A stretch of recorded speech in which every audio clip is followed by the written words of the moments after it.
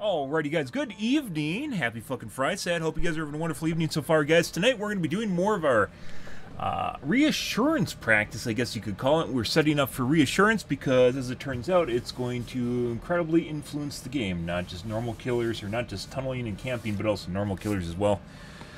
Yeah, I'm sure we have not seen all the whorish ways that survivors are going to manipulate it, and they're going to manipulate the fuck out of it. It only takes one person. It's all it's going to take to fuck up everything. So, yeah.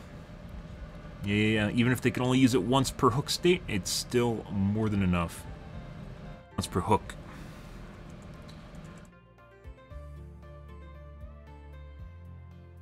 $30 in a game's a long fucking time. So, we're looking for different ways of dealing with that. One of which is playing Executioner, but I don't think Executioner is actually a good way of dealing with it.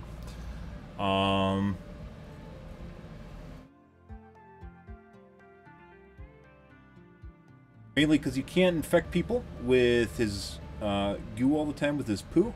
You can't always get people in the poo, and if you can't get them in the poo, then they aren't, you can't use a cage on them, and you can't execute them. So, it really remains to be seen how much of, because some killers are just so shitty at chasing.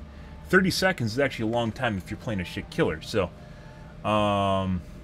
yeah, or short time if you're playing a good killer, and a long time if you're playing, actually a short time if you're playing a shit killer, and a long time if you're playing a good killer. How fast you can down people, right? Yeah. Yeah. Remains to be seen here, guys.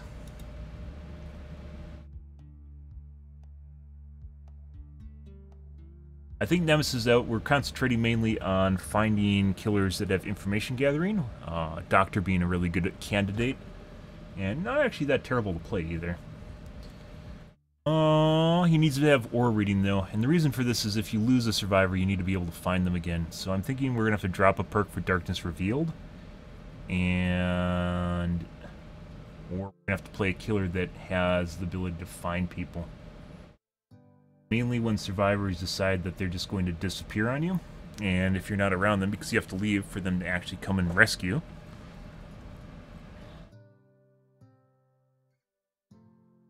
No, and this is in addition, by the way, to people not using OTR or DS either. OTR and DS for some reason is weirdly absent at high MMR. In general, it seems like people aren't smart enough to realize what perks they're supposed to run.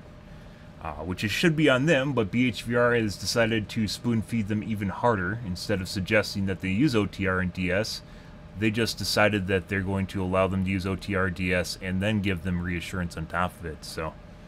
yeah. Not sure what that's about. I'm not exactly entirely sure why survivors are not running OTR. If tunneling and camping is as common as they make it out to be, why are they not using OTR? It's pretty common. It's 1 in 4. About 1 in 4 survivors will be running OTR. And about 1 in 5 or 1 in 6 will be running DS. Yeah. And it's incredibly rare to see someone running OTR and DS. And despite survivors bitching up a storm, they still are not running OTR. Prior to the anniversary update, a lot of people at High MMR were running DS. So where did that go? What happened? Why do all of a sudden people decide that with tunneling and camping being more common, that they should be less likely to run an anti-tunneling and camping perk? I don't know. And then, of course, on top of it, people have kinship, which they also never fucking run. So, yeah, I don't really understand this. It's really fucking weird. Obviously, a lot of hand-holding for survivors, but how can you be that oblivious? Like, it's not super uncommon to get survivors that are completely delusional, but how the fuck can you notice that you're being tunneled and camped and then refuse to run perks that'll help you out if you're being tunneled and camped? I don't know. I really don't know, guys.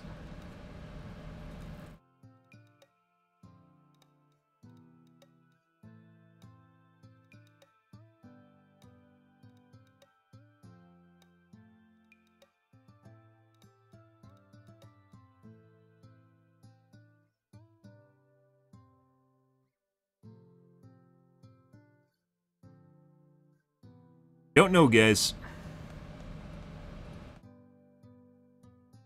Fucking weird.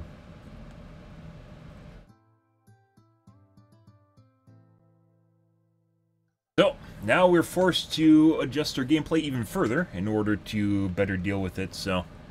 Yeah, I don't know, guys.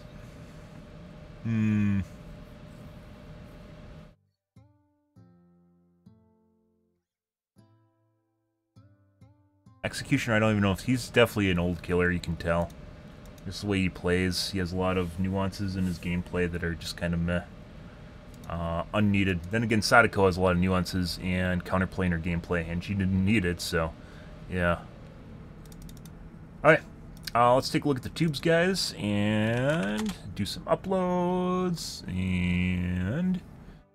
Coffee! Ooh, another rant on She-Hulk. I love it. Or his best moments? Booty?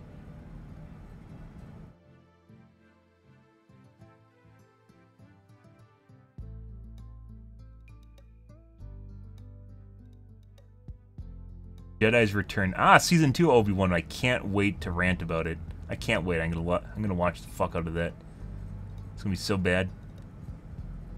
So good it's bad. So bad it's good. There we go. Why Detroit's tearing down the highway? Because people are complaining about it and they think it's gonna make a difference when it's not.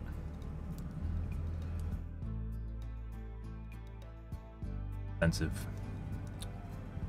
Good.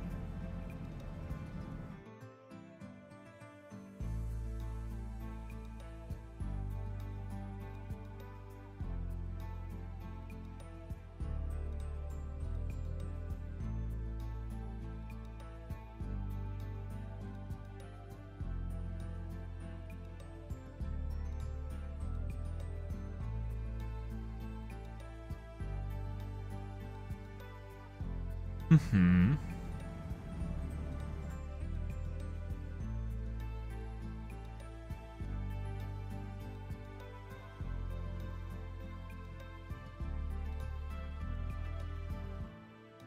Right angle drill.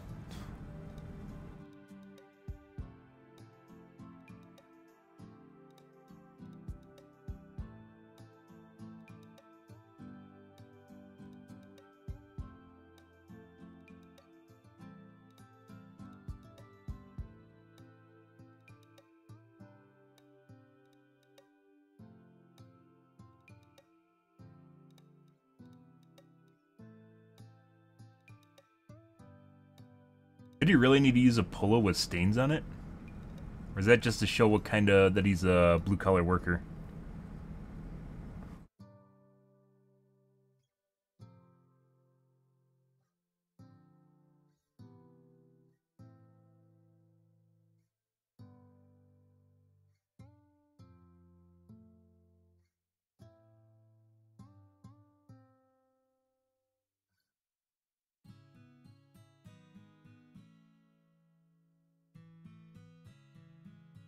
Ah, Tom Scott tries hot sauces. Tom Scott Plus. I'm sorry, Tom Scott, I like your normal channel. I'm not gonna watch that. Kids love that shit. Was it Mythological Morning? Yeah. Not into it, Tom Scott. Great for reels, though, I'm sure. Shorts. Stuff that makes people stupid because it's attention entertainment. It just keeps your attention, doesn't actually show you anything, and you don't really do anything except turn off your brain. ADD entertainment.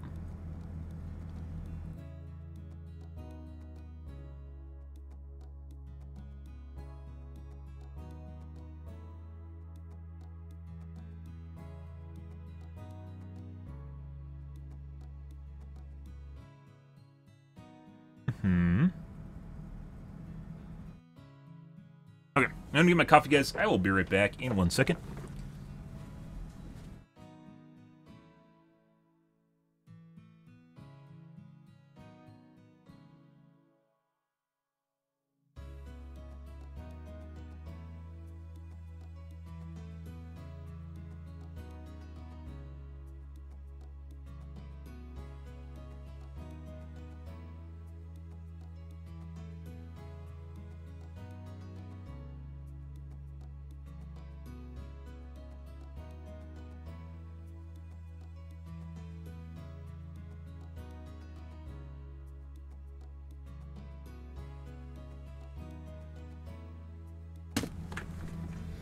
Or not, because I forgot to turn on the coffee maker.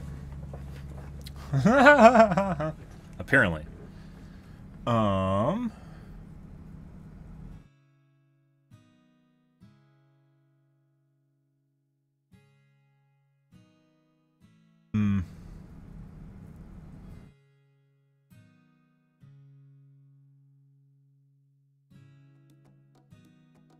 Papers, please.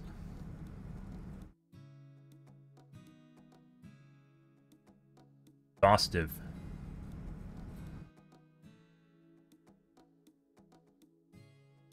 Pitch meeting. Good. Oh my god.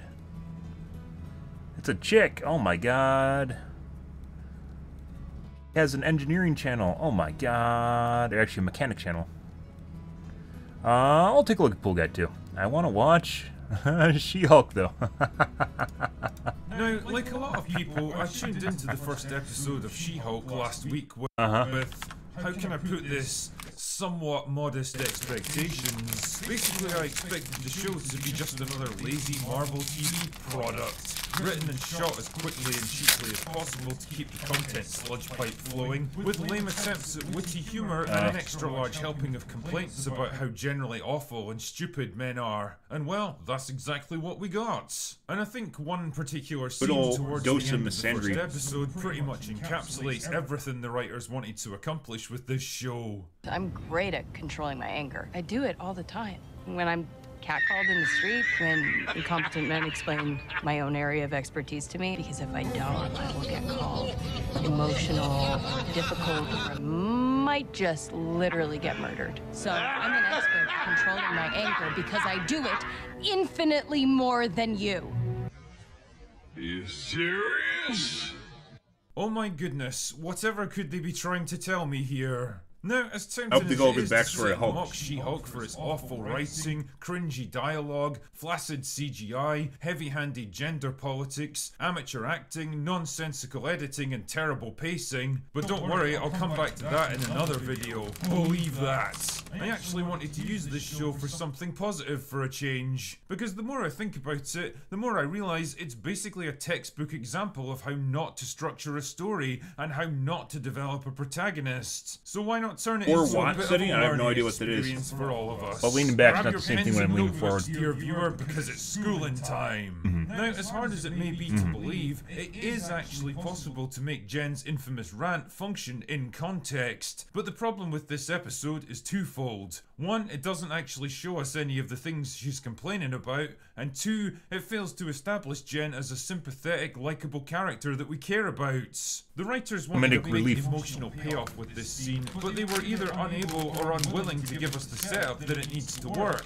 So let's explore how and why they failed and how they could have done it better. The problems begin in the very first scene where Jen's rehearsing a speech that she's about to give in court, and her two co-workers are listening in. Now naturally, her female companion is positively brimming with praise. I mean, this girl just can't say enough good things about her, to the point where it becomes almost uncomfortable to watch. But pay attention to this scene, 007, because this is the very first time we meet our protagonist. It's the first chance we get to assess her demeanour, her personality, her mannerisms, and even her work environments. This is where the writers need to establish her as someone likeable, someone relatable, someone the audience can become invested in. But how to do this? Do they give her razor-sharp dialogue, a witty, fun, charming personality that you can't help but warm to? Maybe work in a few little flaws, insecurities and shortcomings to make her more human and relatable? No, they just have another character straight up tell us how amazing and smart and capable she is. She's fierce,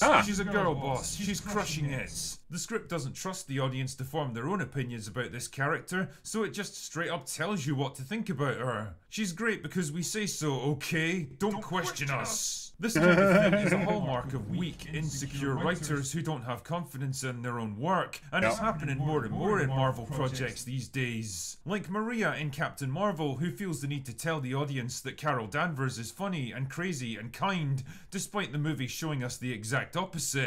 Or Loki telling his female counterpart how amazing she is, because otherwise we might not figure it out for ourselves. You did it on your own. You had rings around them. This is not how writing is supposed to work.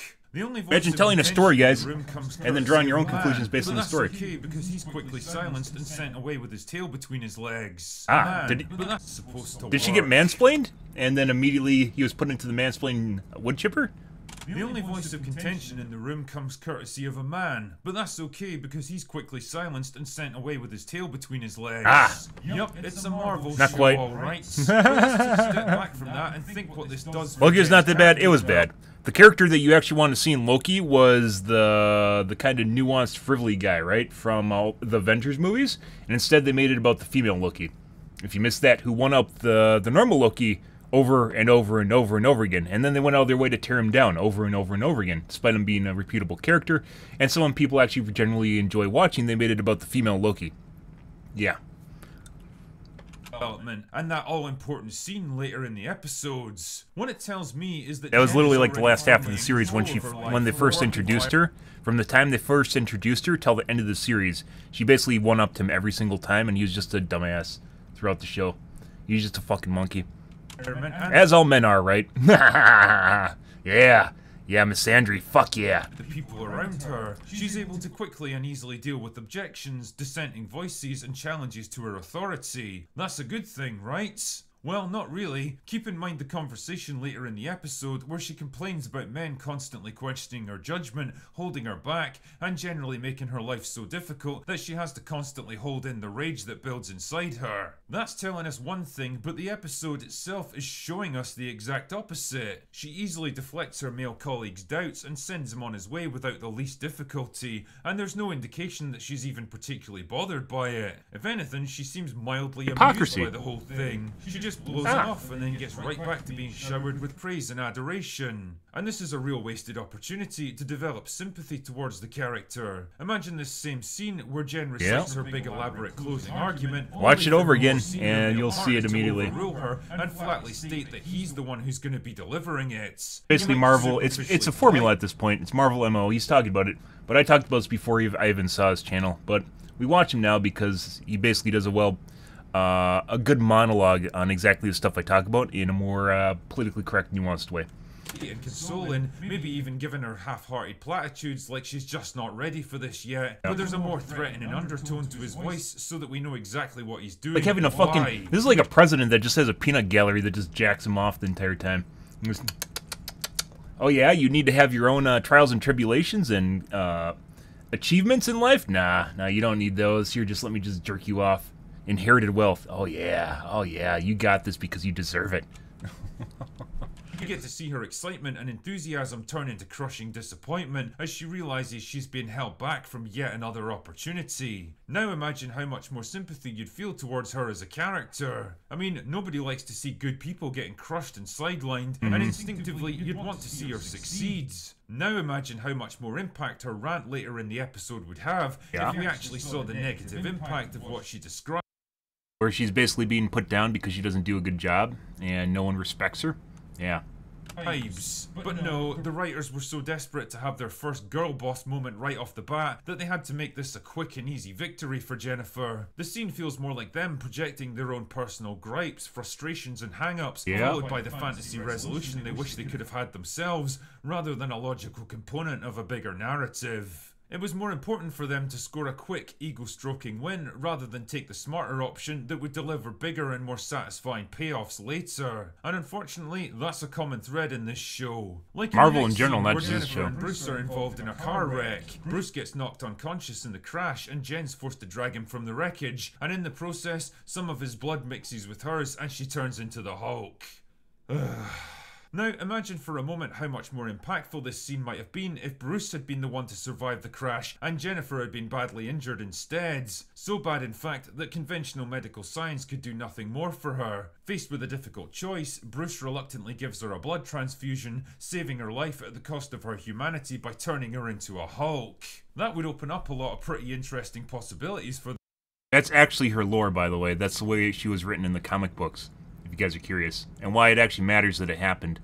their relationship. On the one hand, Jennifer would be right I'm gonna to watch admit it. that Bruce performed an invasive and life-altering medical I watched Discovery, procedure too. without her consent, and now she has to live with the long-term consequences. And on the other, you could have Bruce racked with guilt that he basically ruined her life, but also defiant because he ultimately took the difficult decision needed to keep her alive. That could result in a lot of conflict, but also a lot of very emotionally satisfying scenes between the two of them. Yep. But all of that would require time and effort to develop, probably over multiple episodes, and it's all just not seasons, over fucking episodes. much work. It would also mean putting their protagonist at a bit of a disadvantage, albeit temporarily, and needing the help of a man to get her out of trouble. And that's not allowed in modern Marvel writing because it goes against the rules. I'm gonna get my coffee, guys. You can read that.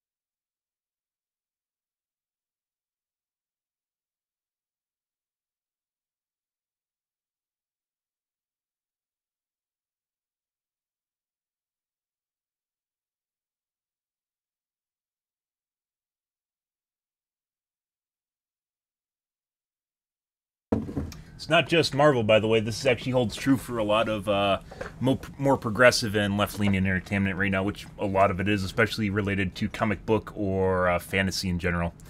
Yeah. Pretty straightforward, right? A woman can never lose a fight to a man. True. A woman can never lose an argument to a man. A woman can never need help from a man. A woman can never be less intelligent than a man. A woman can never be corrected by a man. Yeah, kind of a weird set of rules, right? Seems very one-sided, but it's actually relatively true. And he made this rules because it's basically in all modern Marvel movies now. This is their MO. And you might think it's not. You might think this is just like, cringe, as the kids call it. This is cringe, or this can't be correct, but it actually is. So, yeah.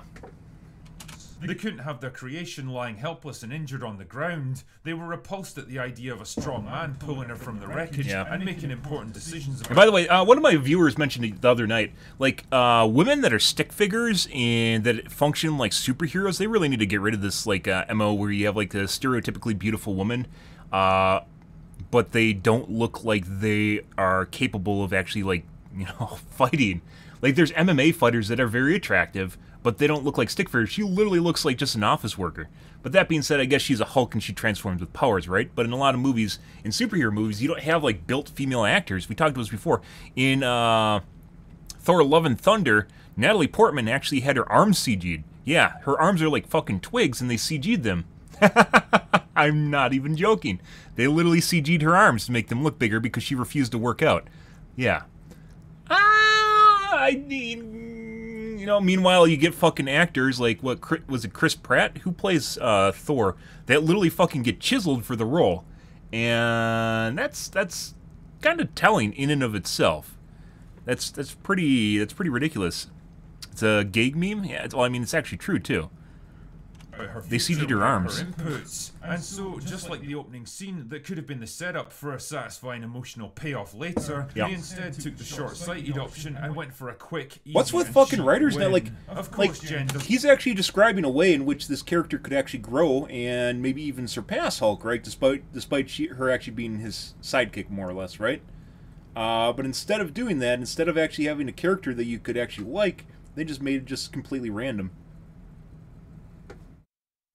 Doesn't even make sense.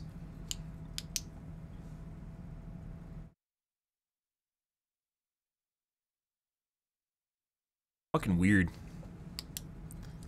Doesn't need Bruce's help. Of course she wrenches a buckled car door open, despite that being almost impossible for any human without heavy cutting equipment. Of course she carries his unconscious body away from the wreck, despite him weighing 50 or 60 pounds more than her. She's awesome, she's a boss, she's killing it like she always does. And it's only because of this weak, dumb man's injured body that she happens to get some of his blood on her. What a selfish arsehole. Anyway, so she hops out and wakes up sometime later in the bushes outside a bar in the middle of nowhere, and after staggering into the bathroom, she immediately encounters a group of comically helpful women who slather her in makeup, force her into some cheap clothes and send her on her way, only for her to run into a group of evil men outside. I mean, I assume they're evil because that's clearly what the writer wants us to think. The problem is that they don't really do anything all that bad.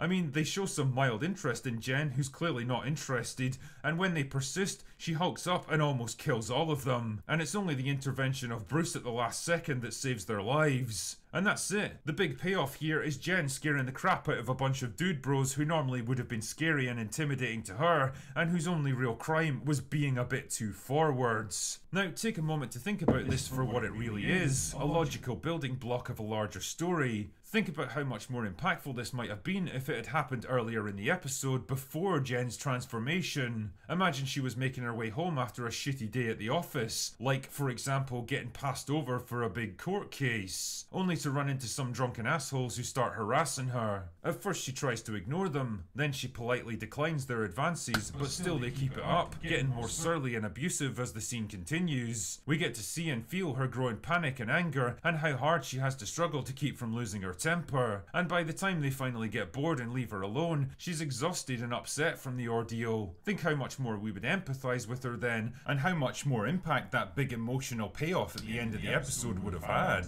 But nah, the writers didn't want to do that. They wanted to do an easy, breezy comedy where problems get resolved almost as quickly as they appear, and the main character just kind of bounces from one win to the next. They wanted the female power fantasy of standing up to male bullies, of being the bigger, stronger one for a change, of putting men in their place. They wanted to feel vindicated, validated and strong in a way they never had before. Yet again, they sacrificed long-term story payoffs for the quick dopamine hit of an easy win. He's not even telling you about them turning down Hulk, by the way. Was the training sequence between Jen and Bruce. Having prevented her from killing a bunch of innocent civilians, Bruce takes her away to his beachside retreat so he can train her to control her Hulk powers. Which makes sense considering an out-of-control Hulk can basically decimate entire cities. Now, you might think this sequence would open up some interesting possibilities for their relationship. After all, Bruce has gone through a lot of shit because of the Hulk. This is a man with 15 years of tragedy, loss, disaster and destruction behind him. A lot of painful lessons that he can share with his cousin to help her avoid the same mistakes. He's the experienced mentor and she's the naive pupil taking her first steps down a whole new path. Instead, what we get are some quippy jokes that mock the Hulk and everything Bruce has gone through, and a montage whose only purpose is to show that Jen is apparently better than Bruce in every way. She immediately excels in almost every activity, is Bruce's equal or even his better in every competitive event, and on the one occasion where he demonstrates superior strength, she openly mocks him for being goaded into showing off. It's just that toxic male pride talking, I guess. Which is really weird because she's literally mocking him for being stronger than her when she was literally celebrating for being stronger than him seconds earlier. I guess it's okay when women do it. Actually, now that I think about it, that should pretty much be the slogan for the MCU at this point.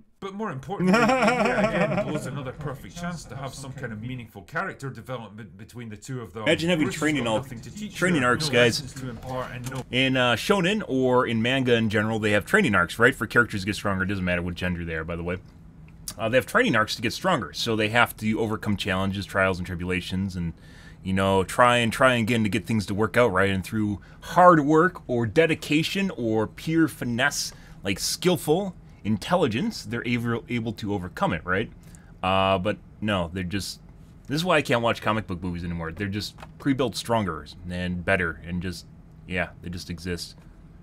Wisdom to pass on. It's all just as shallow, insincere, and meaningless as... well, basically every single moment of Thor Love and Thunder. The only purpose of this segment is to bring us to that all-important emotional payoff. Now, just imagine how much more impactful that whole scene would have been if the writers had done everything I've suggested in this video. But they didn't. Just like the toxic male lawyer, just like the car crash, just like the drunk guys outside the bar, this episode is all about having Jen breeze through every situation with absolutely no difficulty. It's all about the easy wins, the cheap dopamine hit, the constant search for validation and serotonin. and ego stroking. What you ultimately end up with is less of a story with properly constructed setup leading to satisfying payoffs, and more of a kind of group therapy session. A chance for the writers to project all of their hang-ups and gripes and petty first world frustrations onto a bunch of on-screen strawmen that can be quickly and easily knocked down by their idealized self-insert persona. It's not about telling an interesting story or faithfully adapting the source material, it's about them. It's about making them feel better, stroking their egos,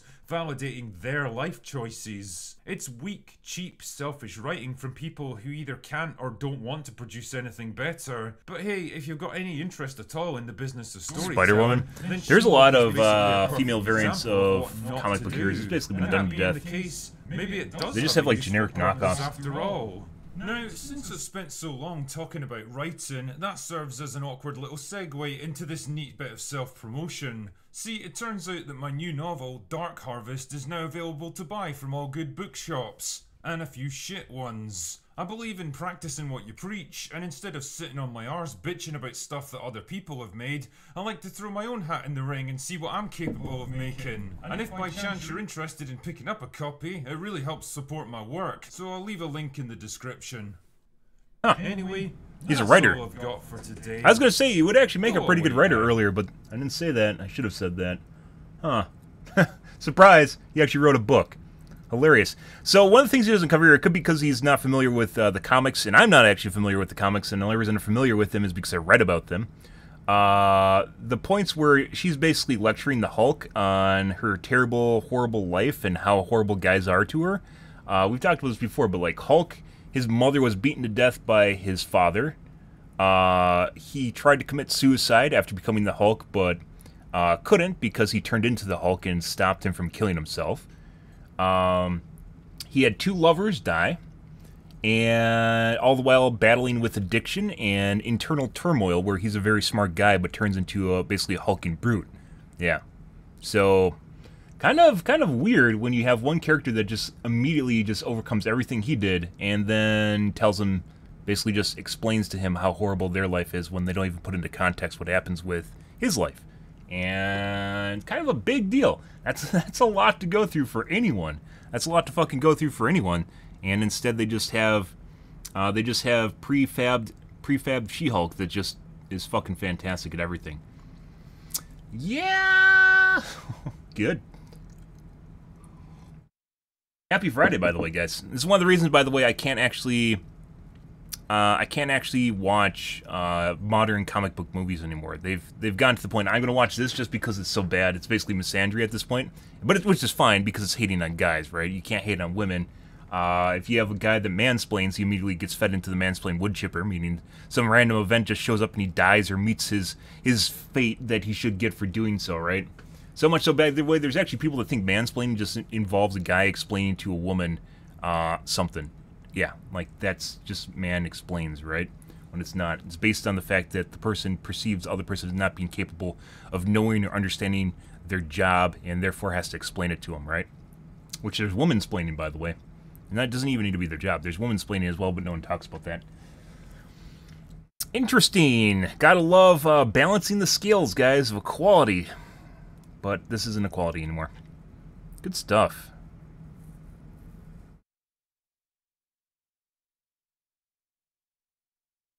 Sad thing is, I control my anger better than you. Speech could work if the writers realized the irony of the situation. Jen is ranting about how awesome she is controlling her emotions, all the while losing her cool and yelling at her cousin. Yep. Meanwhile, Professor Hulk calmly listens, not even raising his voice. Who handled their temper better in that scene, Jen or Professor Hulk? Mm-hmm.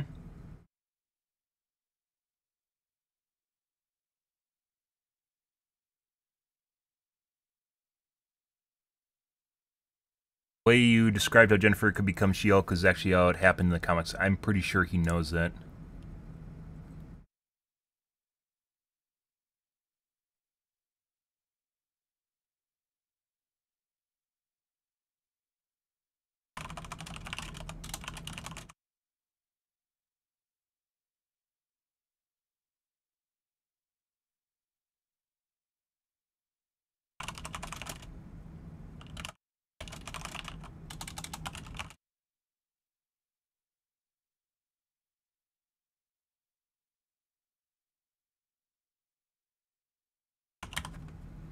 Mm-hmm. Yeah, you mean like what the Hulk has to go through? And allowing him to be a mentor, by the way, with nothing to do with gender. Allowing him to be a mentor. Imagine teachers can be teachers regardless of their gender. And it's fucking weird, right? Just teachers. Ah, crazy. Gender politics, guys. Good stuff. Okay. Let's take a look at... I want to take a look at this. Pool guy. We might fast forward through it. It depends on what they're doing. If they spend 20 minutes turning bolts, we'll fast forward to. But sometimes this is a guy that manages a water park in Texas, or a couple water parks. He's like the head of maintenance. There's a lot of infrastructure and backstory. I know it has been quite a while since my last video. On to operating water parks.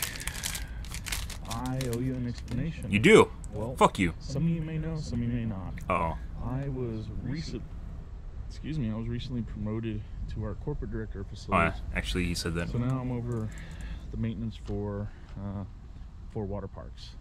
So, being that, it's a lot of work. And unfortunately, it's taking a lot of my time away from the pump, or from the what's it called? From the parks themselves. So YouTube? Alright. But nonetheless, still gotta do my job. He overachieved to the point at which he's now management. From here in the park in Houston, so just doing a few things. What we're doing now is we're management for what we call capital expense budgeting. So what I'm gonna go do around, ooh, yummy. I'm gonna go around and start looking for things that need to be worked on that are gonna be considered capital expense. So really like that. I'm afraid it's a flange that's cracked. It's lame. But we're gonna have to really look into that. So your snore. That's more of an R&M thing. I can put that under R&M budget, so I'll just leave it at that. Right now, nice and quiet. We've kept everything off. We've had some storms in the past few days, and we're not open during the week anyway, so we're keeping everything off. You're cutting costs. Once we get closer to opening day, on Friday, we'll go ahead and... On Thursday, we're actually going to turn everything on. Friday, we'll turn everything off. Or turn everything on and get everything rotating and get the filters, chemicals up, and all that jazz. But you can see there's a pretty good leak on this flange. I'm afraid it is the flange that's cracked. Oh no. Terrible. Ah. He's done a couple videos on that. Takes him fucking forever to do that. Burping. Where's it burping? I don't know why the filter's burping. So I was trying to see, looking to see if there's anything in here I think that might need to be replaced soon. That's going to cost us quite a bit. I know this controller screen's in good operations. We just fixed that. Everything looks to be relative good order. Yeah, that's another one. Some replacements. That's another one. All the motors are in here. Are in I'm actually starting to watch Better Call Saul right now. Pretty good so far. I heard it gets bad later on, but we'll see. This has been all fixed, but now I just remembered something. So I'm going to go ahead and put it on my list so I don't forget it. And this is my list still that I'm using right here. Kind of hard to see. Get this done. Let's see. Okay. Oh, I want to not have, there we go. Okay, and what this is, I'm going to put on the list here. Because it's like a kid's show? Yeah. I kind of missed the mark on that one. I'm going to put, what are these?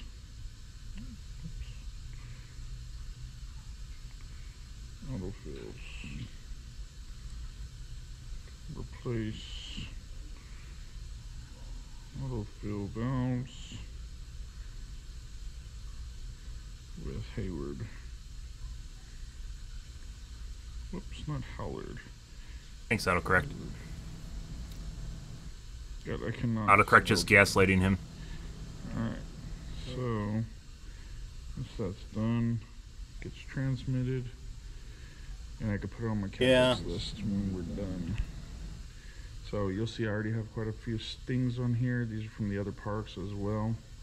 But every time I go to the other parks, I mark stuff up that I want done or need done. This helps me keep track of what I've been looking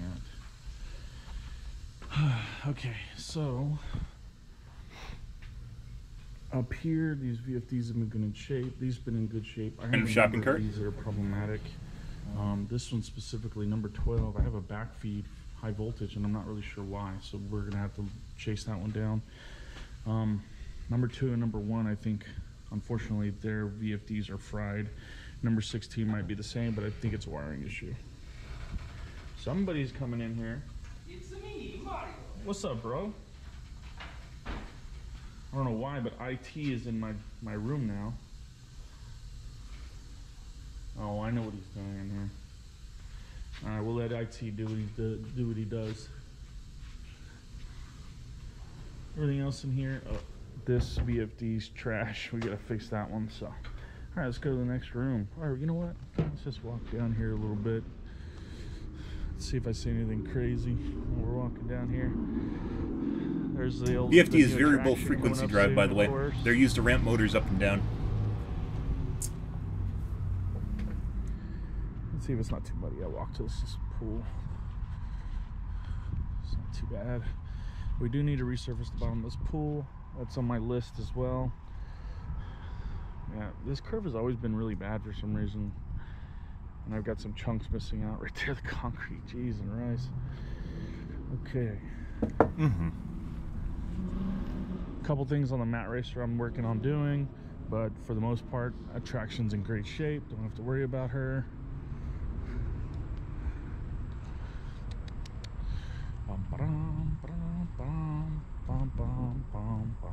Now, when we're looking for CapEx items, we're looking for things that are going to be major purchases, major repairs that I could capitalize the financing on it, and it won't go against our profit and loss statements. It'll still go against the what's it called? The balance sheet, but won't go against our profit and loss, which is what we base our business on. The walls, see, I'm gonna have to look into possibly putting in for a full rehab on this slide. Needs to be cleaned. That'll help it a lot, but it needs a good polishing. It's been 2 years since we've done a full polish on this one, so that'll be something we work on. And of course, the new attraction's going in that area over there, so I'm not going to touch anything over there. Everything good, looks good here. Queue line looks good, just needs to be washed and cleaned. Queue line's not in bad shape. Signs are in good shape.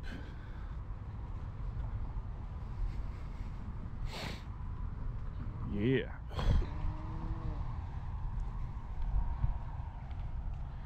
I always wanted to like really work the grass right here and make it into a chipping green. I think it'd be fun. We don't do nothing here anyway, just make it shit for chipping. I need some practice on my short game anyway. Even though I suck. It's a golf thing? I know what chipping is. Short game, but I still suck. With a handicap of, 15 probably. Of course, it's been years since I've played. Okay, let's walk up the hill. Let's see if we can spot anything off the top of my head for this attraction. So this Rain Fortress, the netting's pretty new. I know I've got some railings that need to be done. Honestly, that attraction's in good shape. The slides could be rehabbed. Yeah, it's okay. Do I got anything else going on there? Oh, just some flange stuff. Nothing big, nothing crazy. Well, here's some news for you. All right, this tower right here. Some of you may know, some of you may know. Major storm passed through. It was only like 2 hours long. Huge storm passed through about 3 weeks ago. All the electronics got fried. Lightning strike? Sounds like we had lightning strike in the area because we lost the switch over here. There's a switch in here we lost as well. Bar. My brother's telling me about this. So he works at, he works for basically a tourist attraction place. Not quite like this. A tourist attraction. I could tell you guys where, but they suffer basically anything Ethernet cable that goes underground, like, gets fried all the time. It'll just like fry switches and random shit. Like, lightning doesn't need to hit it directly, but because it's such small wiring, it's very prone to like the tendrils of lightning. Just anything gets close to it. Anything gets close to it, just fries it. So they ended up replacing all the underground wires with fiberglass, with fiber. And you just have a transceiver on that. It's not really actually that expensive, but it avoids the whole situation because the lightning won't actually go through it. So, yeah, you can put little things on the end so it grounds the cable, and still, he was telling me that it didn't work, but mine, I have one with those things on it, and it seems to work pretty well, so. Whoopsies. User error, but it's actually pretty common, so.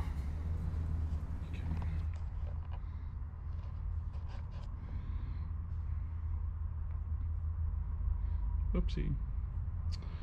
Not what I want.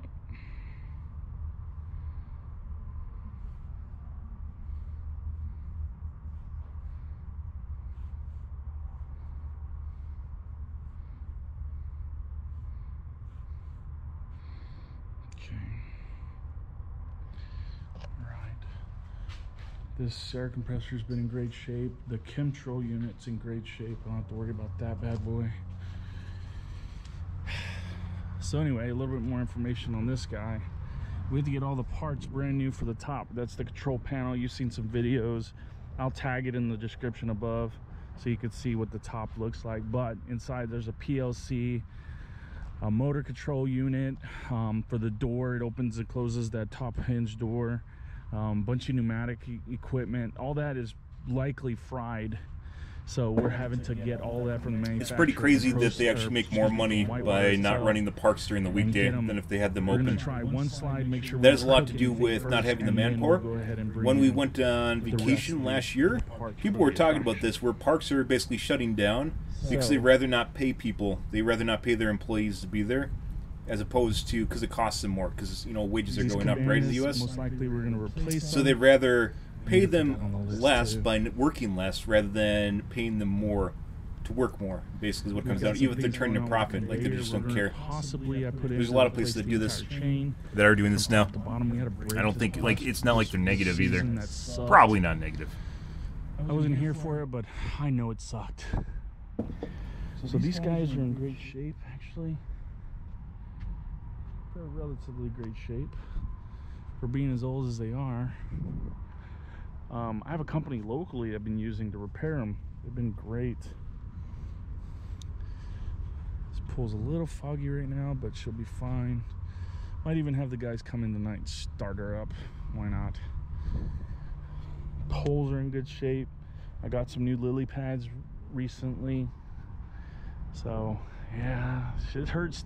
It hurts not having that one up, honestly, boys and girls.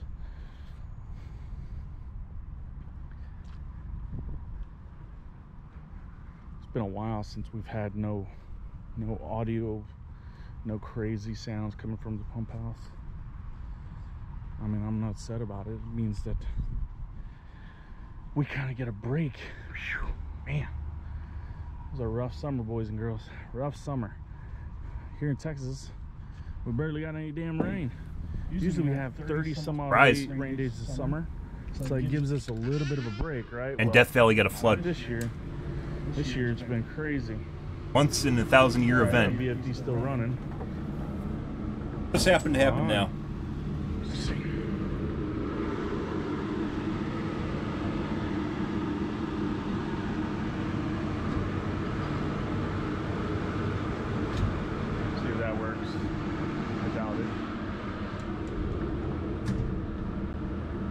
Work.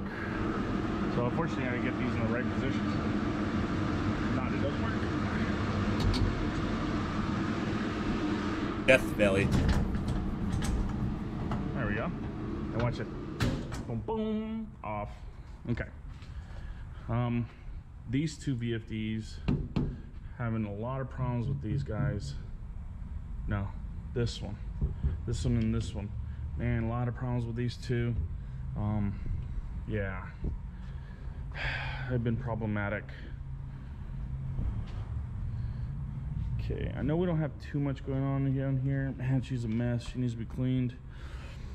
We just lost one of our team members, and the rain's been crazy. We lost this screen during that rainstorm. So that's been interesting. We don't have that screen anymore. Controller works, but the screen doesn't, so we still can't do anything. Electrical lightning strike, guys. Lightning gives no shits about your electrics and how they're routed. It just jumps from one thing to the next and just fries everything.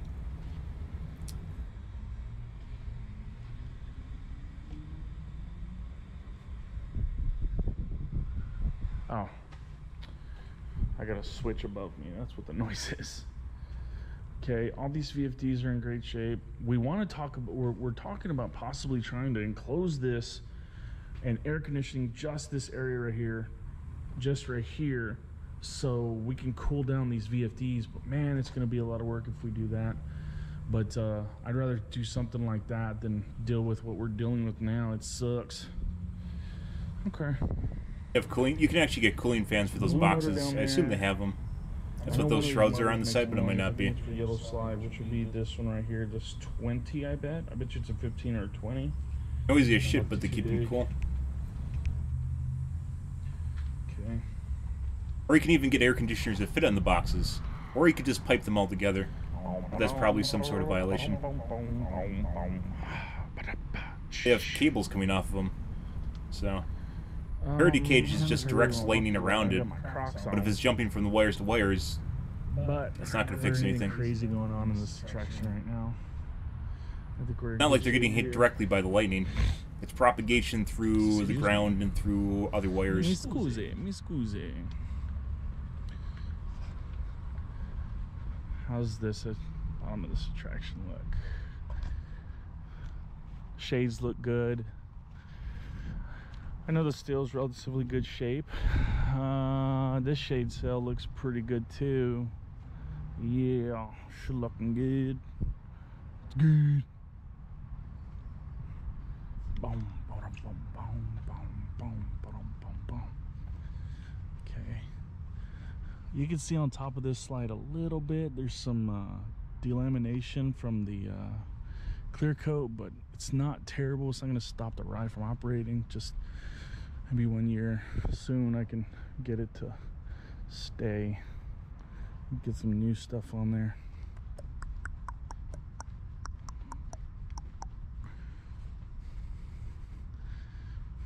I think first aid needs a new wall.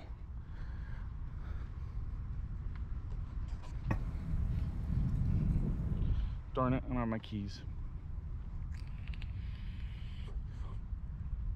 I don't have my keys. I can't get in there. Alright, let's get to the back of house. Now we're in the back of house. A little messier than usual, but hey, it's okay. Shopping cart?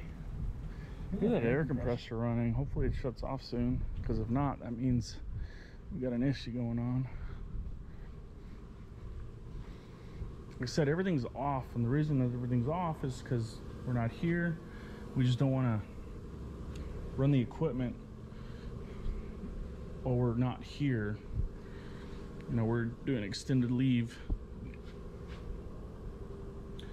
Control units are good. The autofill, just like I figure it'd actually be a pretty good way to shovel a lot of shit around, isn't it? I wonder if they actually purchased them or acquired them. This is all good.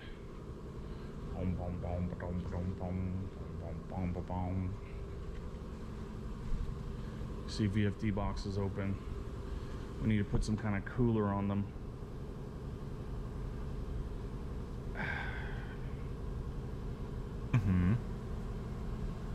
You can get little air conditioners that actually just fit on the side of them.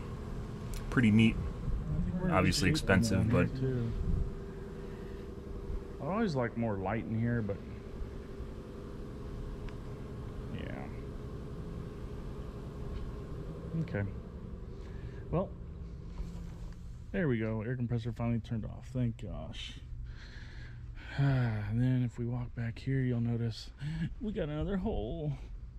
We got a leak down under the concrete, unfortunately. Leak's been problematic lately. I think because we're so dry. But we think we pinpointed it. There's a pipe that goes here and it goes into the pump house. That same pipe I think we're gonna have to redo. But nonetheless, okay, team. Well, thanks for Just have a joining me bunch on of this box fans. Let me know. I'd really like to hear what you guys want to see, what you want to do. You're supposed to be the one that shows us stuff. Now I've got 4 parks. Your interesting things that you I'm do. dealing with. You know, I've seen a bunch of the videos and pictures of the other ones. So what else do y'all want to see? I'd like to hear from you. Don't hesitate if you look in the homepage of my channel. You'll see my email. You're welcome to email me some ideas. Put in the comments if there's something like you work at a water park and you're like, man, I'd really like to see this and how you deal with it. Right, you know, we have 5 more weeks of operations during the fall here. So if you have any more, let me know and I can try and do those things for you. I feel like I've reached my end of what I can do as far as like, hey, this is what I do for operations for a water park. I hate to repeat myself, you know, but if that's what you want, let me know. That's basically what we're watching him for. So I want to know what you guys want to see. yeah, it's pretty easy to do stuff in the Unreal Engine. They oftentimes give you, as they call them, blueprints or examples that you can use, coding examples, so you can get stuff to work. But yeah, just let me know what you want. I'd like to hear from you. Thanks so much, team. We'll talk to you soon. Take care.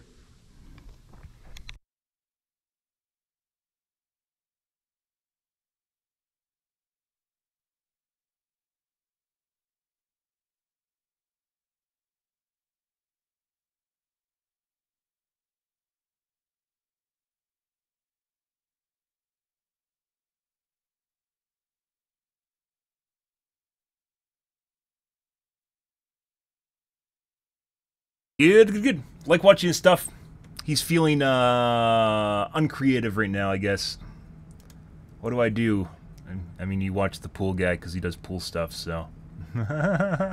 You eventually run out of stuff as content creator. That's why it's kind of like doing Twitch basically just involves me generally doing very similar things over and over and over again, right? It's just the way it is because I play games and you guys watch me play games, and I try to make them different because, well, I don't actually try to make them. I just try to do what I do the best that I can do, and then commentary on it. And then we change things up with a little bit of a podcast section before we play games. Speaking of which, we gotta do some uploads now. And occasionally we play different games. And do different stuff and things, and things and stuff, and stuff and things, and things. Right.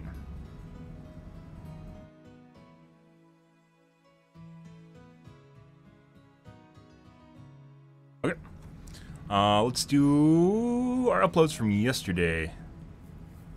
Let's see.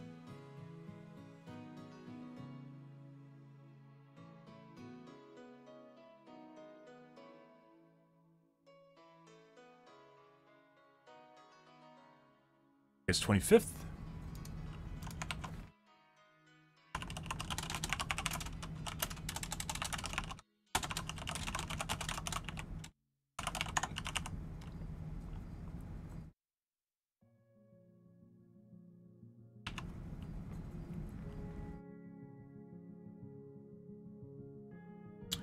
All right, August 26th.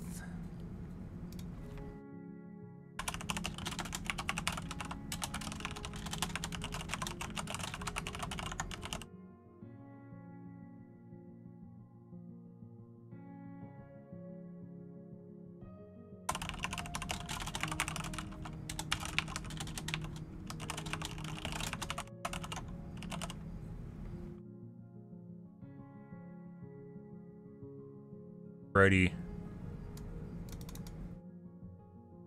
Those are uploading right now. I'm gonna watch my coffee cup, guys. While it's happening, I will be right back.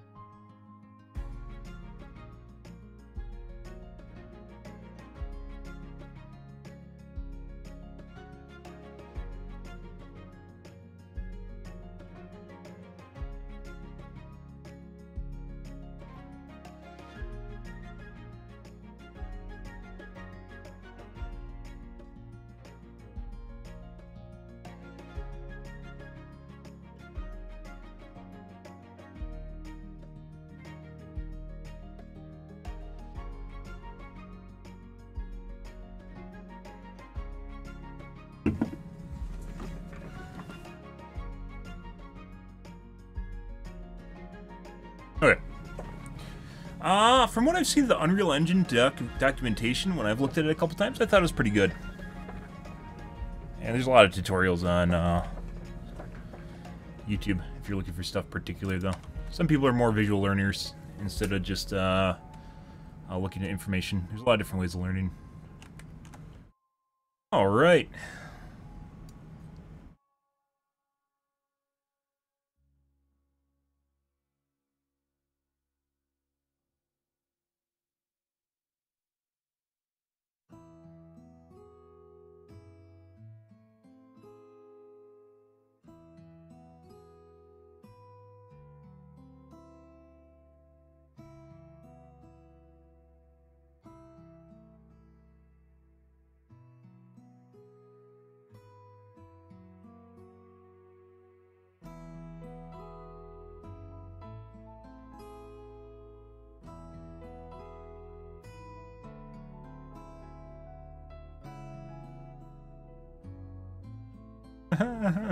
Not sure what it means when a baby killer 4Ks you. Yeah.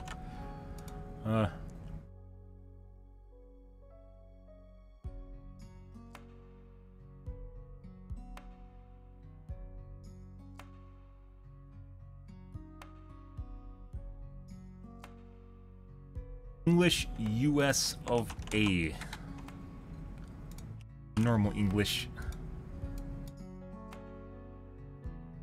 Not the Queen's English. The Queenglish? Queen's English? Yeah. Full stream.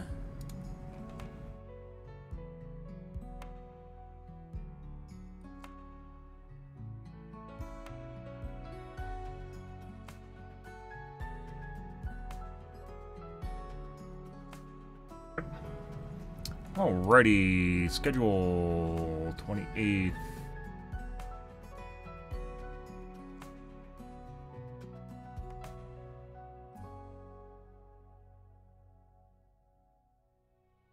Alright.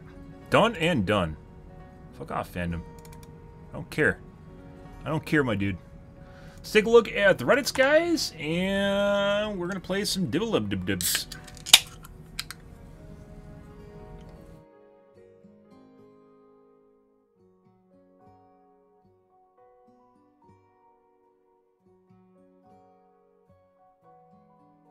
Want Blizzard to keep all the seasonal events? I'm sure they do. And they probably are going to transfer them. Overwatch 2 was one of the worst things that Blizzard did to any of their franchises. Because all they needed to do was keep Overwatch 1 and just offer content to it and then offer DLC in the form of PvE. Overwatch 2 is basically DLC all saved up for like 3 years for Overwatch. And instead of offering it through increments throughout the years, they literally just saved it for another game to sell for $60 or whatever. Not safe for work fan art. Let me see. How not safe for work is this? Yeah, there's blood. Oh, geez, guys, you see the blood? There's blood.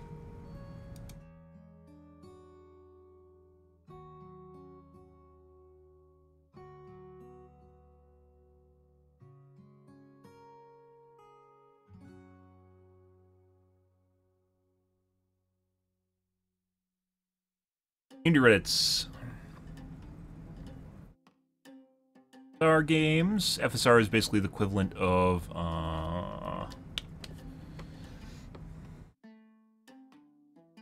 DLSS.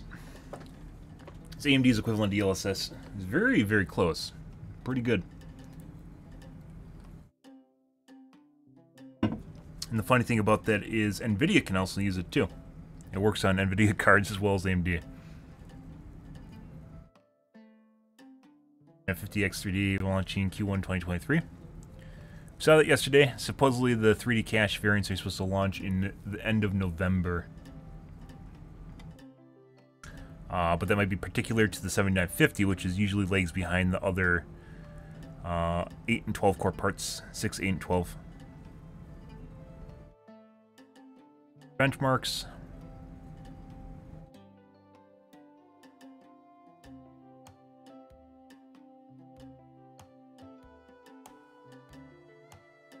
Mm-hmm.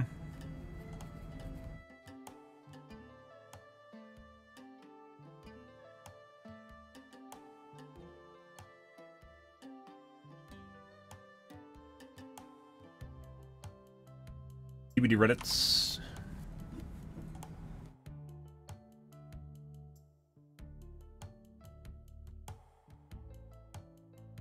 I'm sorry, didn't mean to. Tunnel and camp? Server is calling me a tunneler. Me having horrible memory and no idea who already hooked.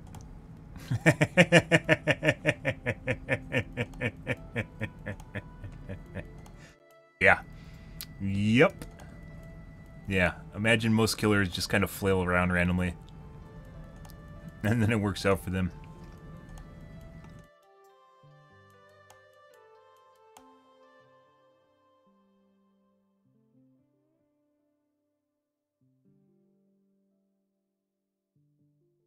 Important suggestion that is required if Dead by Daylight is to continue as a game. The fuck does that mean? Shitpost meme. Nurses and Broken Smile. I love when high MMR squads have problems with them. 399 8 wins in a row. This is... I had a post about this. This is, I believe, Alf. Yep.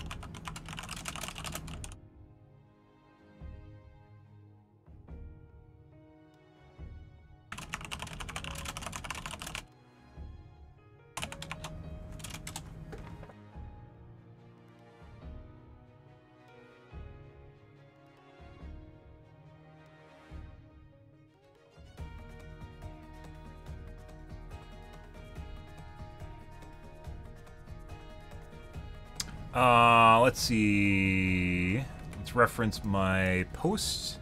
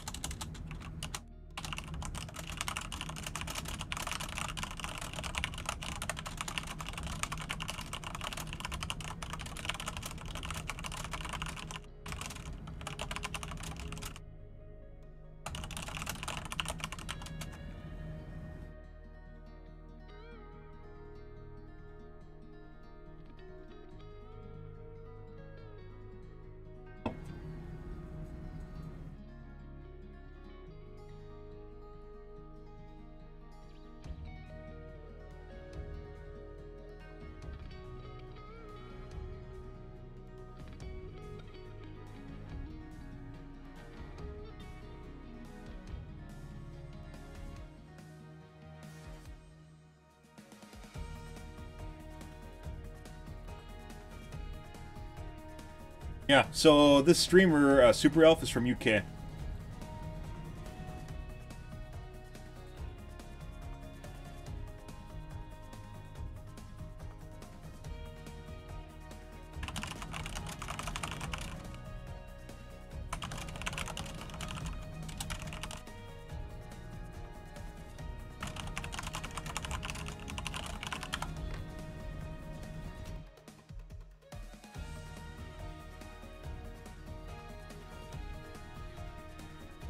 Most people don't know EU has 2 servers. Most people don't know the US has 2 servers.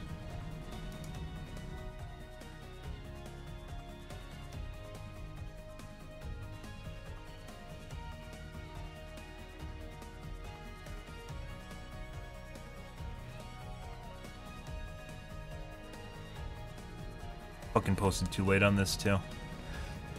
This is the problem with Reddit, guys, is you can't really...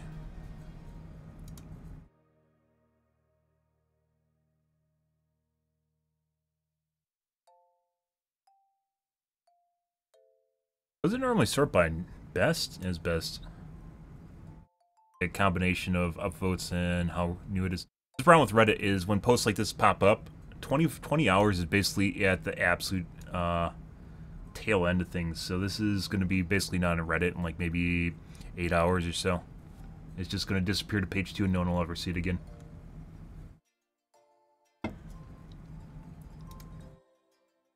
Very unfortunate. How many words is that? It's like 3 paragraphs. You write a lot of papers in college, did...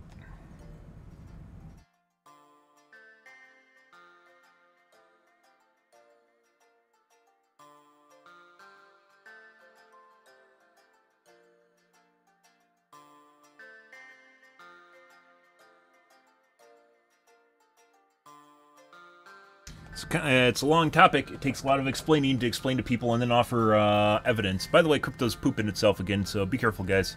Looks like it's about to dip below 20k.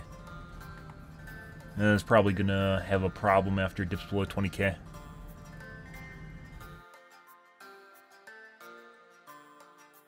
Reset. Some people do, not everyone though, for sure. But that's their problem.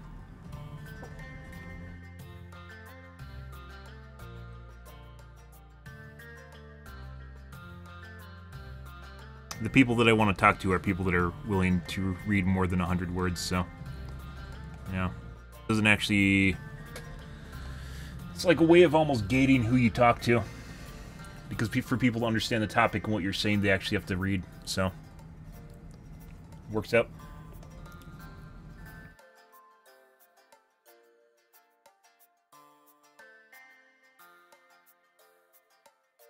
That's probably going to get no responses too late.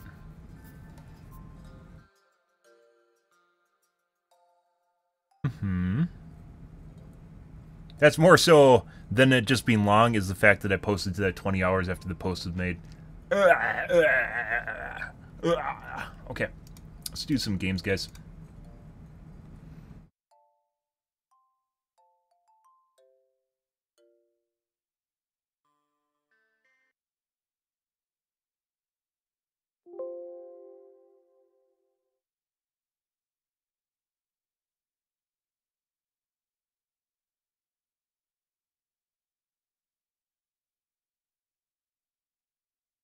Righty.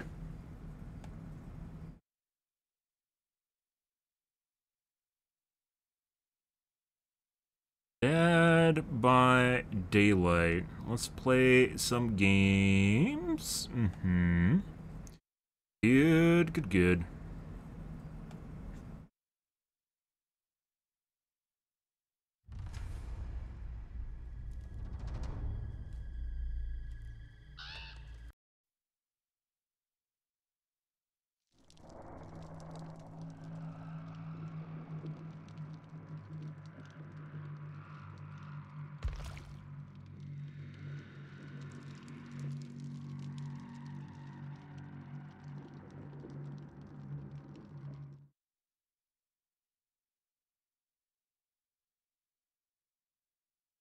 Planet-sized new tank guns? Is that a thing? No?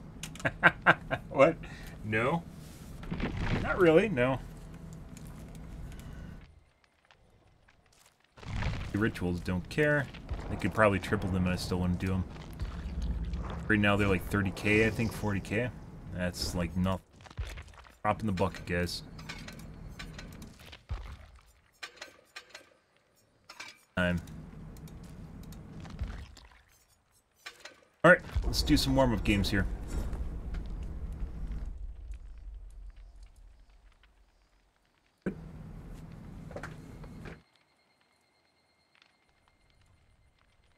Changing things up. Gotta keep it new and fresh.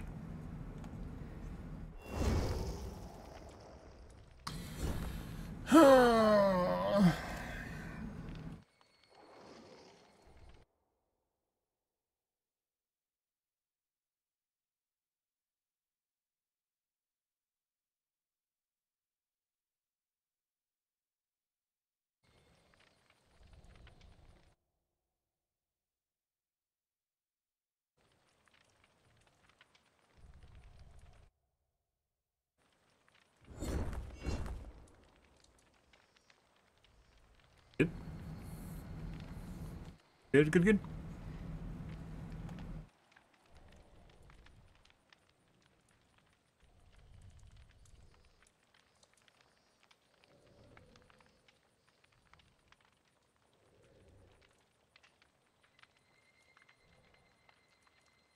I have new headphones. I've had these headphones for probably 2 years at this point.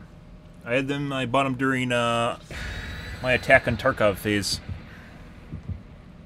Escape from Tarkov, not Attack on Tarkov. Attack on Titan? Attack on Tarkov? Escape from Tarkov. When I needed a good pair of headphones to listen, I didn't have one. My Sennheisers were not working, my old Sennheisers. A few pairs, tested them out, and ended up with these guys. Very nice, highly recommend. However, if you are going to get the Bear, I think the Bear Dynamics, if you're going to get these guys, make sure you get the 770s instead of the 990s. I got the 990s because you have to be able to listen to yourself when you're talking. They're open back, so you can hear what you're saying. Still pretty nice, but the bass response on the 770s is phenomenal. Absolutely amazing. And I don't mean that like it's over bass, but rather it has accurate bass, which includes very low sound.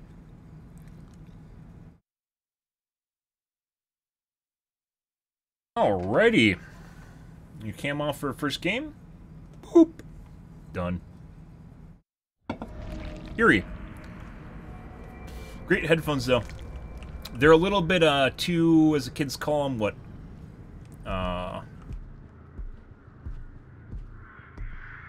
Bright, but they have basically an accurate high end, which is something you're probably not used to. It's a little bit above Just like accurate representation, but it's still very nice. It's something you have to get used to.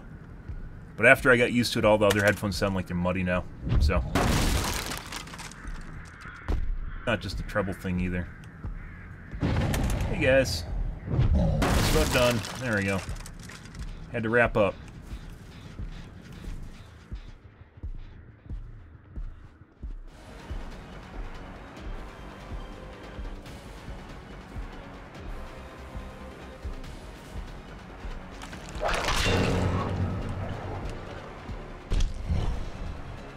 Back the same way he came. He's gonna drop this time. He should have dropped. Okay. Gonna drop now. No, no pre-drop. No panic drop.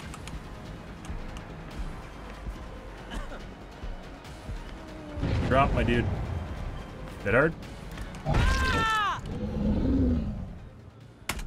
Let's see if we make that. We got a 10% bonus. I don't know if it's gonna be enough though.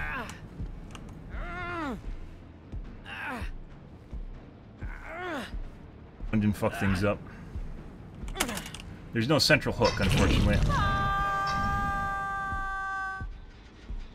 Make this, we'll sit. Tap him back. There has to be two people here. He's gonna unhook. Not. Good for us.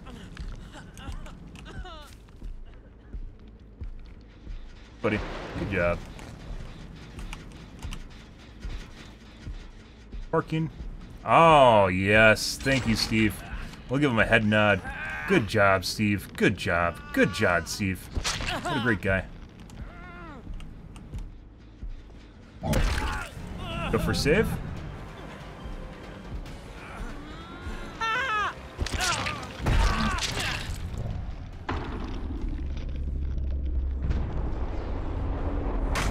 Oh, she got me. Enough phase 2.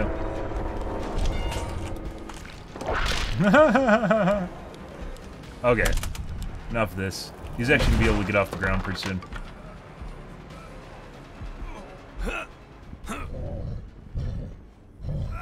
Double back to the gen the other guy was working on over here.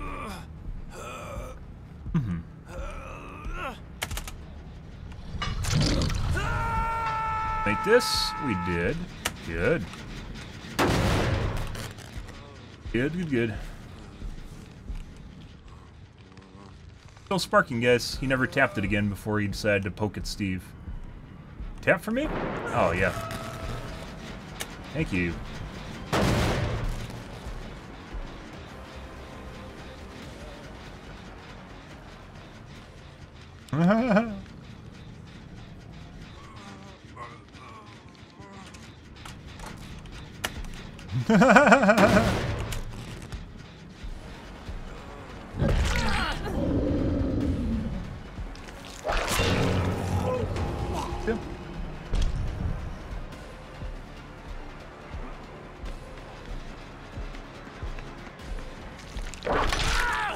Here.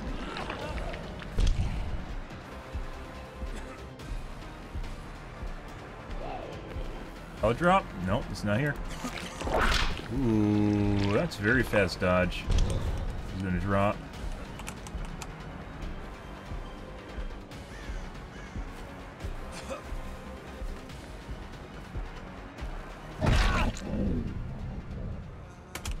Yep. I think we got edge building. Other gen's about to pop right about now. There it goes. Unfortunately, actually we can go center here.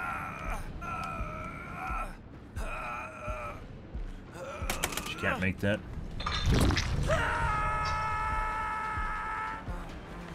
We actually want her outside so she can't go for a save.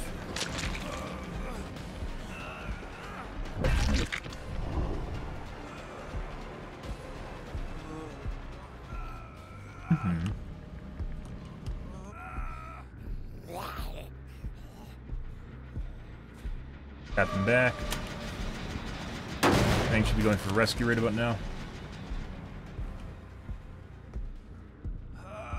Alright. Just healing. I tap the gen. Tap it again. Unhooked now. There it goes.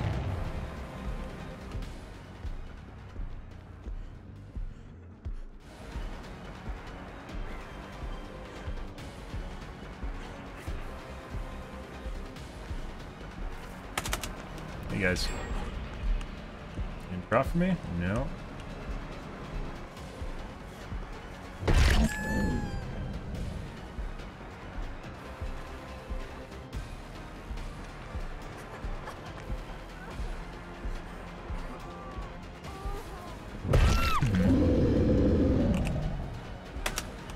Hey, buddy. Drop just now. We're gonna brute force it.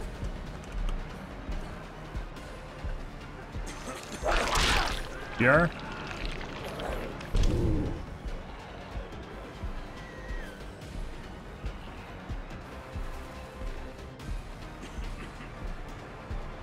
Seems faster than normal.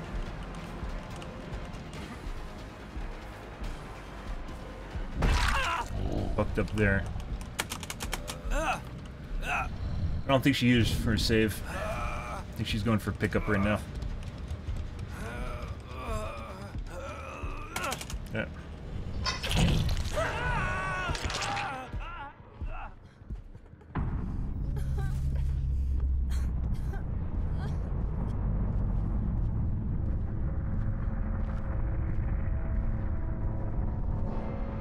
We got a 3-gen too. She's just hiding.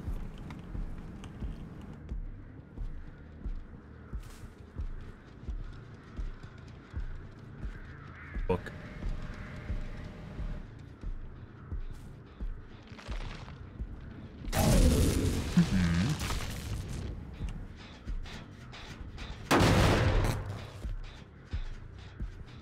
Hiding.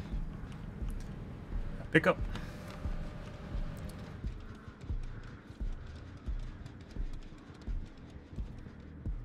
That or we had random aggro.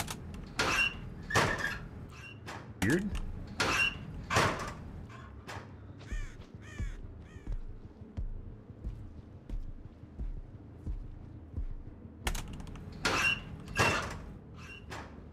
Casual lobby? Not really.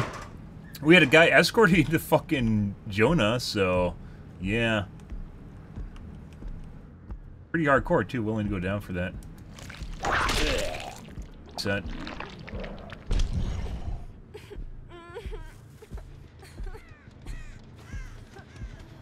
It's upstairs, but we saw the random zombie aggro.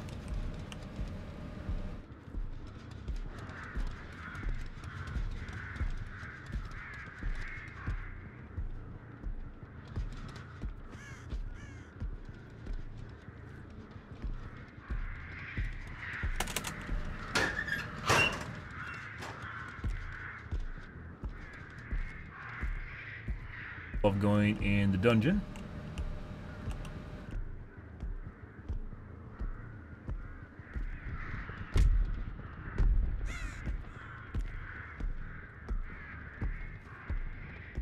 Cross map. I haven't mentioned it.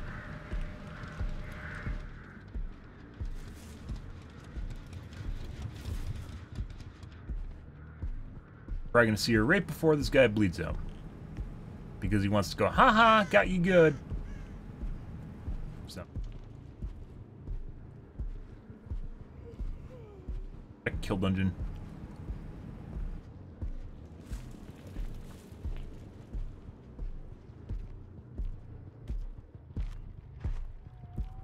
Fucking locker, didn't I? Hey, buddy. No. Out of your locker.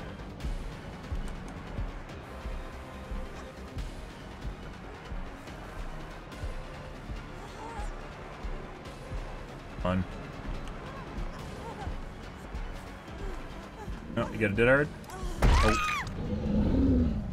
Alright. Other guy's gonna bleed out. Bing! Good. And dead. When they're hiding for hatch guys, is usually like up top in one of those places, or it's down below in a basement or something like that. Kill dungeon is usually pretty popular. Good, good, good.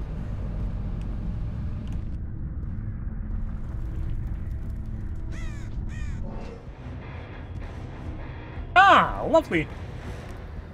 Good, good, good.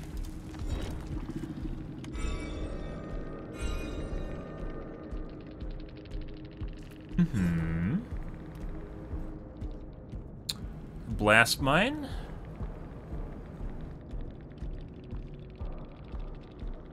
OTR on Jonah. Boone, once again, only one person in the lobby using OTR, no one using DS.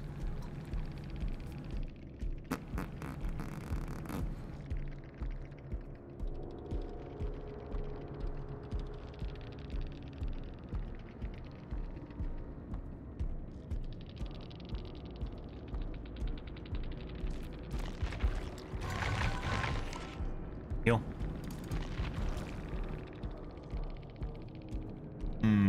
Good. There's Deliverance on Steve.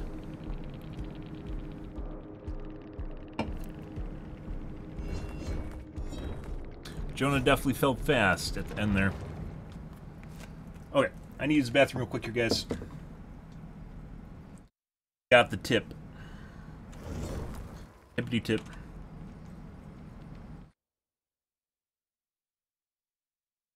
Okay, you're back.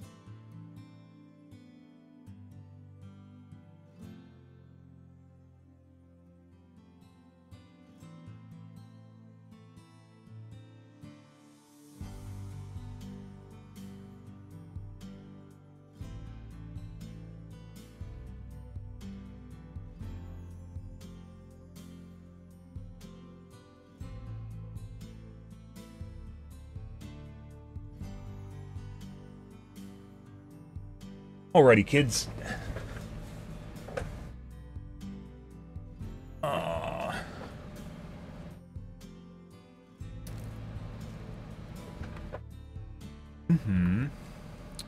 Let us continue with the slaughter of survivors. Good, good, good.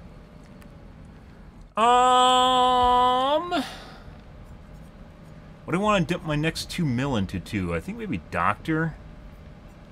We are theory crafted about which killer we're gonna have to spruce up in order to deal with reassurance. We have to drop. It might just be as simple as dropping one of the perks for Darkness Revealed too, in order to find survivors after they get unhooked and we aren't around. What's going to happen? Plan C is ore reading and multi-tunneling.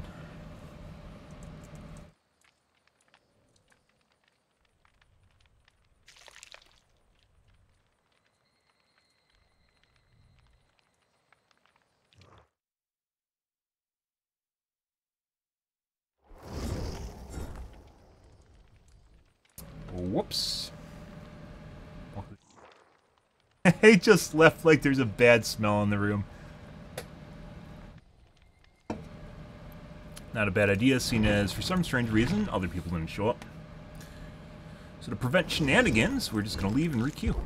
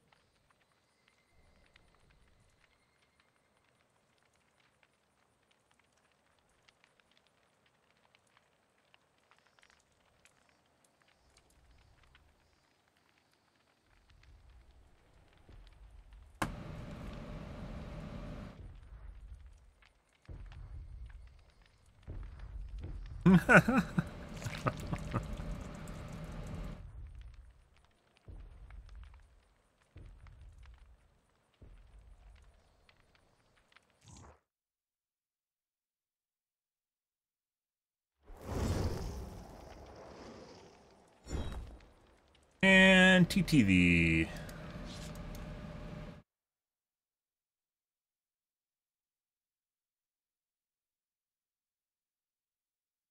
Relatively toxic name.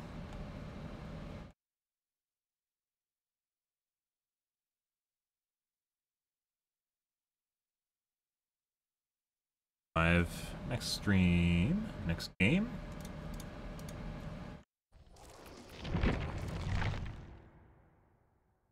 Funny Clown. Clown doesn't have any aura reading perks. So one of the things that we're basing, because the way reassurance works, you have to leave the hook to get people to unhook so you can tunnel them.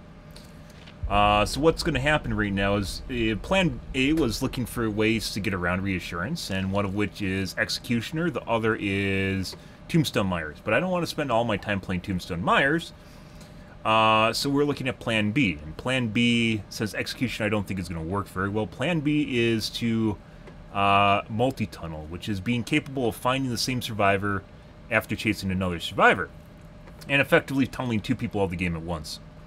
It's a little bit more risky because they can just hide the tunnel and then you'll never see them again. That's why we need an ore reading perk. Because in case they unhook and I'm not around and I lose the trail, we have to find the trail again. Otherwise, it is very time consuming, a huge waste of time in general, and as such, I need to find a way to get the tunnel back. If you lose your tunnel, that's a big deal.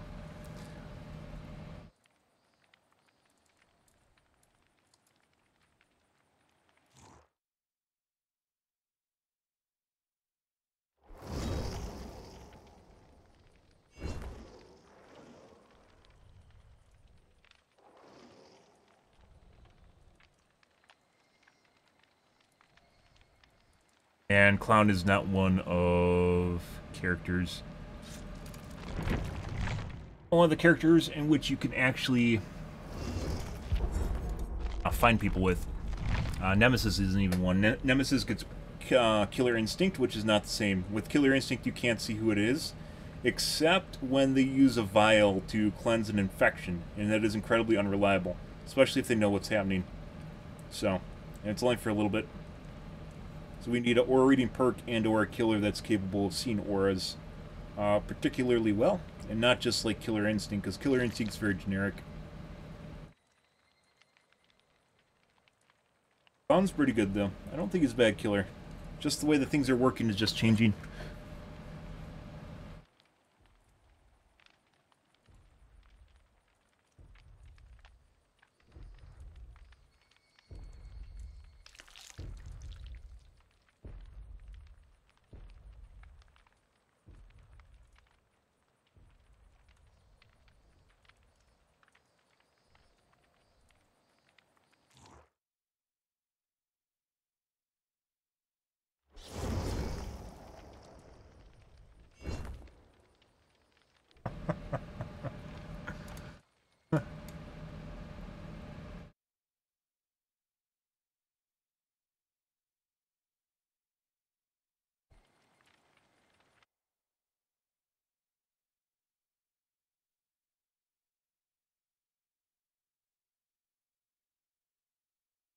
That doesn't stream and does not stream DVD when he does.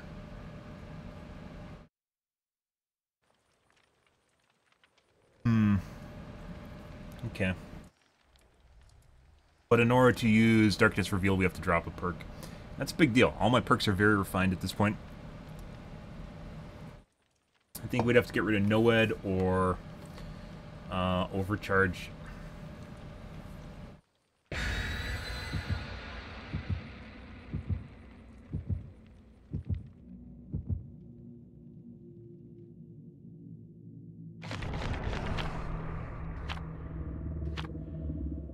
That's luck. The only thing luck does, guys, is luck allows you to have a higher chance of unhooking yourself and or get out of traps. I don't know if the trap thing is still in the game. It used to be for Trapper, but it used to increase your luck of getting out of traps and getting off hooked.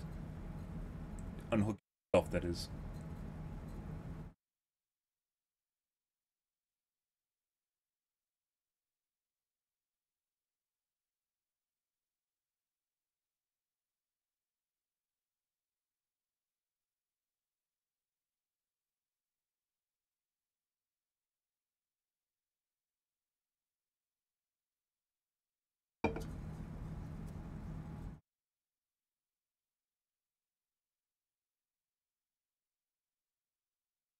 Good. Alright. Let's see what's going on in this game, guys. Determined. This is where we get all our cheaters. Let's see if we have a normal game. Maybe it's just coincidence. Maybe just coincidence right now. We had 2 globes in the lobby. Let's pop our cuck doors. We had 2 globes in the lobby.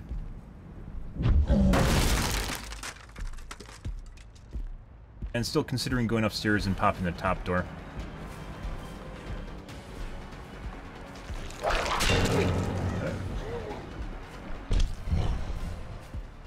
And the shack here.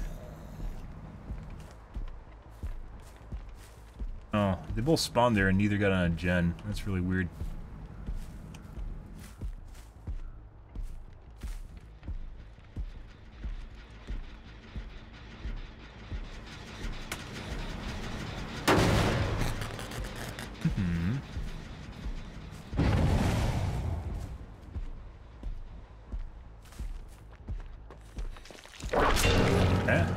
Exactly what she's doing.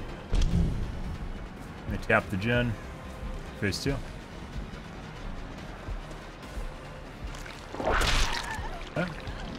Not sure what she's doing either. What the fuck?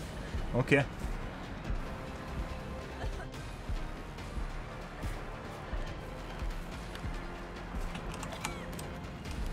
Okay. She's gonna window vault? No. Hey, buddy.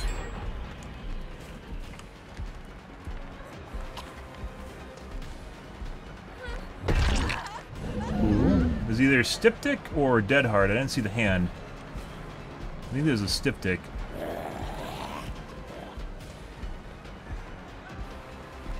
Probably gonna get a body block here.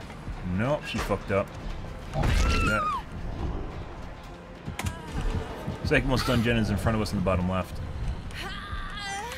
Drop and go for it. That guy got in a locker probably for head on, but I'm not sure. We potentially could make the hook in front of us too, but we aren't going to go for that because he could body block and then we'd probably drop her. So.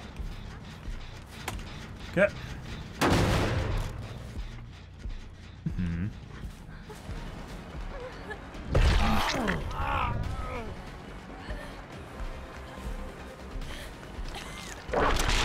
Sure.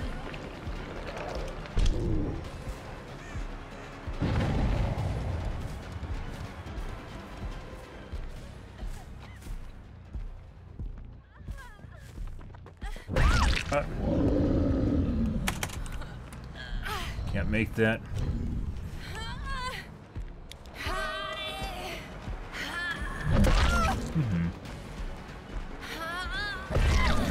Going. Going, guys. And then she just fucking got zombied. Hilarious. She's not in position. Immediate pick back up.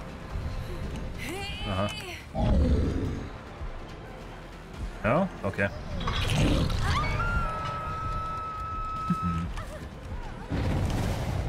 Gonna bait and unhook.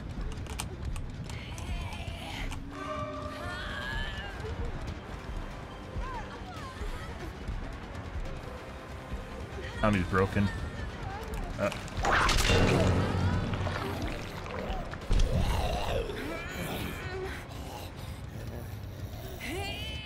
He has Zumblock?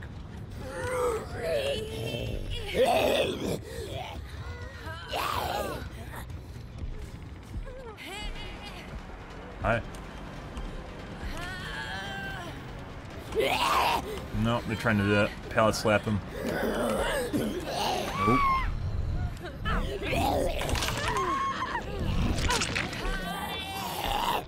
Fucking zombie. The other guy's not over here. The guy was here for pickup. Alright.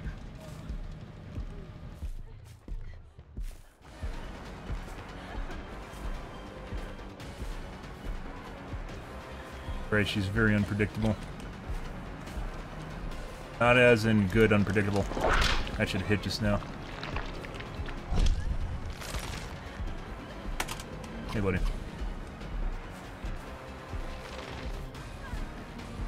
Drop.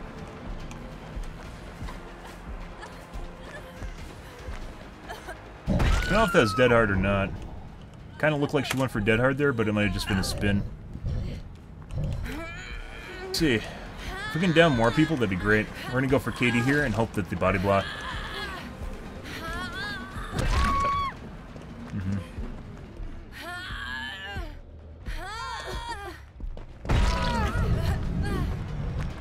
I think the Nia has auto dead hard, because she's not baiting that at all.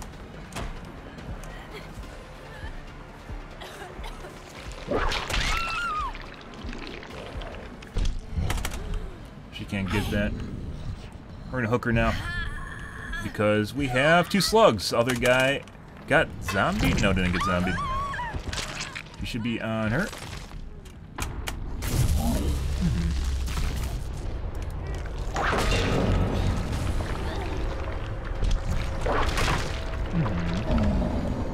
As mentioned, I'm pretty sure Nia is cheating, so we aren't going to go after Nia.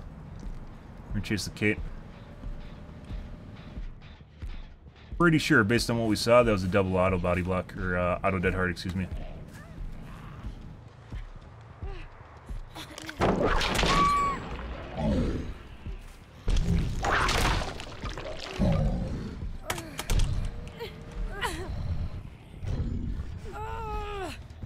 Let's see. Front.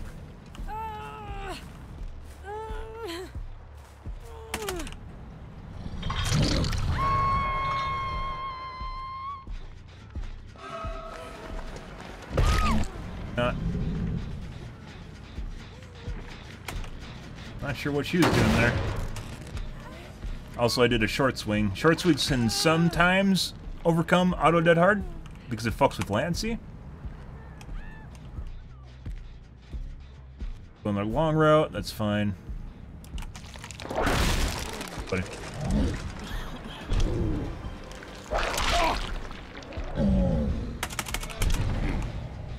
Good.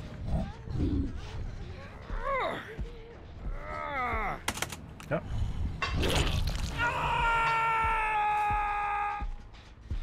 Alright.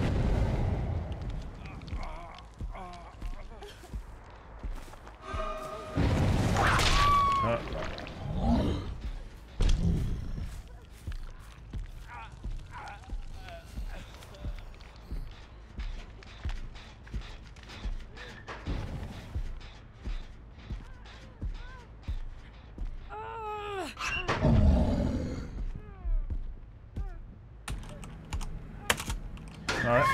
I guess she has DS, maybe? Is it DS play? It doesn't matter. They're so fucked right now that even if she has DS, it wouldn't matter for me, so.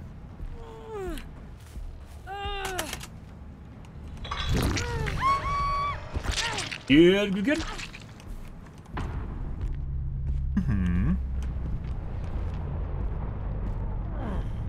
Buddy.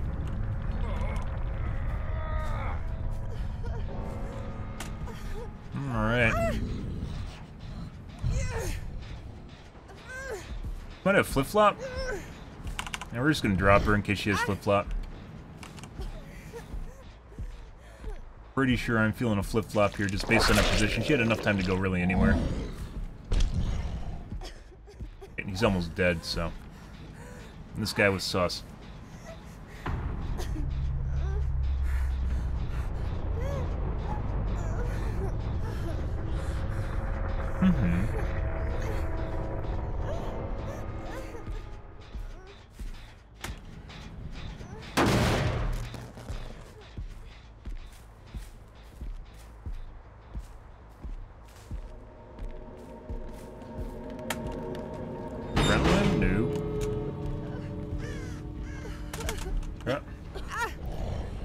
Good, good. She's like just far enough away where she could wiggle off my shoulder. She's still gonna get off my shoulder, by the way, because there's no regression on ground anymore. Oh, right there.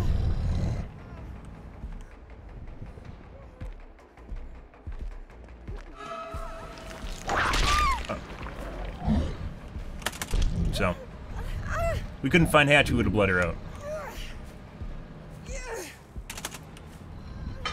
No dead hard there. Not sure what those dead hards were earlier in the match. I was literally right on top of her, and then she still managed the dead hard on me.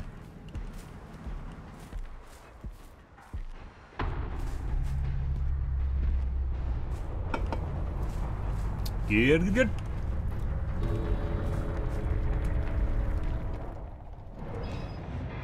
Here, people?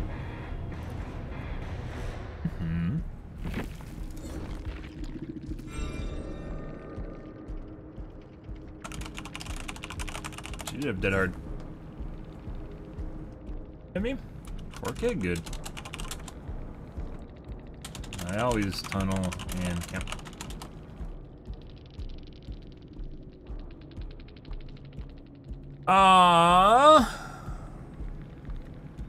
Dead hard. So as far as OTRs, guys, this match, we have 1 OTR in the entirety of this match. What the fuck was the Michaela doing then? Michaela has auto dead hard then.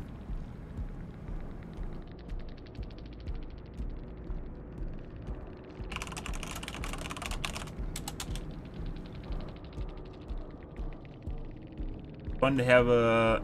to be a good game, but go off, I guess. Survivors.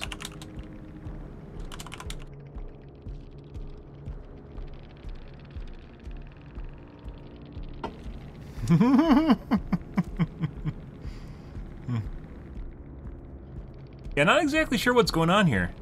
The Michaela, I was very sure had a styptic. She does not have a styptic. She is dead hard and hit it perfectly every fucking time. Nia also did that. Apparently.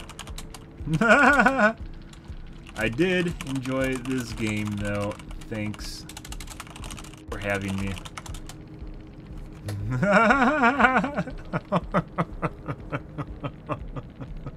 It's always the same shit. They always go to the same angles, too.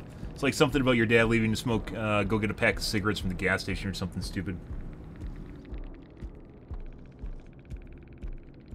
Hey, bad.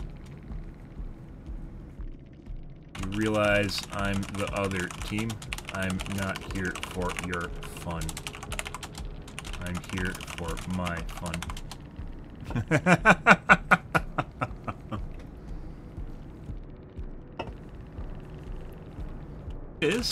As it turns out, survivors try and save each other, especially at high MMR. Do you think you guys were body blocking and for fun and not to save?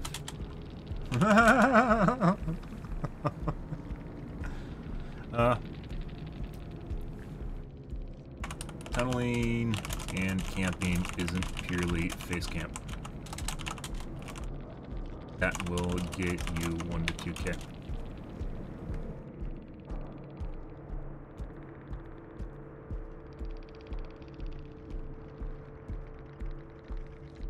Yeah, they were super hardcore body blocking that Michaela. They're gone. The Michaela, I'm pretty sure is cheating at this point because she was not remotely good. She didn't do loops good at all, but she always perfectly hit her dead hard, and we never saw an animation.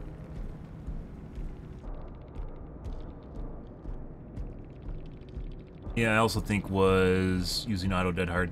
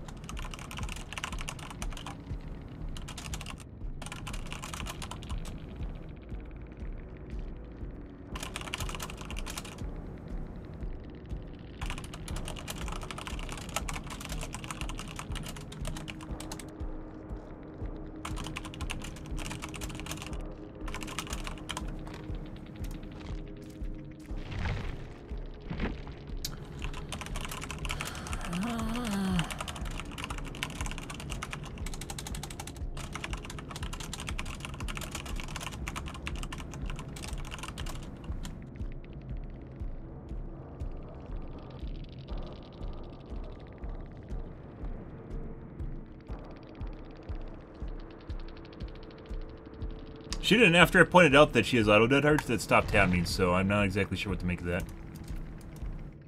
Good. Alrighty, guys.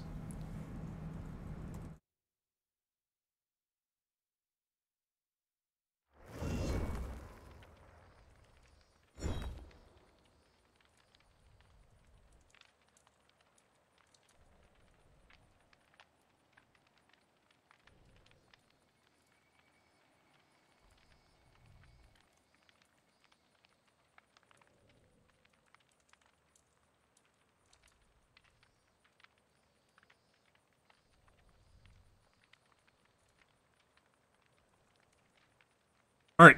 I think we're going to play some Executioner, even though we aren't very good at it. For the time being. Once again, I don't think he's going to work. I think we need to put points into Nemesis, or not Nemesis, Doctor.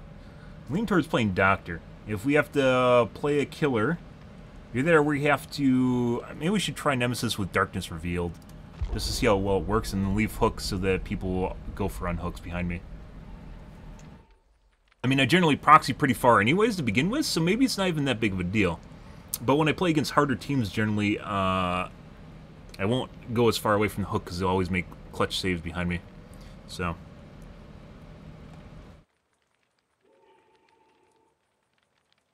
immediately.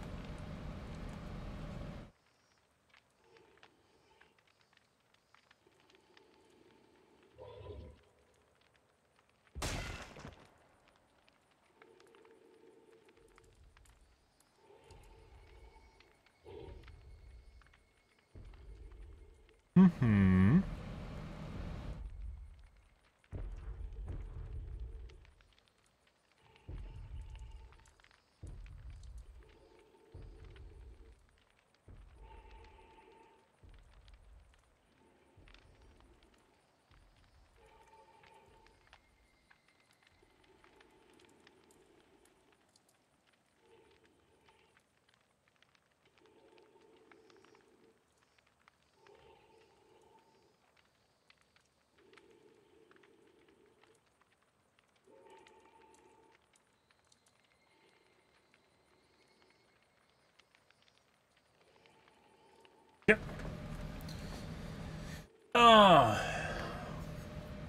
Yeah, I don't know what we drop. I don't think we can drop SCBFL. We need it for anti-Zerg protection hits, for instance. We need Deadlock to slow down the gens. Overcharge is basically one that only disposable perks we can get rid of, or NOED.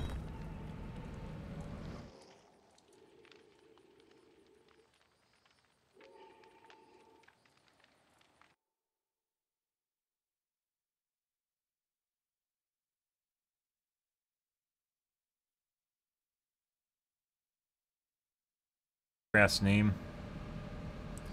Generate profile. Name.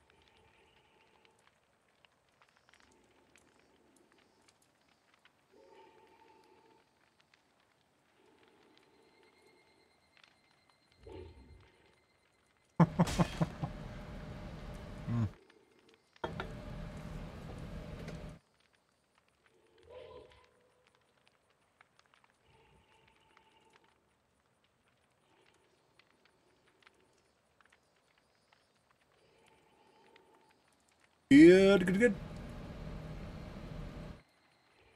Either NOED or overcharge.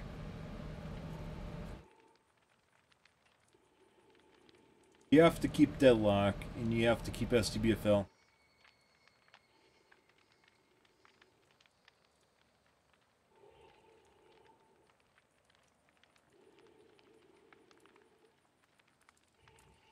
I mean, in the grand scheme of things, NOED is generally only there to clean up games where things just go to complete shit, right?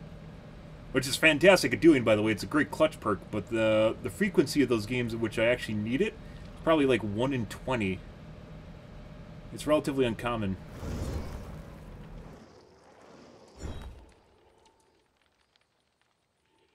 Pre-made.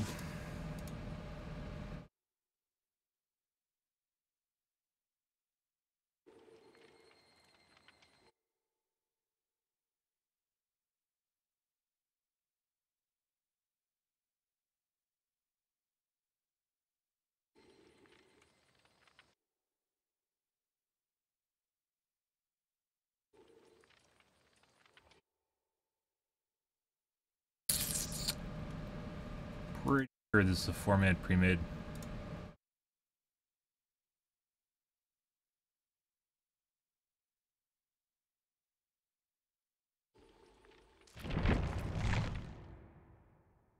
One's a streamer. Can't verify that.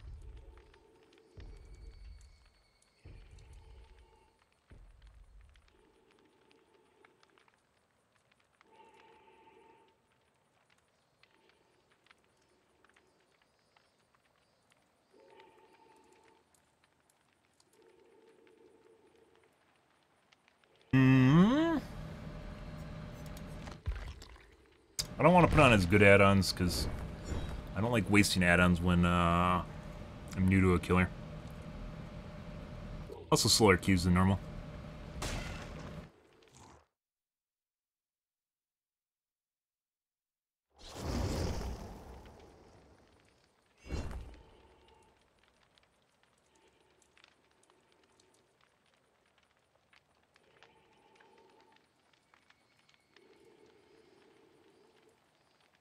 Four-man globe.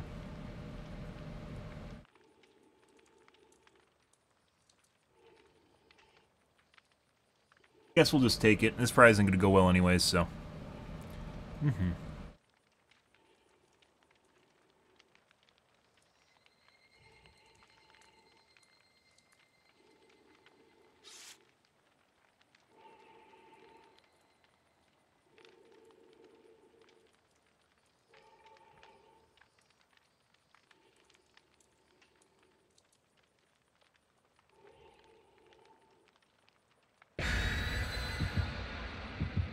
We'll see, guys. We're going to cam off for Executioner Games 2 to keep the stress levels down.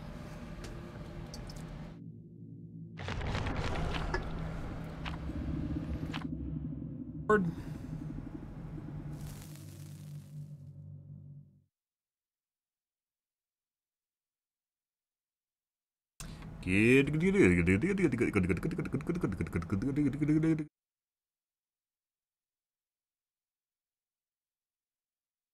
Do do do do do do do do do do do do do. His fucking right click, by the way, is horrid in terms of responsiveness compared to, like, you can tell he's like fucking like from 4 years ago or 3 years ago. I don't even know how old he is. Like Nemesis, for instance, you can turn like normal, right, when you have your whip out. Him, for some reason, they make your turn super slow, and that's on top of the attack itself, which is also very slow. It's like takes 2.5 times as long, 2 times as long, to start the attack and hit your target compared to Nemesis. Mother's Dwelling. Perfect map against this guy, because cages go to the nether regions of the map, and I can't wall anything off. That's fun.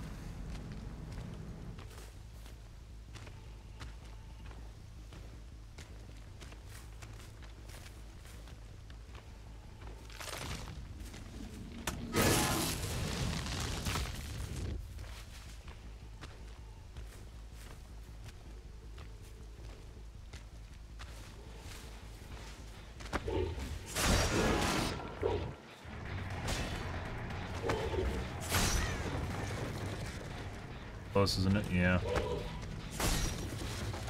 That, maybe? There's only one person there, but I'm not sure. There's 2 people there.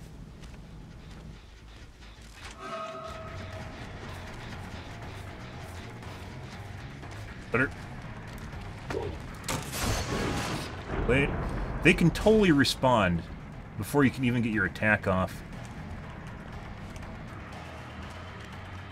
Balanced.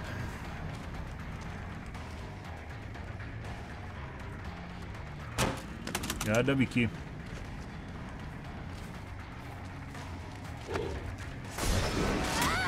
My God, she walked into it, thank God.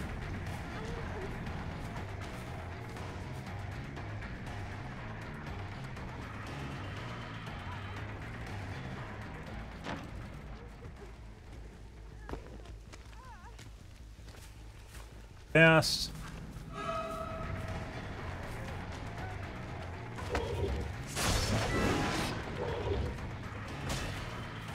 People can dodge Nemesis's whip. It's even easier for them to dodge this guy. So. Felt like it should have hit. Just travel time.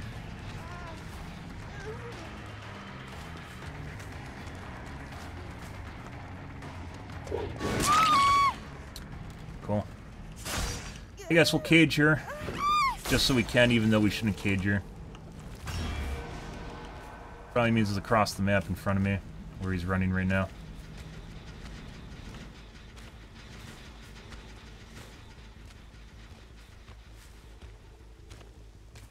See if we can find it. Yep, there's scratch marks going over here.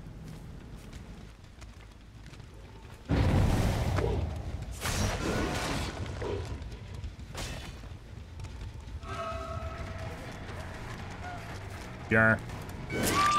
No OTR. Okay. Pick up. Oh, can we final judgment her? I thought she needed to be infected to final judgment her.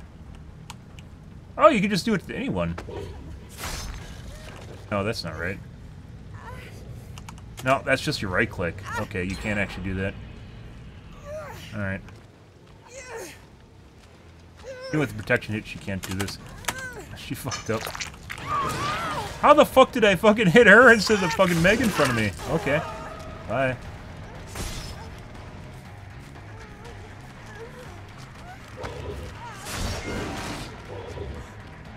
Just gonna be a waste of time. What? Going upstairs.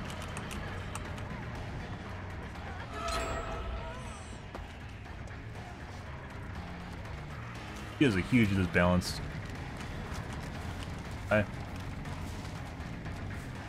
Time. Got her. Beautiful. You'll have to pick her up. So she has to be infected to do anything with her, unfortunately. Oh, we just got a hook here. Okay.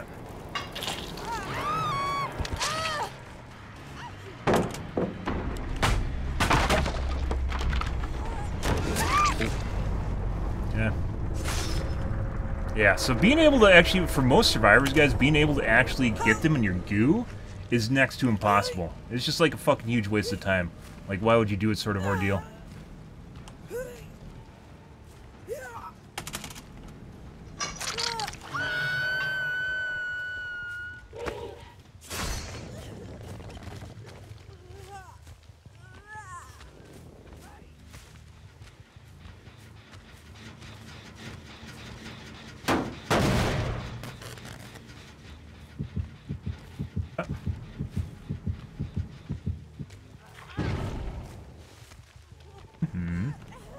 Can we actually hit up top here? I don't know. No, it doesn't go up. Bird Lady's stuff does, though.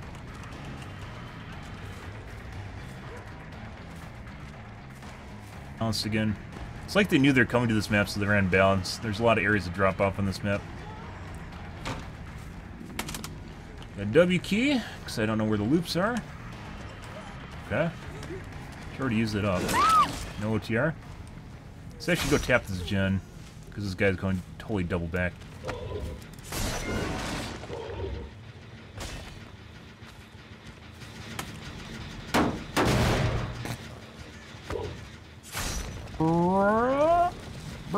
Okay. Vector 2. Good job, guys. I guess maybe there's an opening in there that I didn't see. Oh, there's another one here. This is actually really nice. Thanks, buddy. Actually, this doesn't work because they could reassure right immediately. Like, you could just be anywhere. The moment you hook, they can just reassure, like, the moment they're leaving the vicinity, right? Which would be even more insane. Somehow she got around my fucking ooze.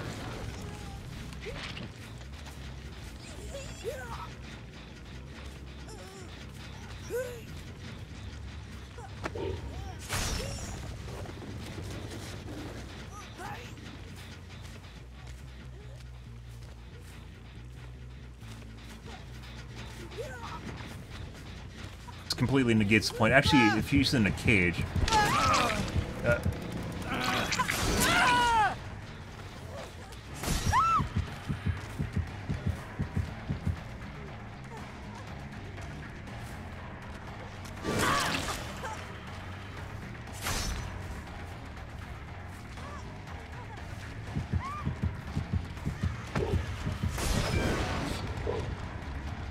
Try.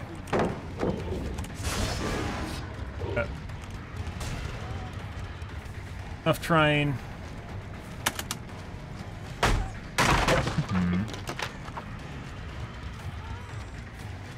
Very fast. Actually looks like she just got faster.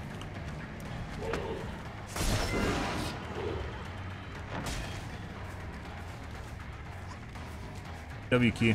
No other way around. We'll push her. Get her to close loop. W key again.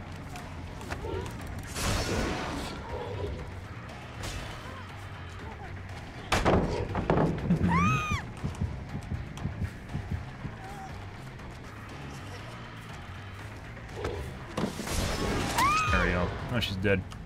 That took way, way too much time. This guy in general just kind of sucks. There we go. Give him a chop. Chop! Okay. And they're probably on top gen. They are. Good. It comes down to Noed. It's gonna pop like right when I get up here. Yep, there it goes.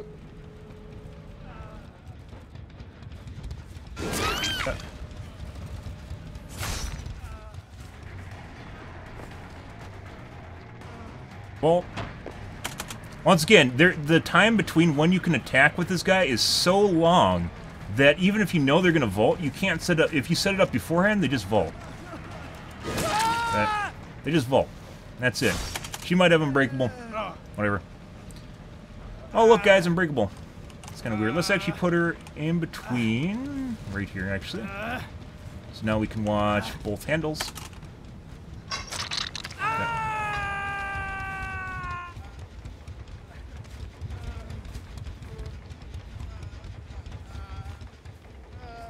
Good.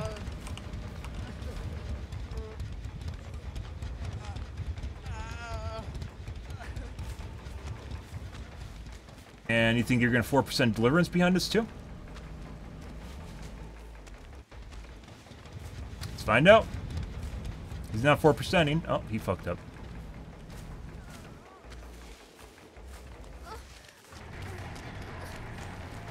Oh, notice how much faster we catch up to her compared to the Meg. And obviously we got 4% movement speed on her, but that's just in general. There you go. Good. Much, much faster. I'm pretty sure Meg toggled. And against the wall hacker, there's no way. The attacks are so fucking long. There's like no way.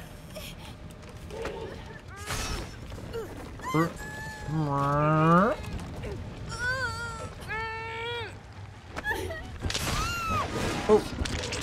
There we go. The attacks are so fucking long, it's very, very easy to dodge. Like I mentioned before, guys, when I played this guy as a survivor main, I still remember how easy it is to dodge his attack.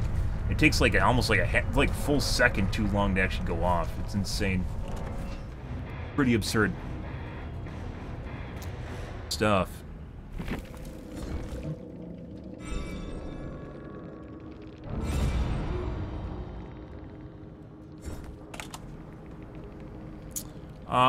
Two OTRs, 1 DS.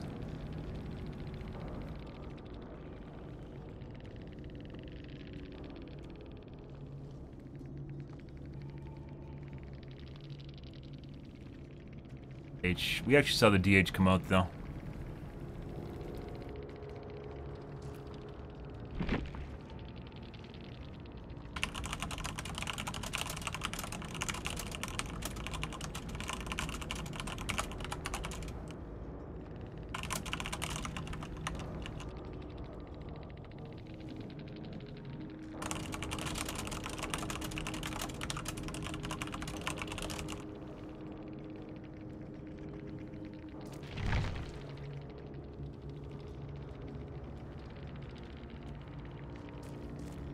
Alright. Good? Good. Yeah, he just takes fucking... I think as far as being a killer, like, even though he can get around... Potentially can get around Reassurance, like, even in that match, what we got, like, we got one cage, and that was on our first hook, right? I don't even think this is... I don't even think it's a good idea. Starter and no other perks. Oh my god. It'll eventually happen, but I'm not going to go on my way to do it. And this isn't going to happen because I'm not going to put on that perk, so...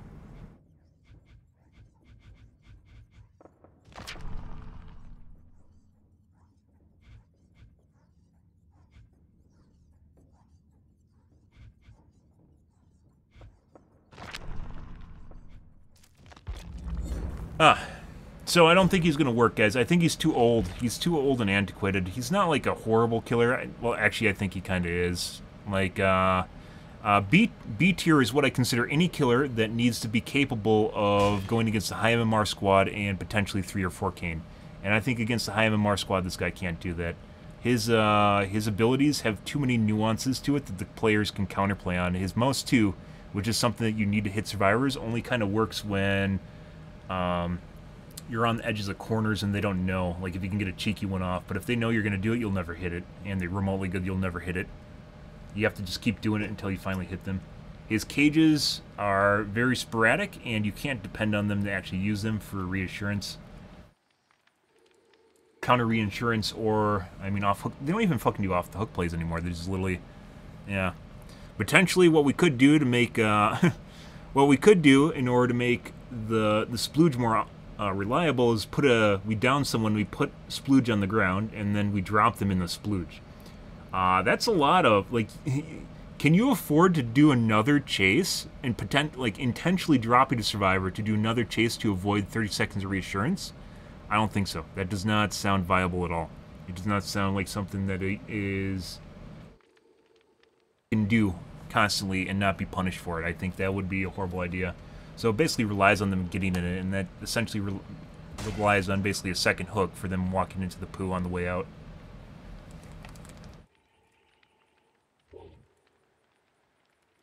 Yeah, so he's like a C-tier killer. He's not super horrible like Sadako, but he's just not good. He's not reliable enough, and his power has too many downsides to it. It's too easy for survivors to manipulate it. He's not like bad like Trapper. Trapper's bad for a whole nother reason besides Sadako. Sadako's just bad because she's just not very good. I didn't take a piss, guys. Be right back.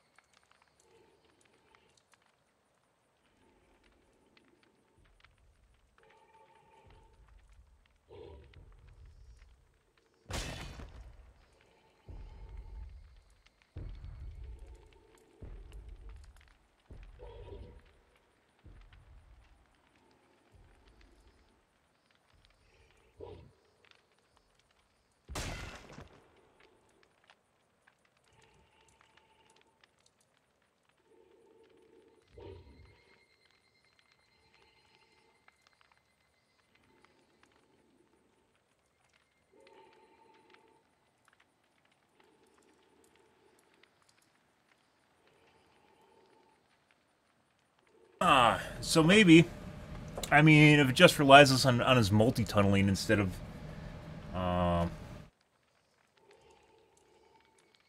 countering it.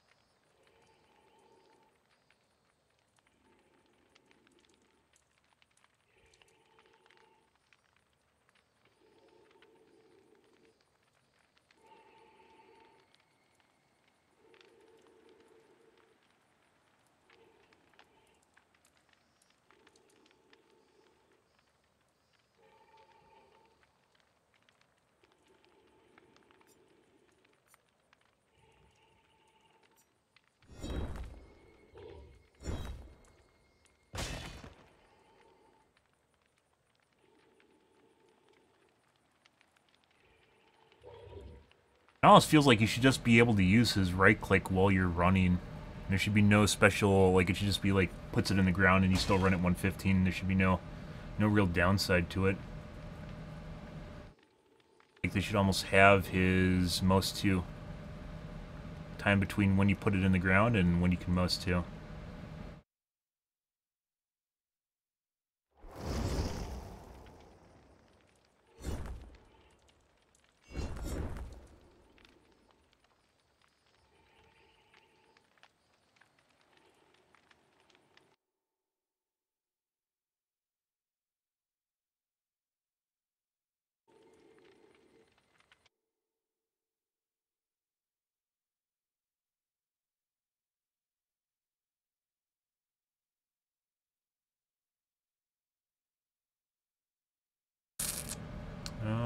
Okay.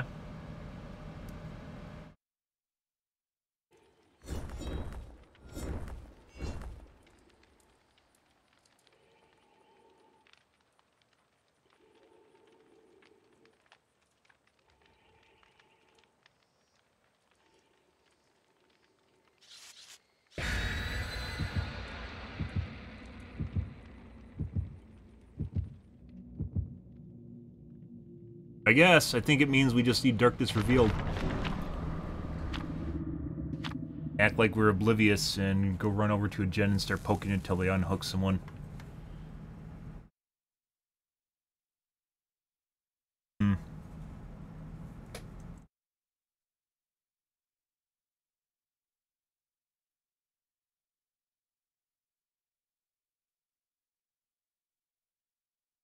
Do Midwich. There's some globes in here too. Like that 1 second animation right there, they should just do away with that. Like you should just be able to do, and also get rid of the fucking thing with your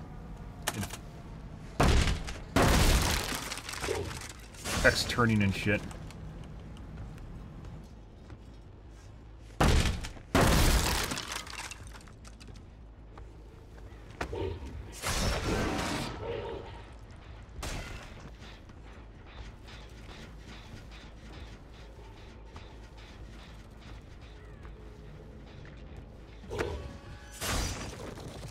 Totems, guys. Hi.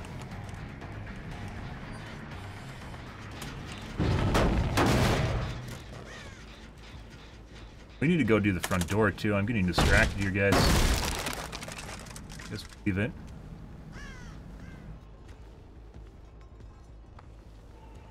Oh, the generates that.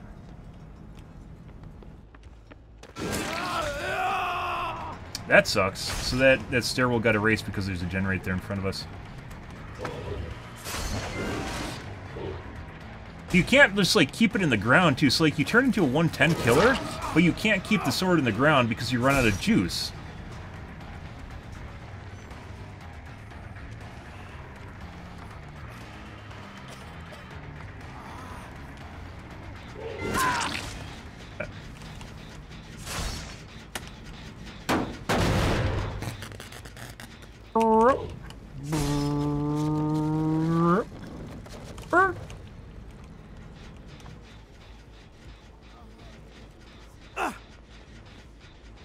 Like, you can't even just be like, hey, I'm gonna be a 110 in prep, right? Like, that'd be even acceptable. I'll be a 110 in prep for it. You can't do that.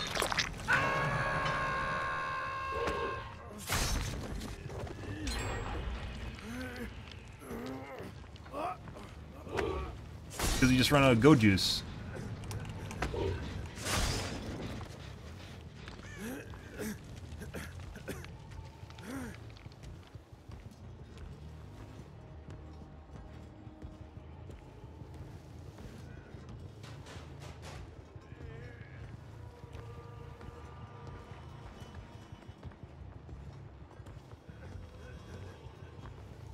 It's below me.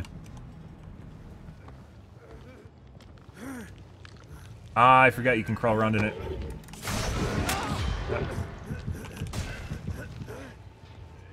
And then there's also that, they can crawl through your shit and then not get marked, which is just even more infuriating. I don't even know that's a fucking thing. Like I said, you can tell this killer is from, like, age begone at this point. So he got close enough where I'm pretty sure he could use his, ability.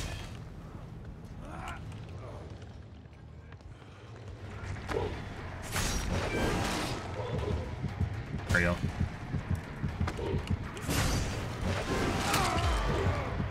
Hey, buddy. Is that the right guy? I don't know if I'm actually going after the right guy anymore.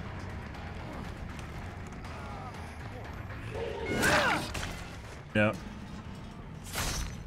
Final judgment! Chop, chop, chop, chop, chop, chop, chop, chop, chop, chop.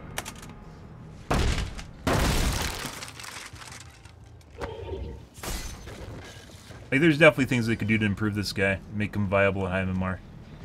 Because he's not like his base kit's not bad, it's just the way that you use it. It just isn't very good.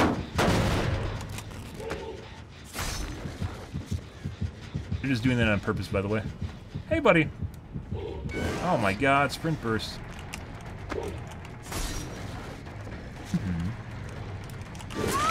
Okay.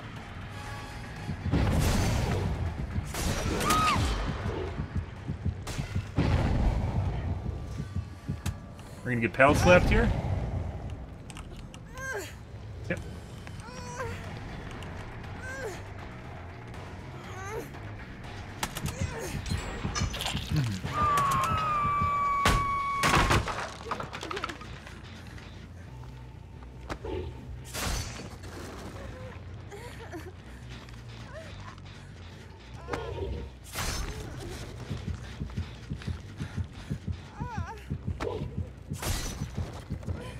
Running through my shit on purpose.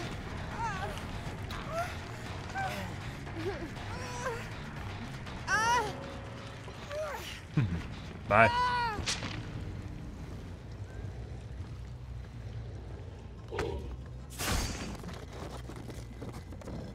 think we got a low MMR squad.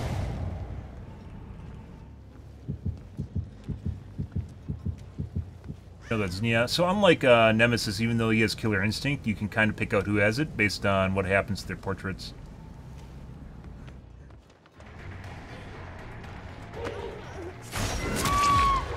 Oh. I guess there's a lot of survivors queuing right now or something. Okay, to do a gen. No, not blast mine.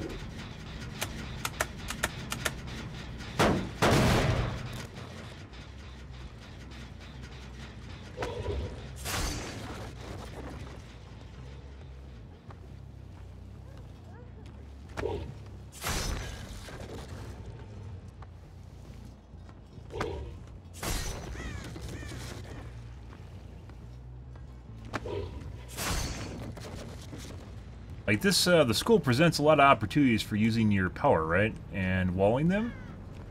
So you could use it, but once again, they can just creep walk through this shit, and then it's kind of pointless.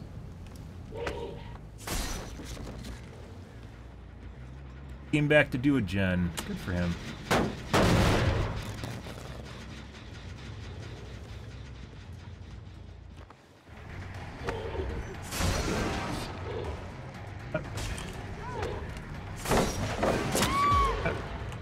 Pretty sure he just doubled back. He's just being annoying. Double back to the gen. He's walking through the shit. Not.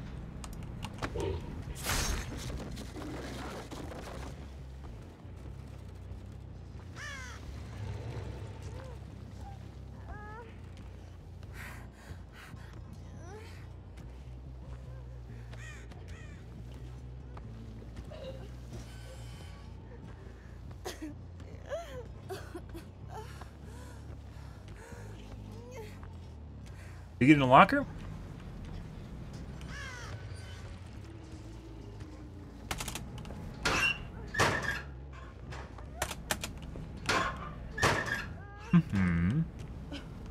Hey, buddy. There he is. And still tapped the gen. Good for him. He seems fast. This is the plate.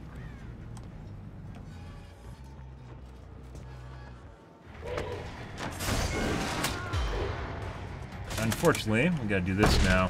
Oh, gonna take time.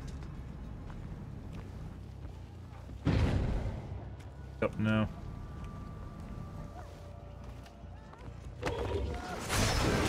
Ooh, that was right at the tail end. We're gonna go after him because he hides too well. So, can't make that.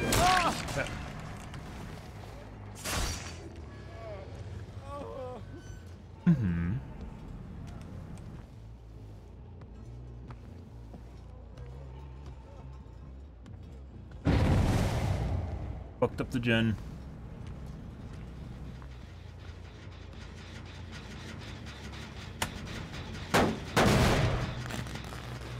Go. If we had the extra range gen on, we totally could have hit her before.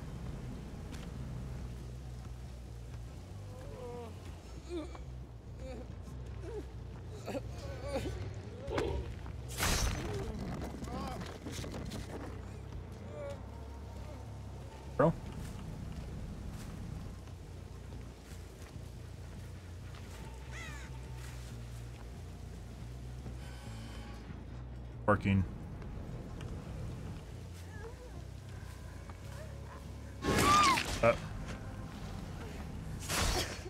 And choppity chop, chop chop chop, chop chop chop. RNG for Hatch. Win. You did not win. Bong.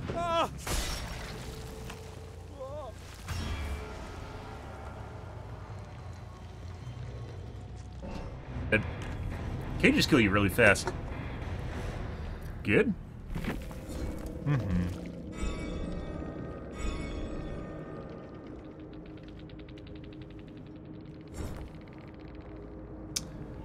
How many OTRs do we have, guys? 1. How many DSs do we have? None. No one ever is. I'd actually believe that this is like maybe a... Actually, I don't even know. This is a pretty low MMR group. We're all running Kindred. Even maybe all solo.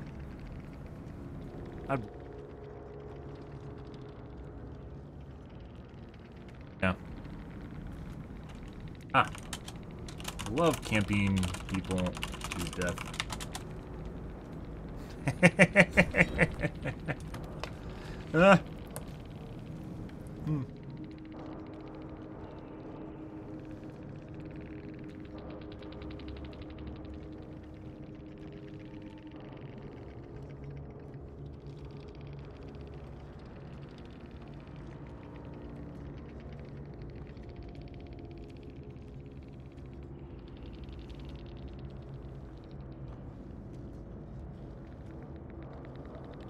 That was uneventful. Good.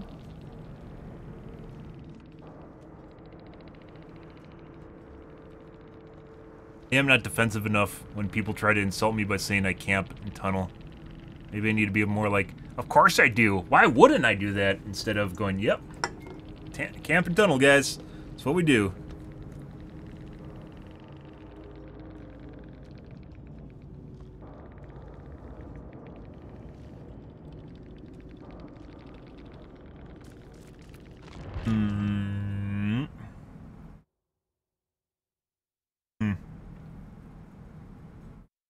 Yeah, I think we're going to put points into Doctor. I think that's who we're going for right now.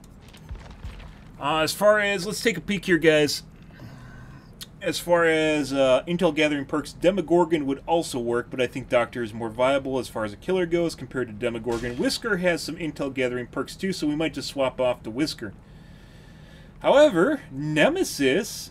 we could put Darkness Revealed on Nemesis, and then it would be allow us to be a little bit more, you know, play an older killer that I enjoy playing.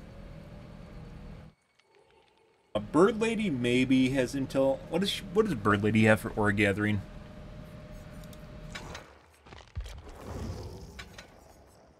No, I don't have all of her add-ons.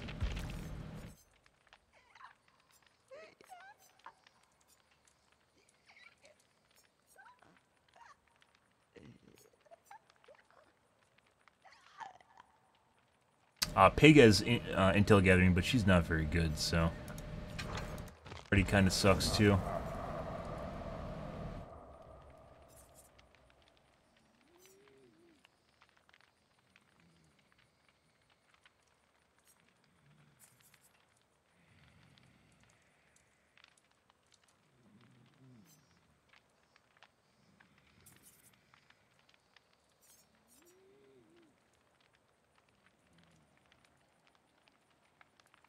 Something louder.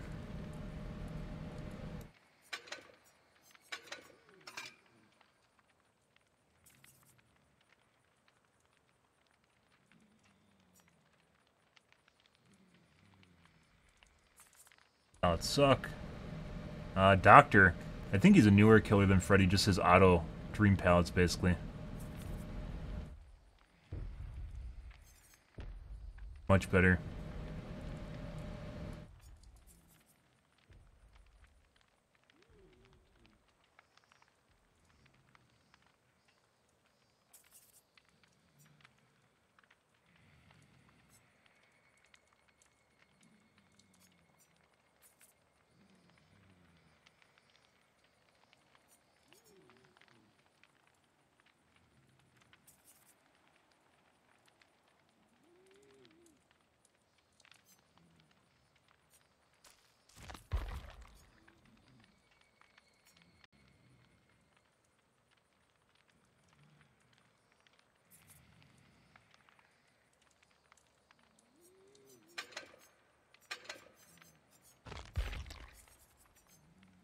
Or his Doctor. Doctor wasn't a horrible killer either. He needs to have detonation add-ons, otherwise you can't hit people with the shock at the right time, though.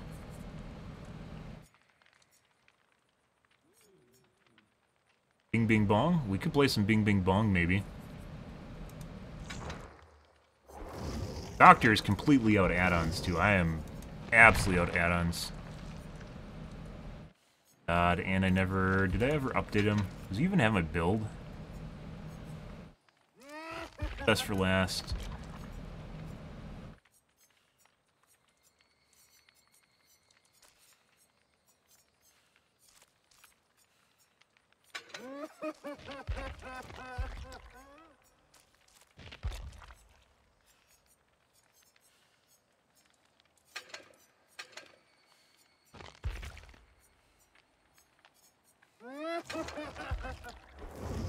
Deadlock, NOED, SCBFL.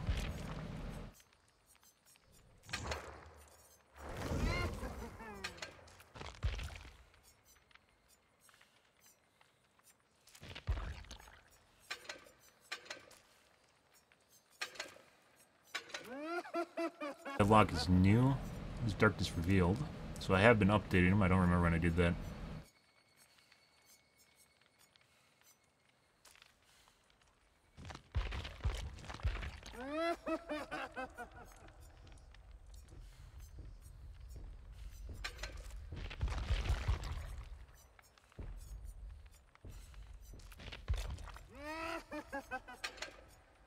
I think I was working on Deadlock when we last played him.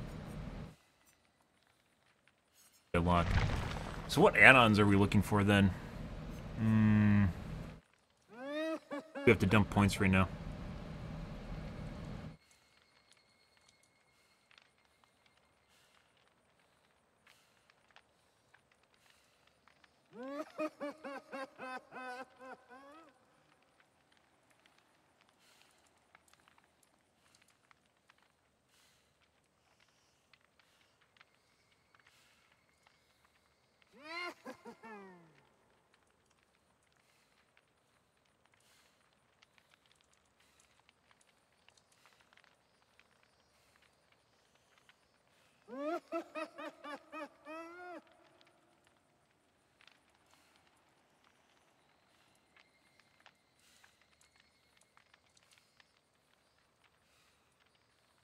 Illusionary Terror Radius.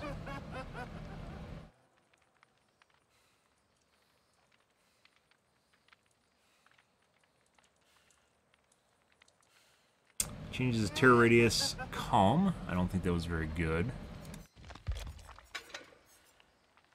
Yep, that's why I never used it.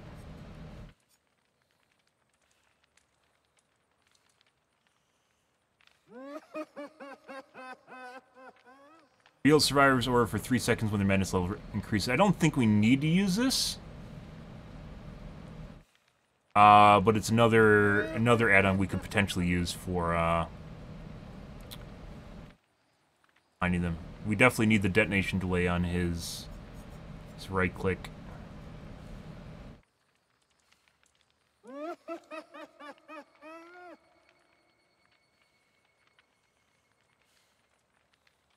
Shock therapy is discipline.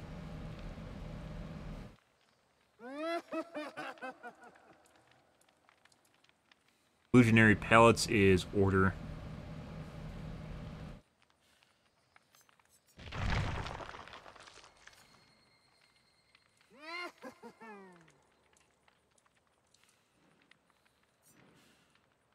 Flat one, and then angled bottom left.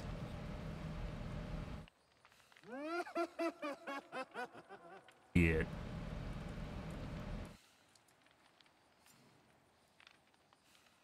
Resonance.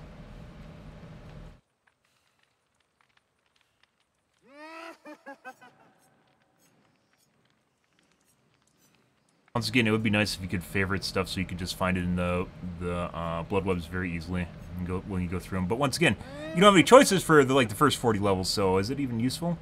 What did I say? Order and discipline.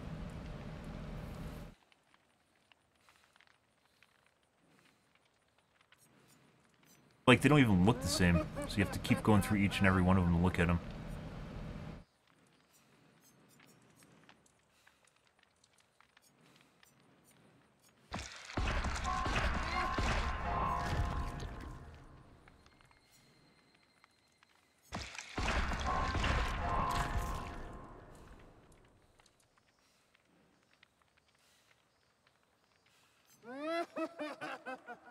Good evening, Ladybug. How's your day going, dude? Get to close it. There we go. Oh, wow. Whoa, whoa, whoa. Now I have to go through and do more of exactly the same, guys. But it doesn't help that the two add-ons we need is Order and Discipline, and they're actually very difficult to see.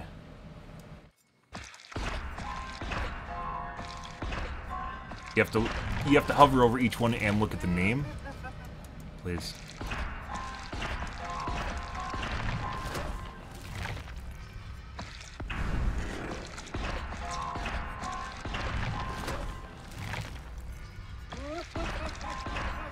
Not that we have any choice right now in terms of our add-ons.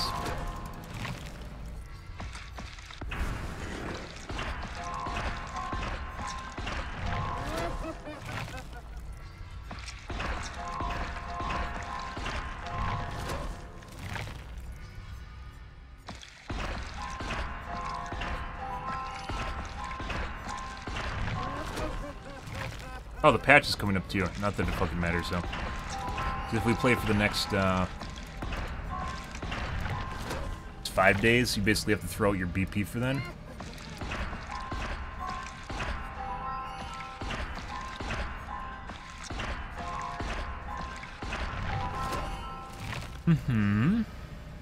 Just fire up.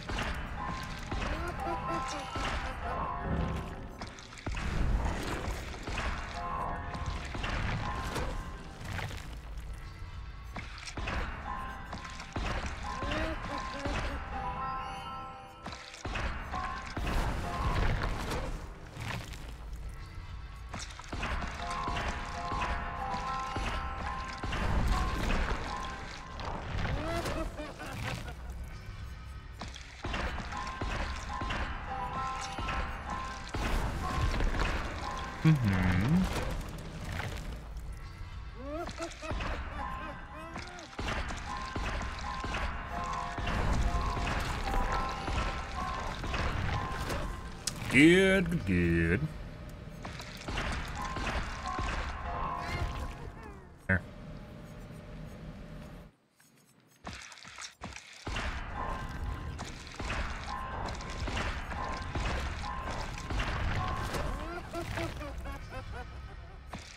Shattered Hope! Oh my god, I love Shattered Hope!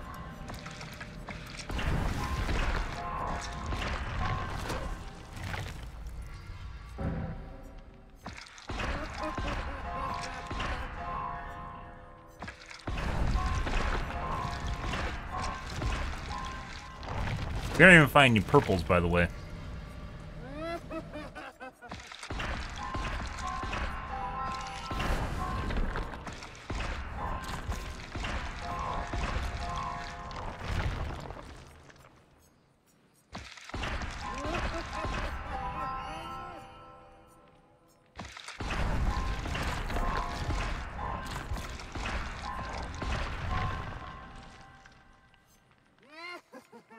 Yes.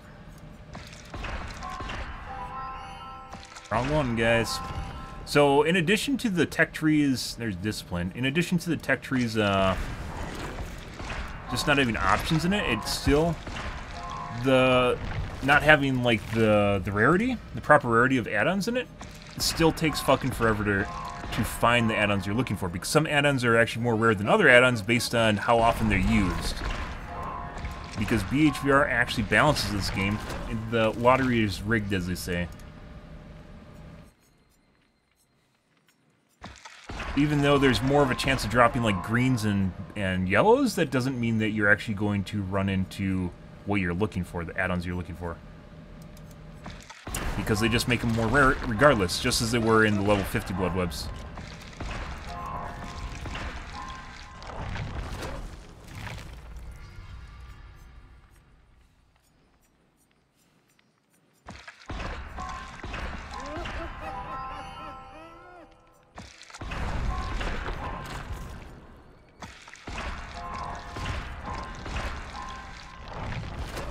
Unfortunately, the Doctor is incredibly add-on dependent. Hey, we found Deadlock.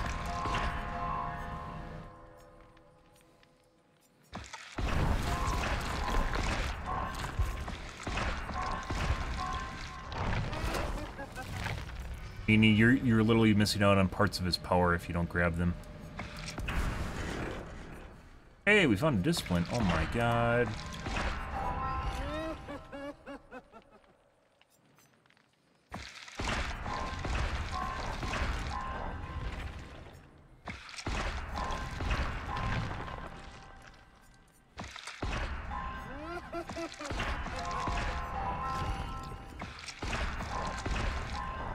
Not that it really matters, because they're yellows, and you don't want to use yellows anyways if you can. So. And we found deadlock. Good.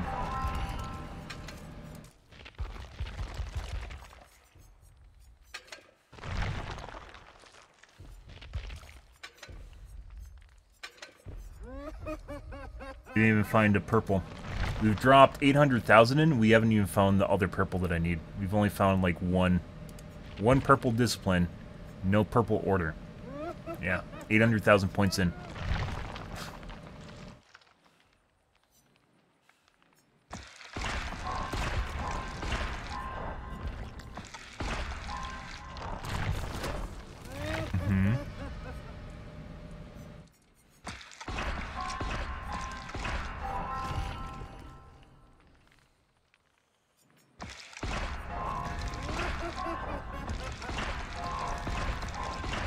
Tried to push it so we could save some points. Not working. I think at this point we can just push it to save points. We're gonna immediately go for this.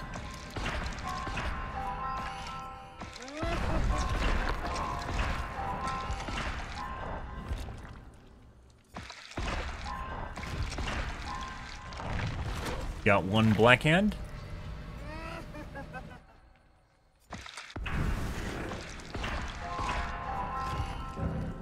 Pull the wrong one.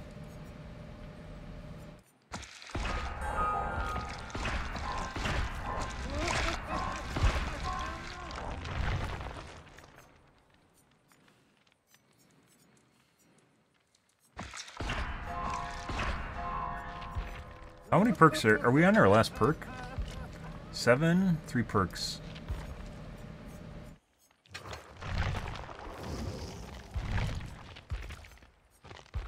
Yeah, actually, that's our last one.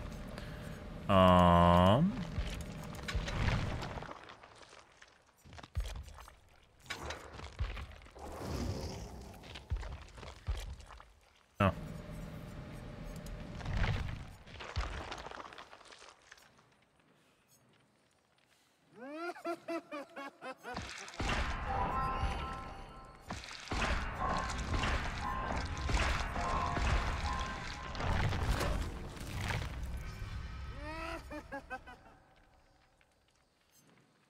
Third seal. Oh my god, it's so good. Fuck you, Shattered Hope. We'll grab it anyways, though. You have to leave one of them for the entity as bait.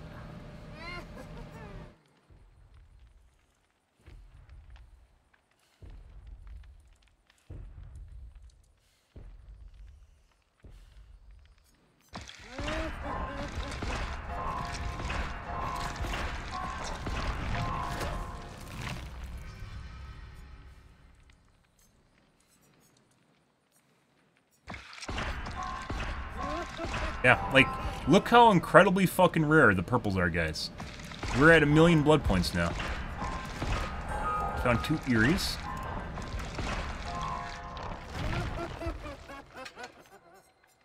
One discipline. That's it.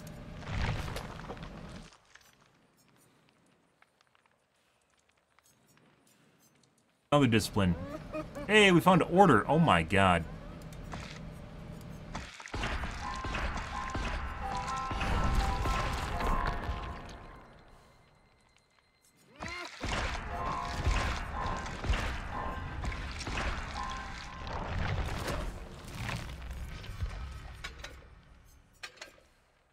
Disciplines now. 1,000,000 blood points, guys. We found 2 purples that we need and 1 other purple. Cool. Good. Good. Like, this, like, you know, like, you look at blood party streamers here, guys. Is it even worth getting the party streamers? You get an extra 32,000 points. We drop 1,000,000 in and we get 3 add-ons that I need. What the fuck? God.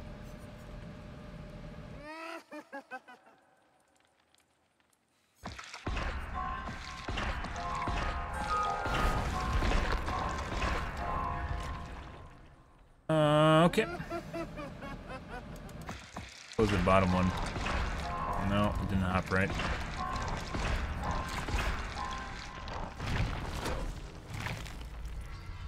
Backhand, we want that. Free streamer. Matter, it's not going to close anything.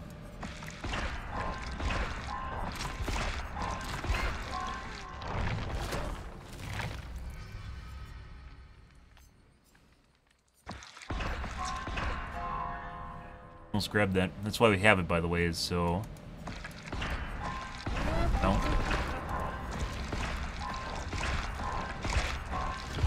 Good. Discipline, grab it immediately. And push it around the bottom.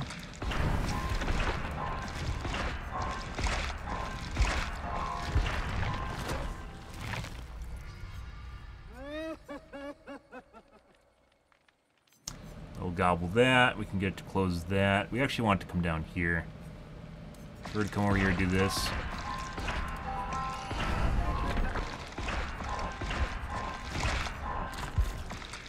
Hops.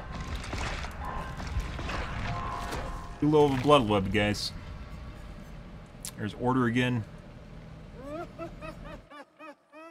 Backhand.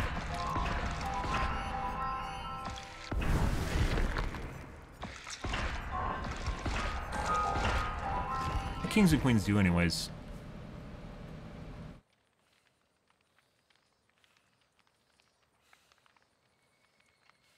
Does everything?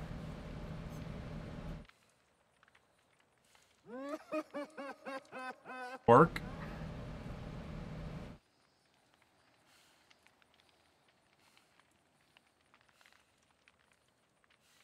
No detonation delay though, is there? So one just adds effects and one adds spark.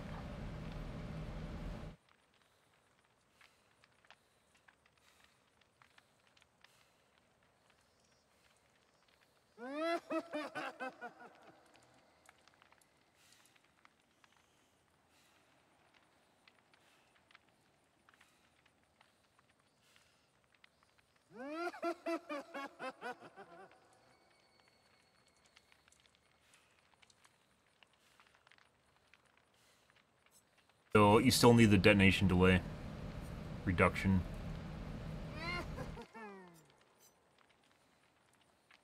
Detonation delay is shock therapy by 30%. You need that. Default, I even think yellow. I even think the yellow add-on, you're capable of dodging his shock. Good survivors can dodge it. You need to have the 30%. You need to have longer range. Adds all the effects.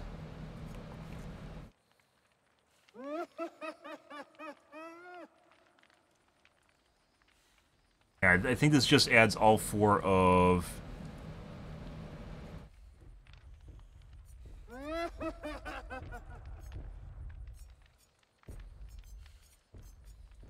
the notes, I guess you'd call them. All four effects of the notes. And this one adds static charge.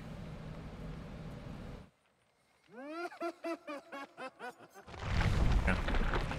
So cool, but now we're looking for, still need this, the detonation delay. No, no. There you go.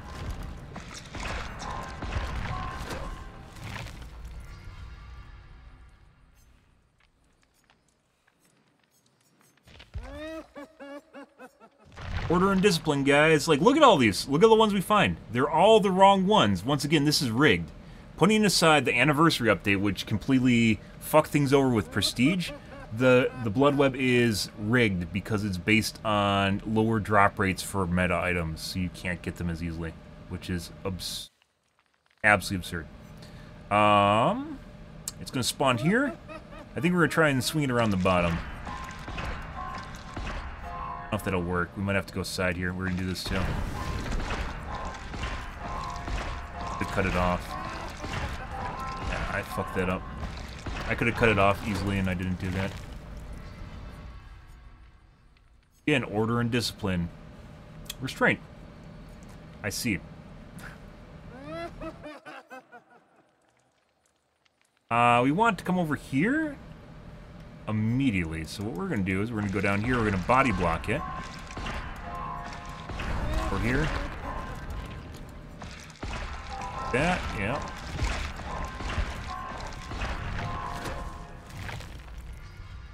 Hey, we found an order, guys. Yay. We found an order. Push it to close the right side. Oh.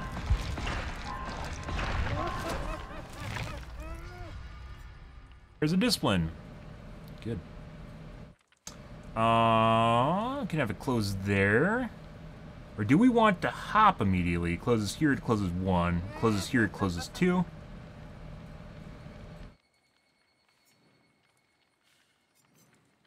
I think we wanted to go here too. This. That's exactly what I wanted to do. Perfect. We want the pieces because they sound fun. Order, order. Oh my god, I'm eating my words. Okay, we're gonna go over here. We're gonna prime that.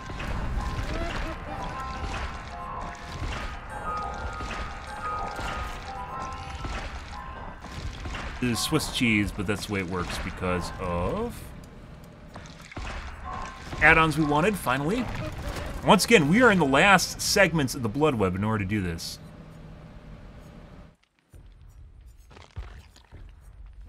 Turn discipline, guys. We got 1.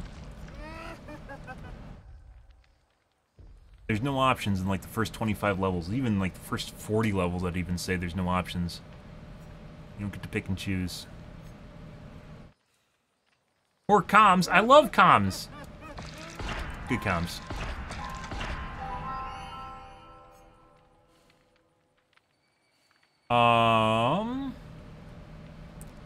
Goes right here, it's gonna ping pong.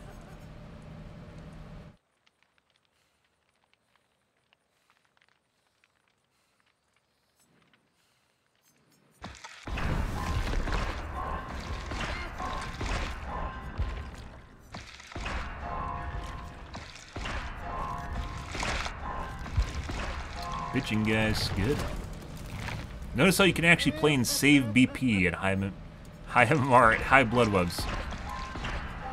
Order and discipline, neither. Let's go take our piece. We want to push it down here, too. That. That's not where we want it to go. Well, that fucked things up. That one hop might have saved us a lot of BP. We did not. Discipline. Another discipline. Good. Party streamer. What do we want to do? If it goes to the side here, that'd close a lot too. It's gonna spawn here and go around. If we can do it that way, that actually works too. That's gonna give up a party streamer. Actually, we want the discipline though, don't we?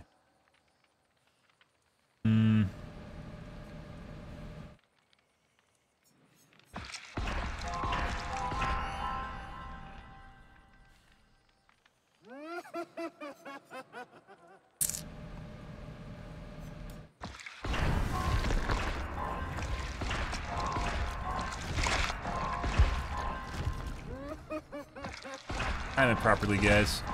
Good. Still alright. We have... There's Black Hand. No order and discipline. Ah! Putrid Oaks! I love Putrid Oaks, guys! Wow, they're so great! So we have to immediately come down here and fucker it. That's just the way it goes. Where do we want to hop? We don't want it going up here. We don't want it coming down here.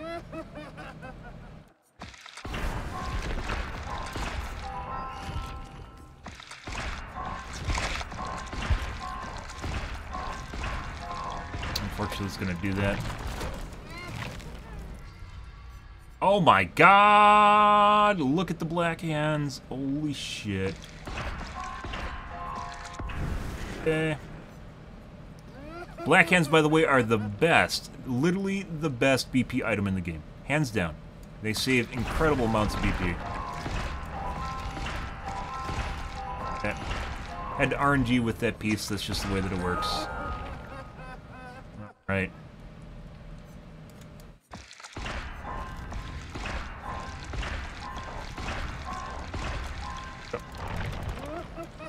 Like, there's the actual fun in the blood web is only between like 45 to 50, and it used to be at 50, but now this doesn't exist, so you only get 50 for one level, and then it's just gone. I don't know why they didn't just make it like prestige is just like 20 level 50 blood webs. It would have been fantastic. Instead, you have to go back through this garbage. Hey, look, guys, I'm enjoying myself. Wow. Oh my god, did I just fucking do... You have to pick up talents. You can't 99 talents anymore. Oh my god. You have to because there's no way. Well, that fucking sucks. So there's no counterplay now because you have to pick up all the perks. You have to pick up every fucking perk. Oh my god. Good job, BHVR. You did. That's fantastic. Absolutely fantastic.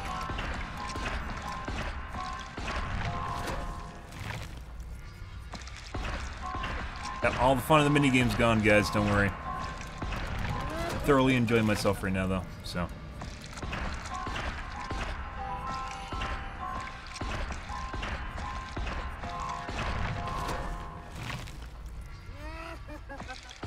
Discipliner order? Nope. So we spent 2 million blood points, and we got 7 orders and 7 discipline out of 2 million blood points. Yeah. That's pretty absurd. We got a decent number of black hands, especially in that last blood web, though. I think we got like 7, 8, 9 blood webs, or black wards now. It's pretty good. Good pieces, whatever.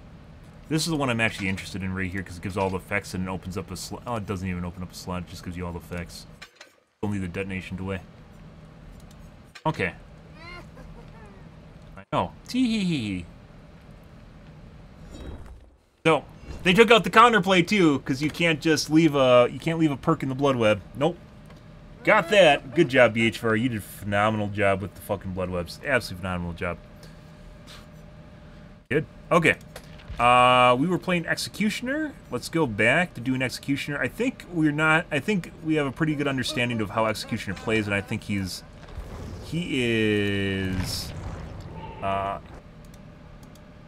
not work. He's not going to work for this. He's just too bad of a killer. Not Sadako, but I think he's like a C-tier killer. He operates his power and then his unreliability of his cages. Mouse 2 power is too slow and his cages are too unreliable. There's a lot of things BHVR could just, like tiny little tweaks they can make to the character to make it so much better. Just tiny tweaks. They don't even need to do big tweaks, just tiny tweaks.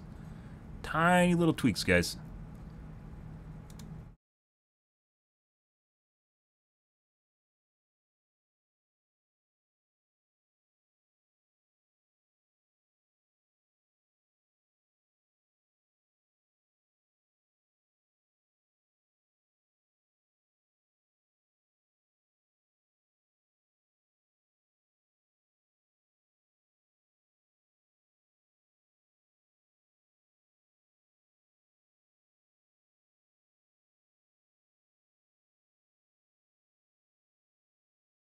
Good. Yeah, like it wouldn't take much. I don't think Executioner in general is not a bad character. There's so many bad characters in this game, guys. They could just tweak a tiny bit and just make them much better than the current. Like they have quality of life issues. That would just be much better, just meta much better because of the way they work and their interactions with the environment. Like make it so. Get rid of the fucking wonky shit with Executioner's mouse turning when you are using his knife in the ground. And then make his knife in the ground not actually change anything. You can just run around with it like 115. And then choose when you actually put the poo down, maybe with a different key. So you can prep. You could prep for a hit and be running around at 115. But obviously you have to pull it in and out into mouse 1, right?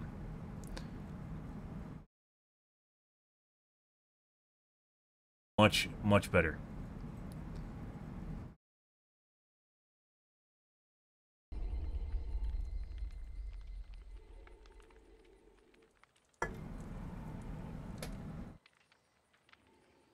Like, if you actually go for putting his poo down, they just leave the loop, too, so... Yeah, it's even worse than Bird Lady. Bird Lady at least does hell states with her poo.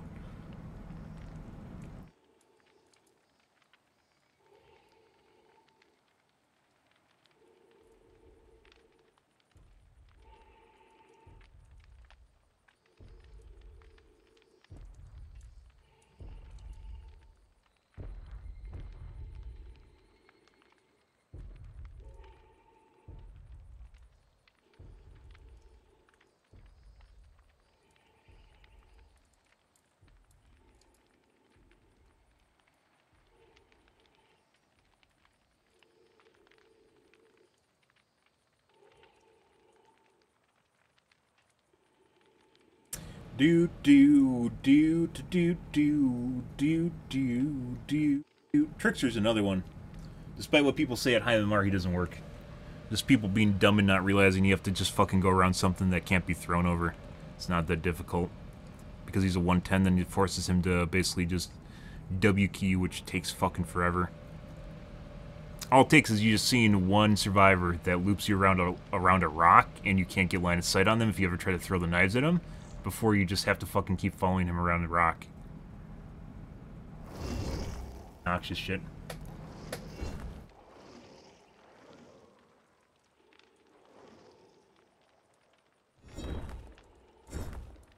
All globes, guys.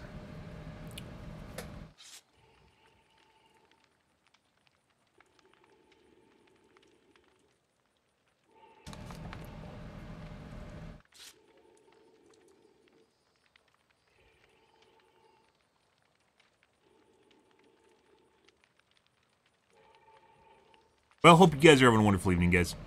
Good, good, good. Lovely fry sat. Mm-hmm.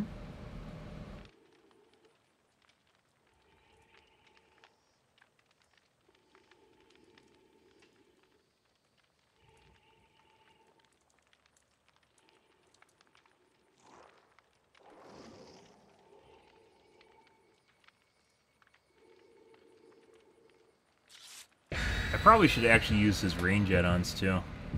Too late now.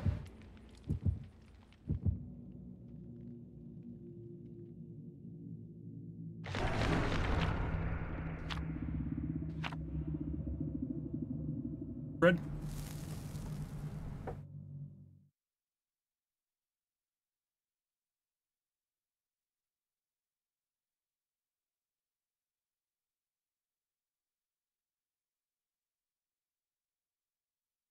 Play too bad of a killer, it doesn't matter if they get around reassurance. You play too bad of a killer, like, it takes more than 30 seconds to catch someone, it's not going to be worth it. Like in the last game, for instance, with the Nia. Just took forever to catch her.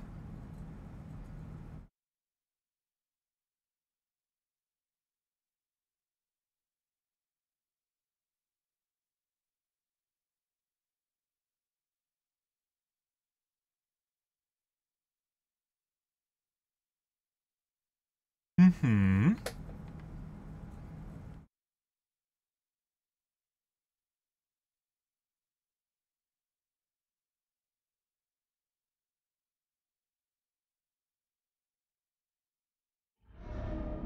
Auto Haven, guys. We'll leave cam on for this one for now.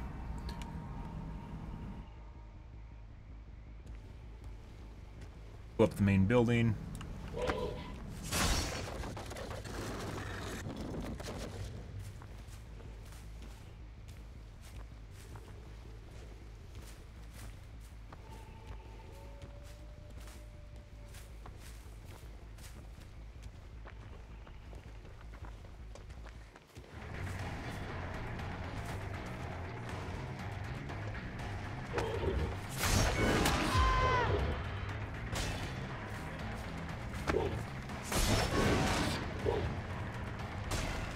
Even though I could have just mouse wander there.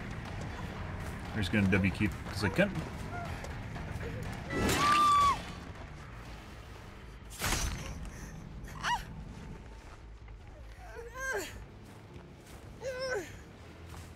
I hear someone over here.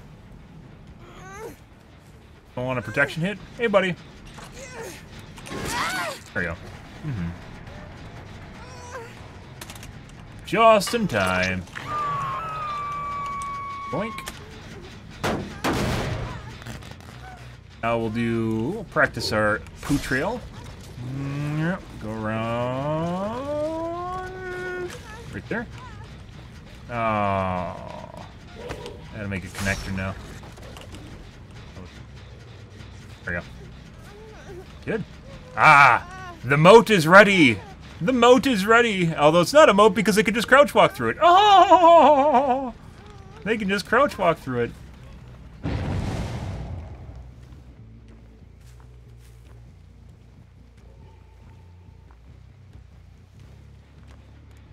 Yeah. So you take time to do this and they just crouch walk through the damn thing. Doesn't matter. Yeah. Bye.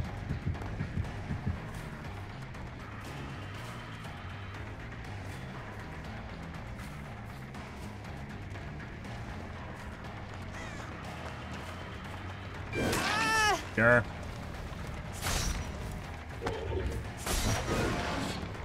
Did I hit her? No. It's tough to tell when they're behind stuff. I'm pretty sure she zigged out. But that was... she could see me before I even did that. I could just mouse one there, too.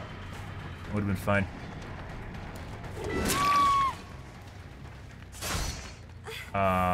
Rights of Judgment.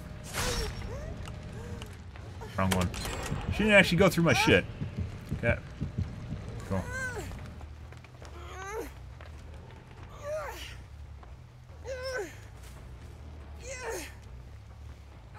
Guys, what's going on over here? Okay. So even like whatever kind of players these guys are, which this guy can't loop at all, they know not to run through the poo, right?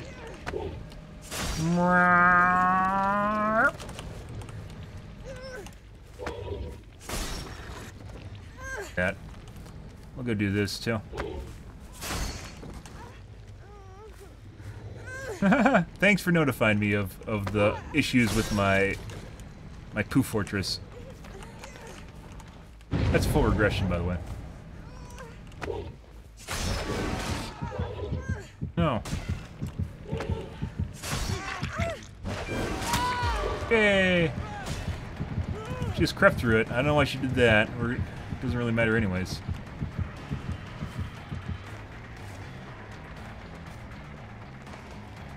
Got a break.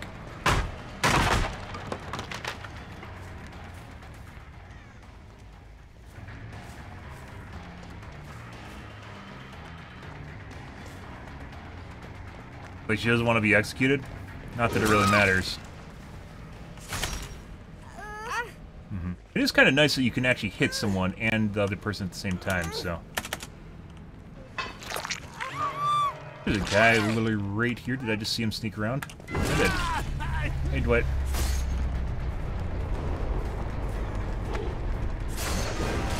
Hey, double backed into it.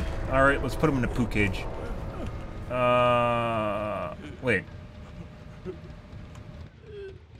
There we go. So he probably went to the corner over here and he's gonna get unhooked immediately.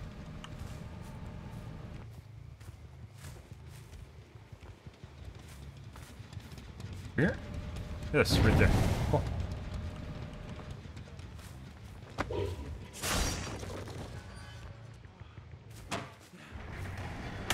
W key. I haven't actually seen the cage with my eyeballs. W key.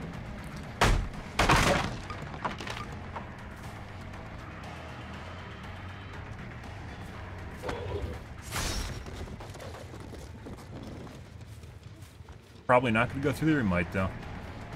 Nope. Yeah, he doesn't want to go to a cage. I can mouse one now. That was close.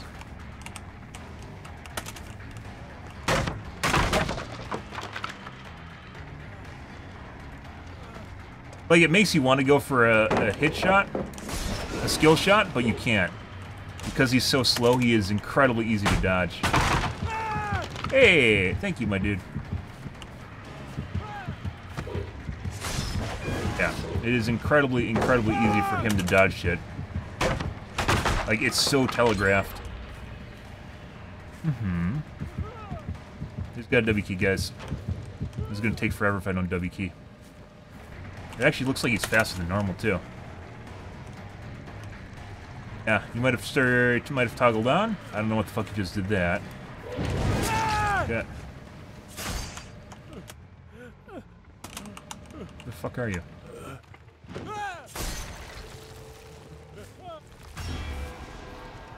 Be over here in front of us.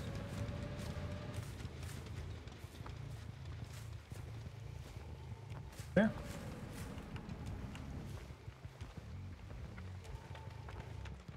Ah.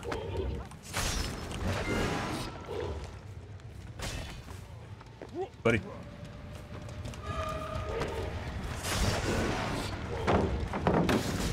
Like, he walked literally right into that, and it didn't matter. Good. Is mouse 2? Like, you can't even get him on Windows with your mouse 2. Like, it doesn't fucking matter. Got a W key. Yep. Just W key. That's all we can do, guys.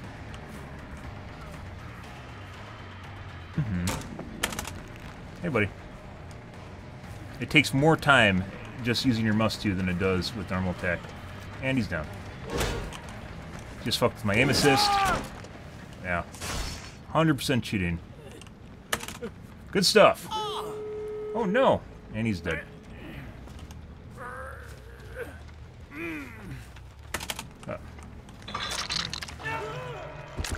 Takes too long. It literally is faster just mouse 1-ing.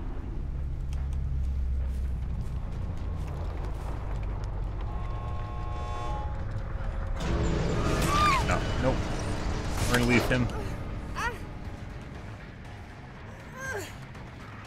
And he just left. That's unfortunate, guys. We could have actually finished that chase faster.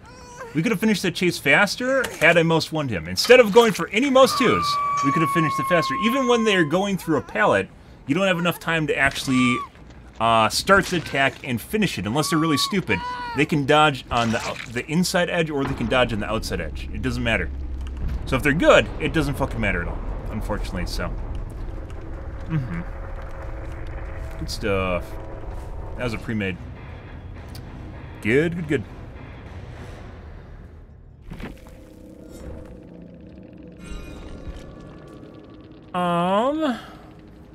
Yeah. And that's the wrong Dwight. This is the guy that's cheating. And I'm pretty sure that guy was cheating on top of it and just made everything worse. So if you try to mouse to him, you won't be able to actually mouse to him. It doesn't work in time. So we have 2 OTRs in here and 1 DS on different people.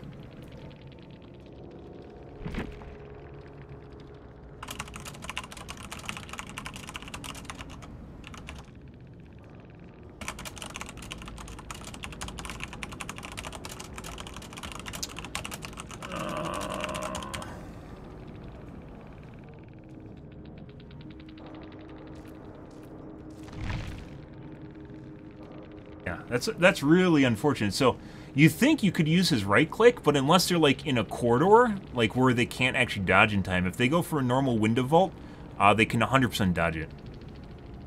You can't catch them in the animation. It's not like Nemesis where you can almost assuredly catch them in between the two, the beginning and end of the vault. With this guy, you can't do that. It takes too long, and then of course his projectile's travel time on top of it. So they can tell you're about to do it because it's incredibly long. You know, the animation is incredibly long. Then on top of it, they can dodge at the beginning and the end of the animation. No. So I don't even think his mouse 2 sucks dick. AKSA, how's your evening going? His mouse 2 sucks dick. I think maybe we'll do like 1 more. Him cheating didn't help things out, but 100% can dodge that. I think even the Neo was dodging it. The first guy we tunneled was doing a relatively good job of dodging. Let's put his supposed good add-ons on that you're supposed to use.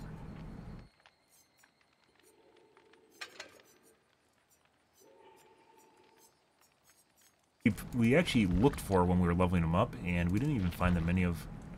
Found all these other ones. We found all these other add-ons, but I was only specifically looking for the Burning Man painting. Just shows you how much the game is rigged in terms of add-ons. Yeah, so I don't think he's going to work. I think he's just too shit of a killer. He's definitely C tier. I think it comes down to killers that can use add-ons. So I think we're done with Executioner after this. It's too unreliable. He takes too long in chases to catch people. And I can mouse 1 and down people faster than using his mouse 2, unless they're in a very specific niche area. His mouse 2 is nice for lining people up when they're other than that, his mouse 2 sucks dick. If you get a cheeky behind the wall hit, but that's nothing to do with that generally doesn't have that much to do with your own skill as much as it involves the survivor not dodging. Just like with long-range hunter shots, not so much has to do with your skill. I mean, you can lead people, right? But that's basically where it ends. And then just, it turns into someone walking into your hatchet, essentially. The further away they are, the more likely they are going to miss it. How's your day going, Casey? But I think we're done with Executioner tonight. Forgot to hide the screen.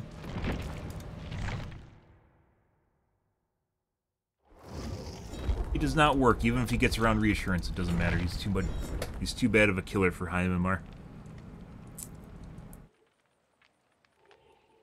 Yeah, and like he avoided, I'm pretty sure the Dwight toggled on. Like he was avoiding the kill shack and then he just started walking through it and then started looping like it didn't even matter. I'm pretty sure that's when he toggled. Is when he just started walking into shit.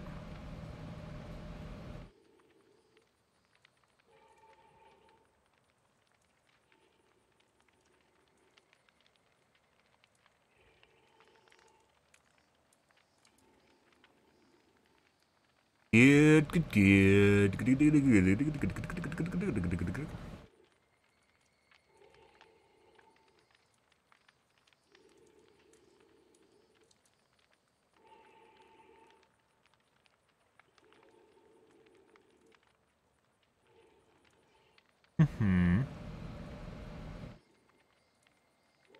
Yeah. Yeah, there's a lot of time between, I don't know what, there's a lot of animations along the way, but there's a lot of time between when he looks like he's going to stick his knife in the ground and when he can hit the survivor, right? And even if you stick the knife in the ground, you can't do it forever, by the way, because there's a cooldown. Like, it uses up your resource on it. So you can't just hold it in the ground as, like, a way of, like, mind gaming, prep mind gaming, because you run out of resource, the poo trails you run out of. So you have to do it, like, right before you attack. Like, even back when I was playing as a survivor main, I remember him not being a problem to deal with at all. And then the one thing to use him for, which is his cages, are very unreliable in terms of being able to get someone to go into a cage. Yeah. It's just the way it goes. I don't think he's a worry. I think Doctor might, though. We're going to take a look at Doctor, I think, next. We dumped 2 mil into him tonight, so...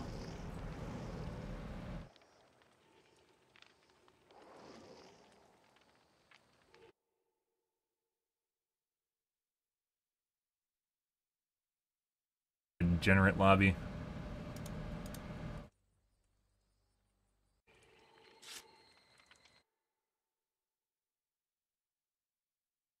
Crass name / memer. Toxic individual. Next. That's unfortunate. I thought he'd be a little bit... People kept telling me to play Executioner, and having played him... Like, I didn't play him for a while because he just looked like a shitty nemesis, and having played him, yeah, he's not good. Survivors know what they're doing. You're going to miss your mouse 2s unless they're in a tight corridor.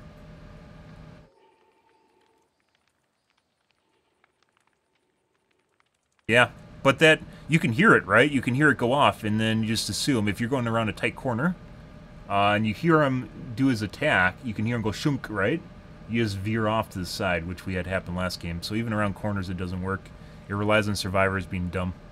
And you can't play against high MMR survivors by expecting them to be stupid. Oh, we should use our... Because we probably aren't going to play him again. Do we have any... We have puddings. I should have been doing this all along, by the way, because I don't think we're going to be playing this guy again. like playing trickster and then not using his puddings because I don't want to waste them. I don't think we're going to be playing him again. Unless there's some sort of challenge or something I have to do. He just sucks. He's not Sadako bad, but he's generally kind of bad. You should play Executioner. He's a great tunneler. No, he's not. But now I can put it exactly into words why he's bad. And there's plenty of little tiny tweaks that they could do to this guy to make him better, which we were talking about. Such as making it so there's no weird aiming bullshit with his right click when you put your shit in the ground.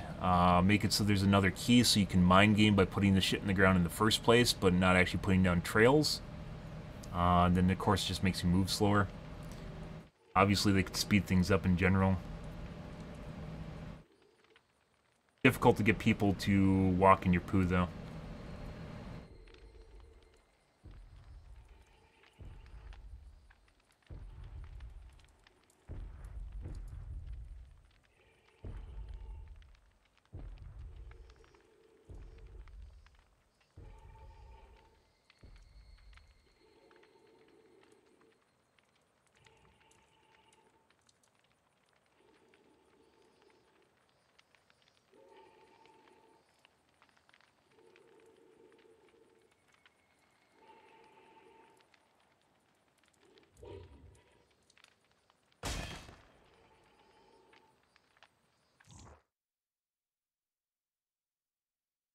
But gotta give them the college try, right? I believe this is a streamer.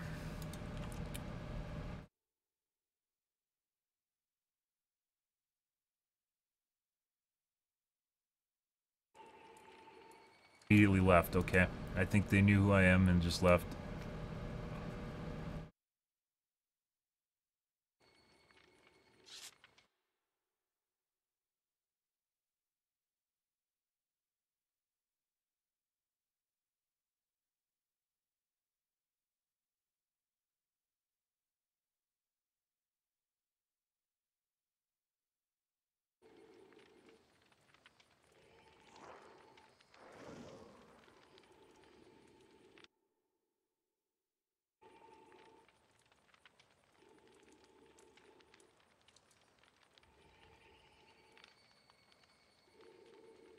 Yeah, and like, why can they crouch walk through your poo and not get infected? That's another one I don't really get. Like, he has enough downsides. It's like people playing against Sadako and they can go and use their VHS tapes to turn off your fucking TVs. It's like insult to injury. Like how much worse can we make this killer? Yeah, let's give them some counterplay to the TVs where they can go around and turn off the TVs, guys. That's a great idea. It's like fucking lockers on Dredge. Dredge also isn't a very good killer. His anti-loop is very slow, and when people see you, they just leave. Unless it's in a corner or something.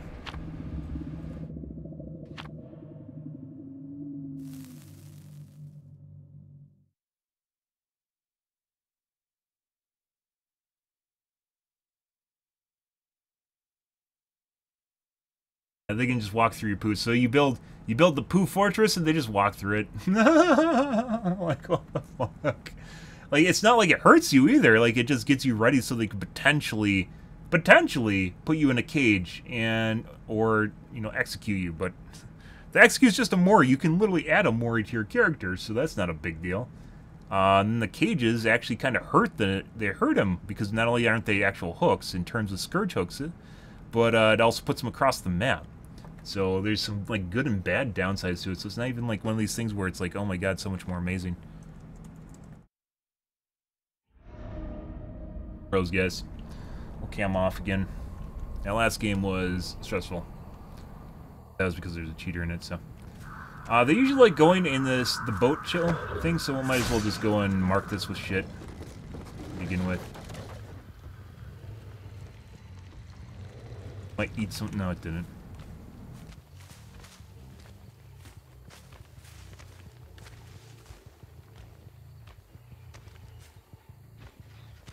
Guys. Try again.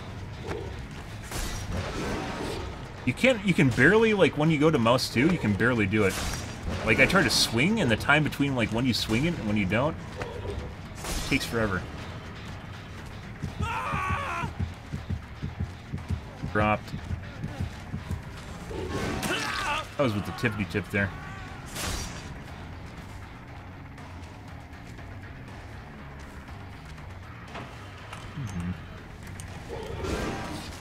That was incredibly close. It actually felt like it should hit. He's fucked though. See, now, like, if I had a hook here, like, I potentially actually do more with it, right? I don't. Here, let me get a hit on you, too. Hey, buddy. What if I go over here? Do we have the kill dungeon here?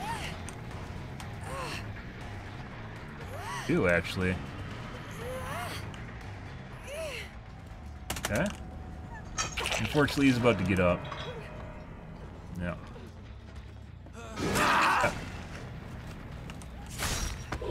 See, now, like, I'd basically be forfeiting this, right? If I, like, want to use this hook, so I have to forfeit this shit. That's a big deal. Why would I do this? Like, you get so much pressure from, intentionally doing the right hooks. It is incredible that you'd ever want to give it up. Obviously, Steve's around here. Hey, look, guys, Jonah just 4% off the hook immediately. Hi. We aren't gonna chase him, we're gonna chase Claude. I'm pretty sure he's cheating, so.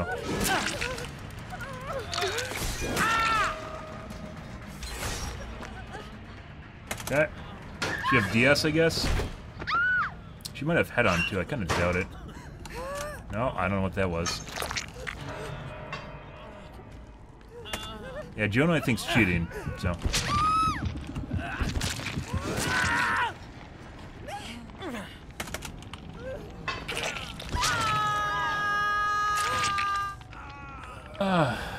We're gonna wait now.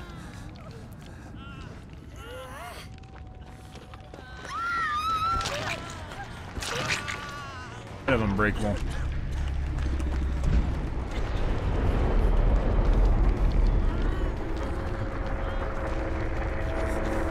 Don't have any pulls on him.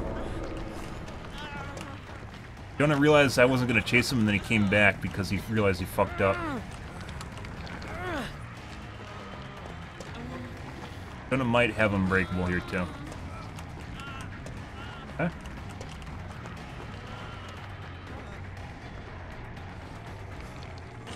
Okay. Like he wants me to hit him so he can make a trade here.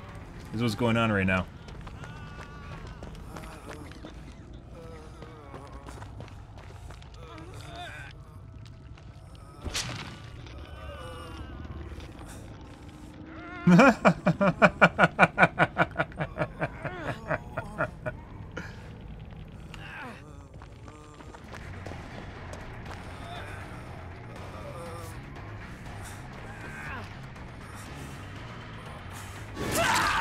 Oh. Now he can't grab anymore, or he can't actually unhook.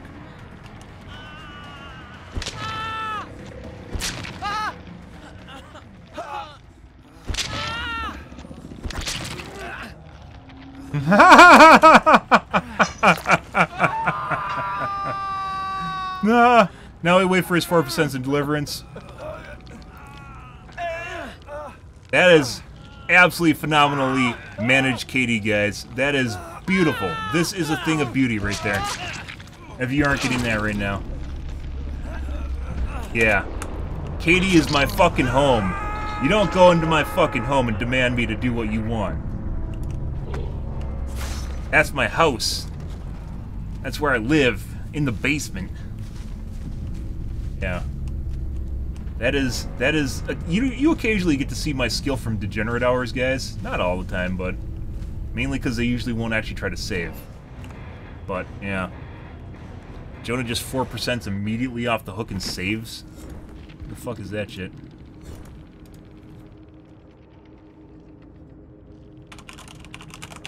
We're gonna highlight that, by the way.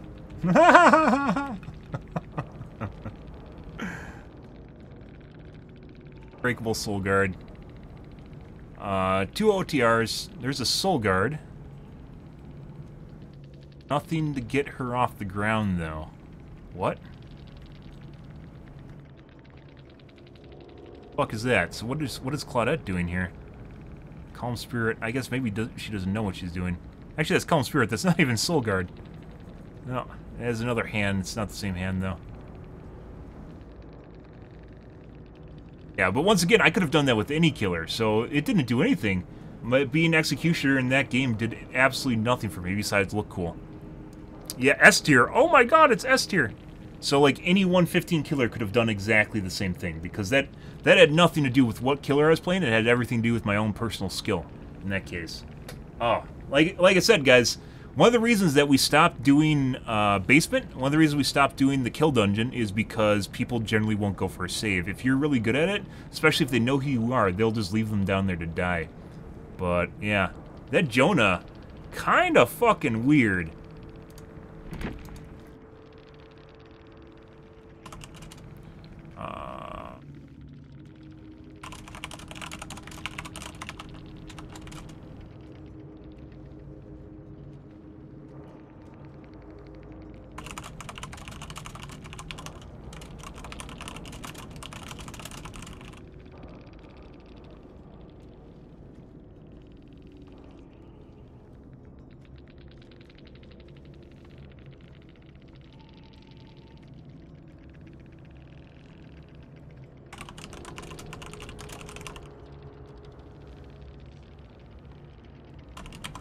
Yeah, Jonah was sus as shit.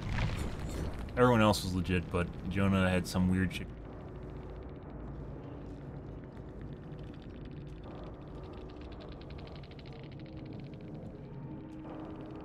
Yeah. S-tier killer, guys! Oh my god, did you see that 4K? Oh my god! So one of the kind of curious things, obviously you guys know, right? Obviously you guys know, so this isn't necessarily for you guys because you watch me. But one of the things people mistake is when they think when you do a 4K with the killer or a 3K, that means the killer's good, right?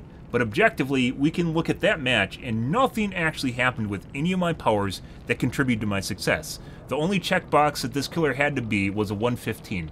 And otherwise, everything else was just my personal skill and me just being really good at the basement, right? We hit no most 2s.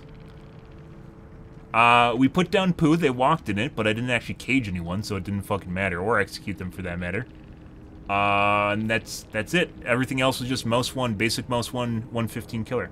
So, that literally had nothing to do. I could have done this with any other 115, I could have done this with Pig. With any other 115 killer, would have been the same result in this match.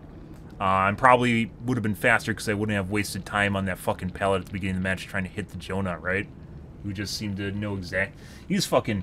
I mean, it's not hard to dodge his mouse too, but yeah, he was right on top of that shit. And it also feels like you can only flick so far when you go to mouse 1. It only feels like you can flick so far with this guy before the game stops you.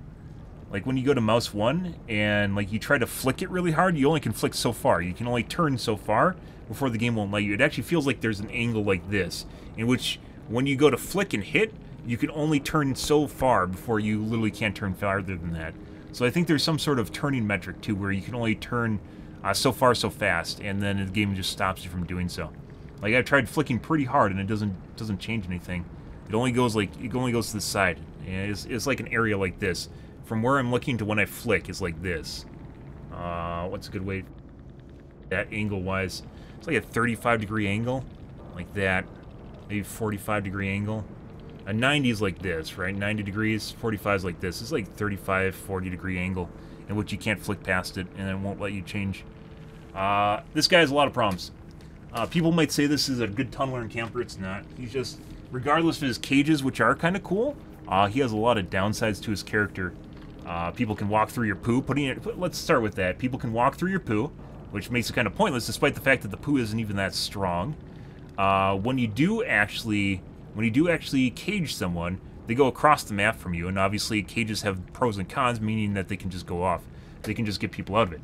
If you cage someone from across the map, despite the fact that they'll get unhooked almost immediately, like you have to find them again, right? And you could go to a cage and you potentially could possibly try and camp it, but even if you camp it, his mouse 2 is so horrid. His mouse 2 is so horrid, the only time that you really can make good shots with his mouse 2 is when you are at either camping a cage, or camping a hook, at long range, or if they go down a corridor. If they go for a normal window vault, like say a window like this, if they go for a normal window vault and it's not in a tunneling area, they go for a normal window vault, they can either spin you outside, they can dodge the attack outside the window vault, or inside the window vault, or they can dodge it outside the window vault. So either direction, when you go to hit it, they can dodge on either side of it. That means the only time that you can potentially hit people is with a cheeky around the corner, where you hit someone when they go around the corner, you attack them. But if someone's good, they can listen for the sound and they can just rotate out. Because they'll assume that you can properly lead. If you're a good killer, you can properly lead them, so they'll just rotate out. We have hit people with that attack, but once you go against good survivors, they can just easily dodge it. So, kind of pointless. His Mouse 2 is a very shitty Nemesis whip. Very, very shitty Nemesis whip. Let's see. His Mouse 2 in general has some issues with it, mainly that when you put your stick in the ground, it fucks with your aim for whatever reason. It fucks with your aim. Then you can only put the stick in the ground for so long before you have to pull it out. You have to put it in and pull it out, guys, because you run out of poo juice. Unfortunately, you can't use the poo juice whenever you want, so you can't just put it in the ground, because when you put it in the ground, you become 110, by the way. You become a 110 killer. So you can't just put it in the ground, not drop poo on the ground, not poo, and just go around with it on the ground, and just be a 110, right? But the ability, the upside there would be you can more easily just go for attack. But even if you just do that, which I tried doing that for a little bit in Kill Shack, for instance, even if you do that, they can still dodge you on the inside or outside of the window. His poo attack, or his Mouse 2 attack, is just too long. It takes too long to go off from the time that you actually hit it to when it gets to the survivors, and it doesn't matter how close you are to them. Even though it has a travel distance, it's the time between when the sound goes off and when it actually can approach their position. It's way, way, way too long. So even if you update it and make it so he can put a stick in the ground in and out whenever he wants, and then he just uses poo juice when he wants when it's in the ground, that still wouldn't make up for the fact that it takes forever for the attack to go off in the first place and people can get around it. So he definitely needs some updates. He needs some work here, guys. I classify him as a C tier killer. B being the bare minimum to go up against a high MMR squad and do well. He depends on survivors being dumb. And you can't reliably put poo on people too, so even though you have your cages, you can't always use cages, especially if they don't want you to, right? They just dodge the poo. They just won't let you go. They won't let them go in the poo. We had the game earlier in the junkyard where I could have downed that guy. I think was cheating, but I could have downed him easier by just Mouse 1 chasing him. Me actually going for those Mouse 2s hurt me a lot more than it helped. Even though I was going for them when you're about the vault or in the middle of the vault, it doesn't matter. They can get you on inside or outside of the vault. So, I think we're done with Executioner, guys. He is a shit killer. He's not, like, super horrible. He's not Sadako horrible. He's pretty bad, though. I would not play against him, play him against high MMR squads. He's exactly what I thought he was going to be, having played against him back when I was a Survivor main. He's just not good. He's a C-tier killer. And as such, he doesn't work. Yeah, I'd say he's even worse than Pig. I'd say he's worse than Pig. I think Pig has the benefit of her masks. I think he is a worse killer than Pig. Pig I also think is C-tier, but I think is higher up on the list than he is. Because in that case, with the last game, if we had masks, we could have masked people in the dungeon, right? We could have masked them when we downed them. We could have masked the Jonah upstairs. And that would have worked to our benefit. Everything that happened in that game was just because I perfectly managed the kill dungeon, right? I perfectly managed that dungeon. So, I don't think he works. I think next up, guys, I think tomorrow we are going to try Doctor. Doctor has a lot of... By the way, we dumped 2 mil. By the way, the blood points are still fucked up. 2 mil. 2 million blood points, and we got 7 disciplines, and we got 7 order. 2 million blood points. 7 discipline, 7 order. And then we got, like, 8 black hands. Which are one of the reasons, one of the things you should always pick up. This breaks the BP bullshit. This is a very, very good add-on. The drop rates for add-ons are still broken, and I mean that not by the rarity, but rather because it's rigged in that meta add-ons are much more rare than normal add-ons. We saw a shitload of purples, but we only saw a handful of order and discipline, which are the perks that I'm looking for, because they're the good ones. We saw a shitload of these other guys, but other than that, like, we saw some of these, but other than that, these were incredibly rare. We had 0, by the way. When it started with 2 million blood points, we had 0. And we got 7-7. Pretty fucking horrid. So even if they reduce the cost by, what did they say, 30%? They reduce the cost by 30%. That means we get 10 for 2 million blood points, right? We get 9. We get probably about 9 add-ons, 30% of 7, right? We get 9 add-ons. And for 2 million blood points. That means 9 games for 2 million blood points. Because I use both these. That means out of 2 million blood points, we got 9 games worth of add-ons. And if you guys didn't know, it takes you more than 9 games to get 2 million blood points, assuming you aren't using flans and cakes and stacking with your Swiffers, because your Swiffers can also bring their flans and cakes and what envelopes. Yeah, survivors also get envelopes, which killers don't get. Envelopes and party streamers, right? But as a killer, yeah, 9 games for 2 million blood points, and it's probably going to take me, what, 30 games to get back 2 million blood points? Probably 30 games for 2 million blood points? I mean, we could figure that out. What, you get like maybe, I get maybe 20,000 blood points per game, so 5 games, 40 games.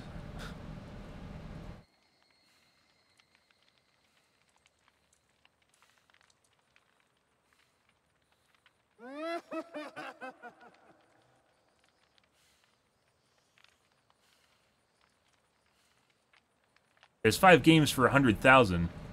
That can't be right. Let's go 4 games for 100,000.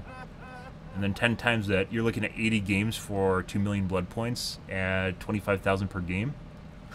What? The fuck? Yeah, that's a lot higher than I thought. Yeah, see, 80 games for 2 million blood points? Daily can give 120,000. That's still fucking shit all, dude. That's like jack shit, and then it's like 3 games. You're talking like the improved dailies, right? You're talking about the current ones. Because they buffed them? Well, not buffed them. The vent's going on right here, so it's 90. Actually, these are supposed to give 2 times blood points, I believe, right now. Vent going on.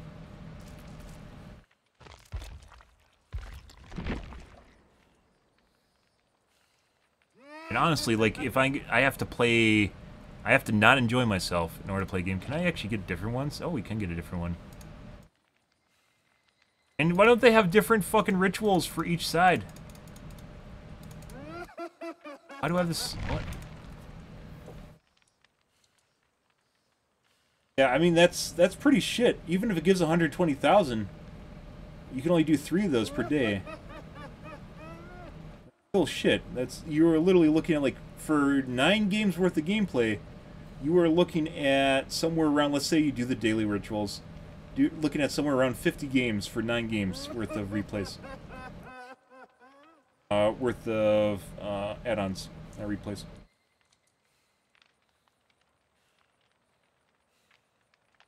That is ridiculous. Let's highlight that game, by the way. That is absolutely absurd.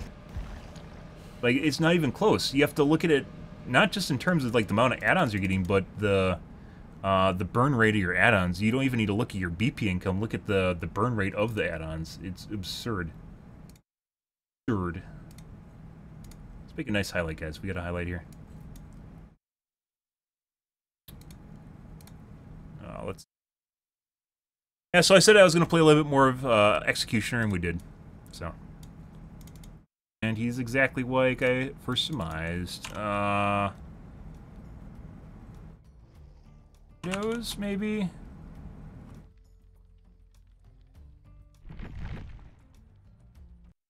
Pull up when they're,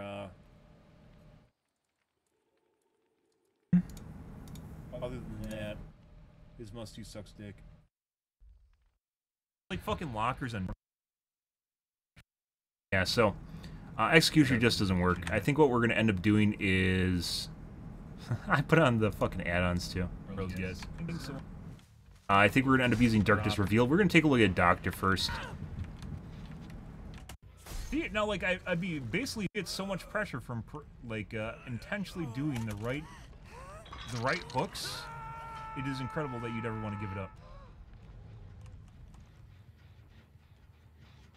Obviously, Steve's around here. Hey, look, guys, Jonah just 4% off the hook immediately. Hi.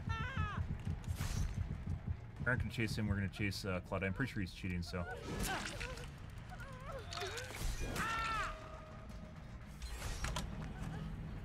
Okay. She have DS, I guess? She might have head on, too. I kind of doubt it. No, I don't know what that was.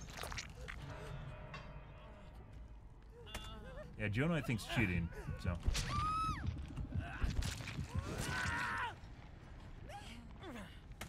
My bad. We actually did do something. We relied on seeing where he was with the heartbeat in the stairwell to turn around and smack him just now.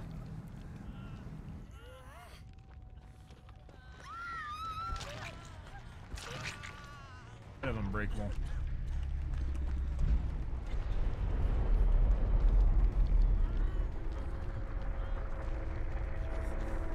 Don't have any pulls on him. Jonah realized I wasn't going to chase him, and then he came back because he realized he fucked up. Jonah might have unbreakable here, too.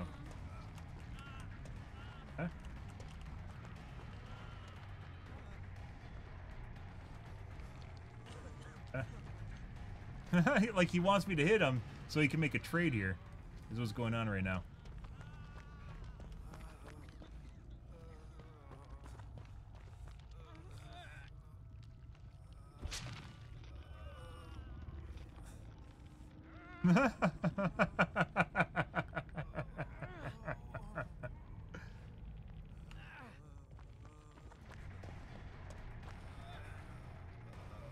So what they do in this case, by the way, I didn't explain this, but what he's doing right now is he tried to get in front of me, by the way, so that I couldn't insta down the Jonah. Now you can't grab But that's why I him. went on the You other can't side. actually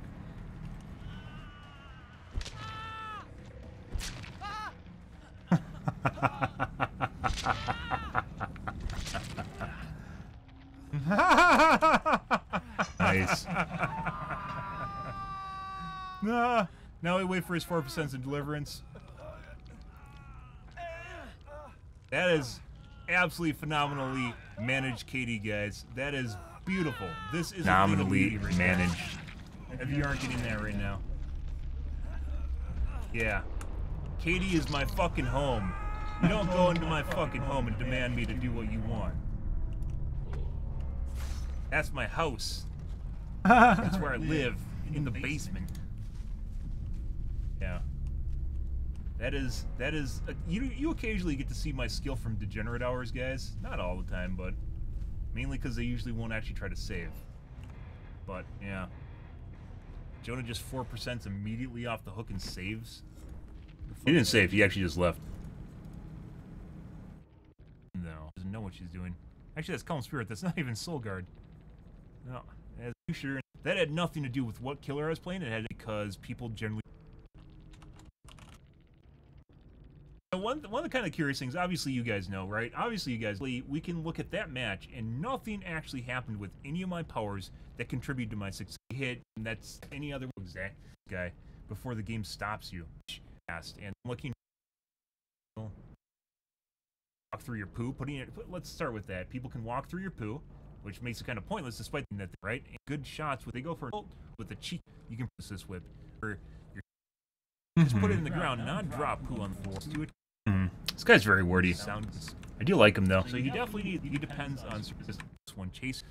So worst killer. I think he is a worse killer than Pig. Pig I also think is C tier, but I think is higher up in the list than he is. Because in that case with the last game, if we had masks, we could have masked. Yeah. Right? So she's waiting for him in the headlocker. Jonah upstairs, and that would have worked to our benefit. Everything that happened in that game was just because I perfectly managed the kill dungeon, right? I perfectly managed that dungeon. So, I don't think he works. I think next up, guys, I think tomorrow we are going to try Doctor. Doctor has a lot of...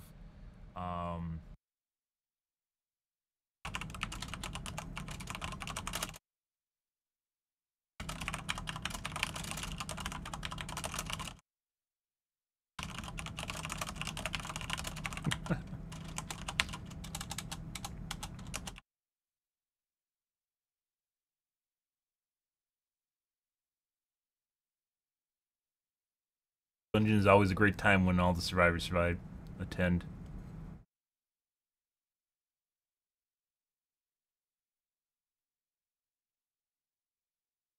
Beautiful banquet when all the survivors attend. There we go. RP there. Alright.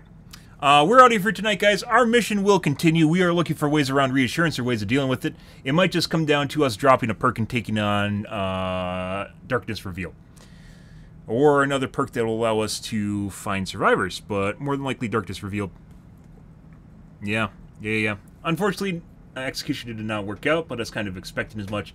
Myers I still think will be pretty good, but I don't want to use Tombstone my entire life. So, yeah. I don't want to be Tombstone Myers forever. But alright, guys.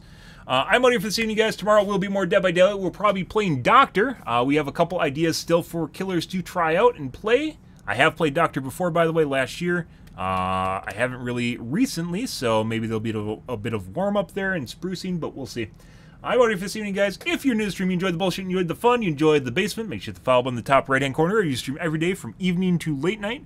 GMT-6, so 8 to 9 p.m. Central Standard Time to 1 to 2 a.m. Give or take, depends what's going on in my life, what's happening, etc., etc. Tomorrow, guys, will be the dibs. But I'm out of here for this evening, guys. Thanks for watching my stream as always, and I hope you guys have a phenomenally awesome Friday night and Saturday morning. Have a good day, guys.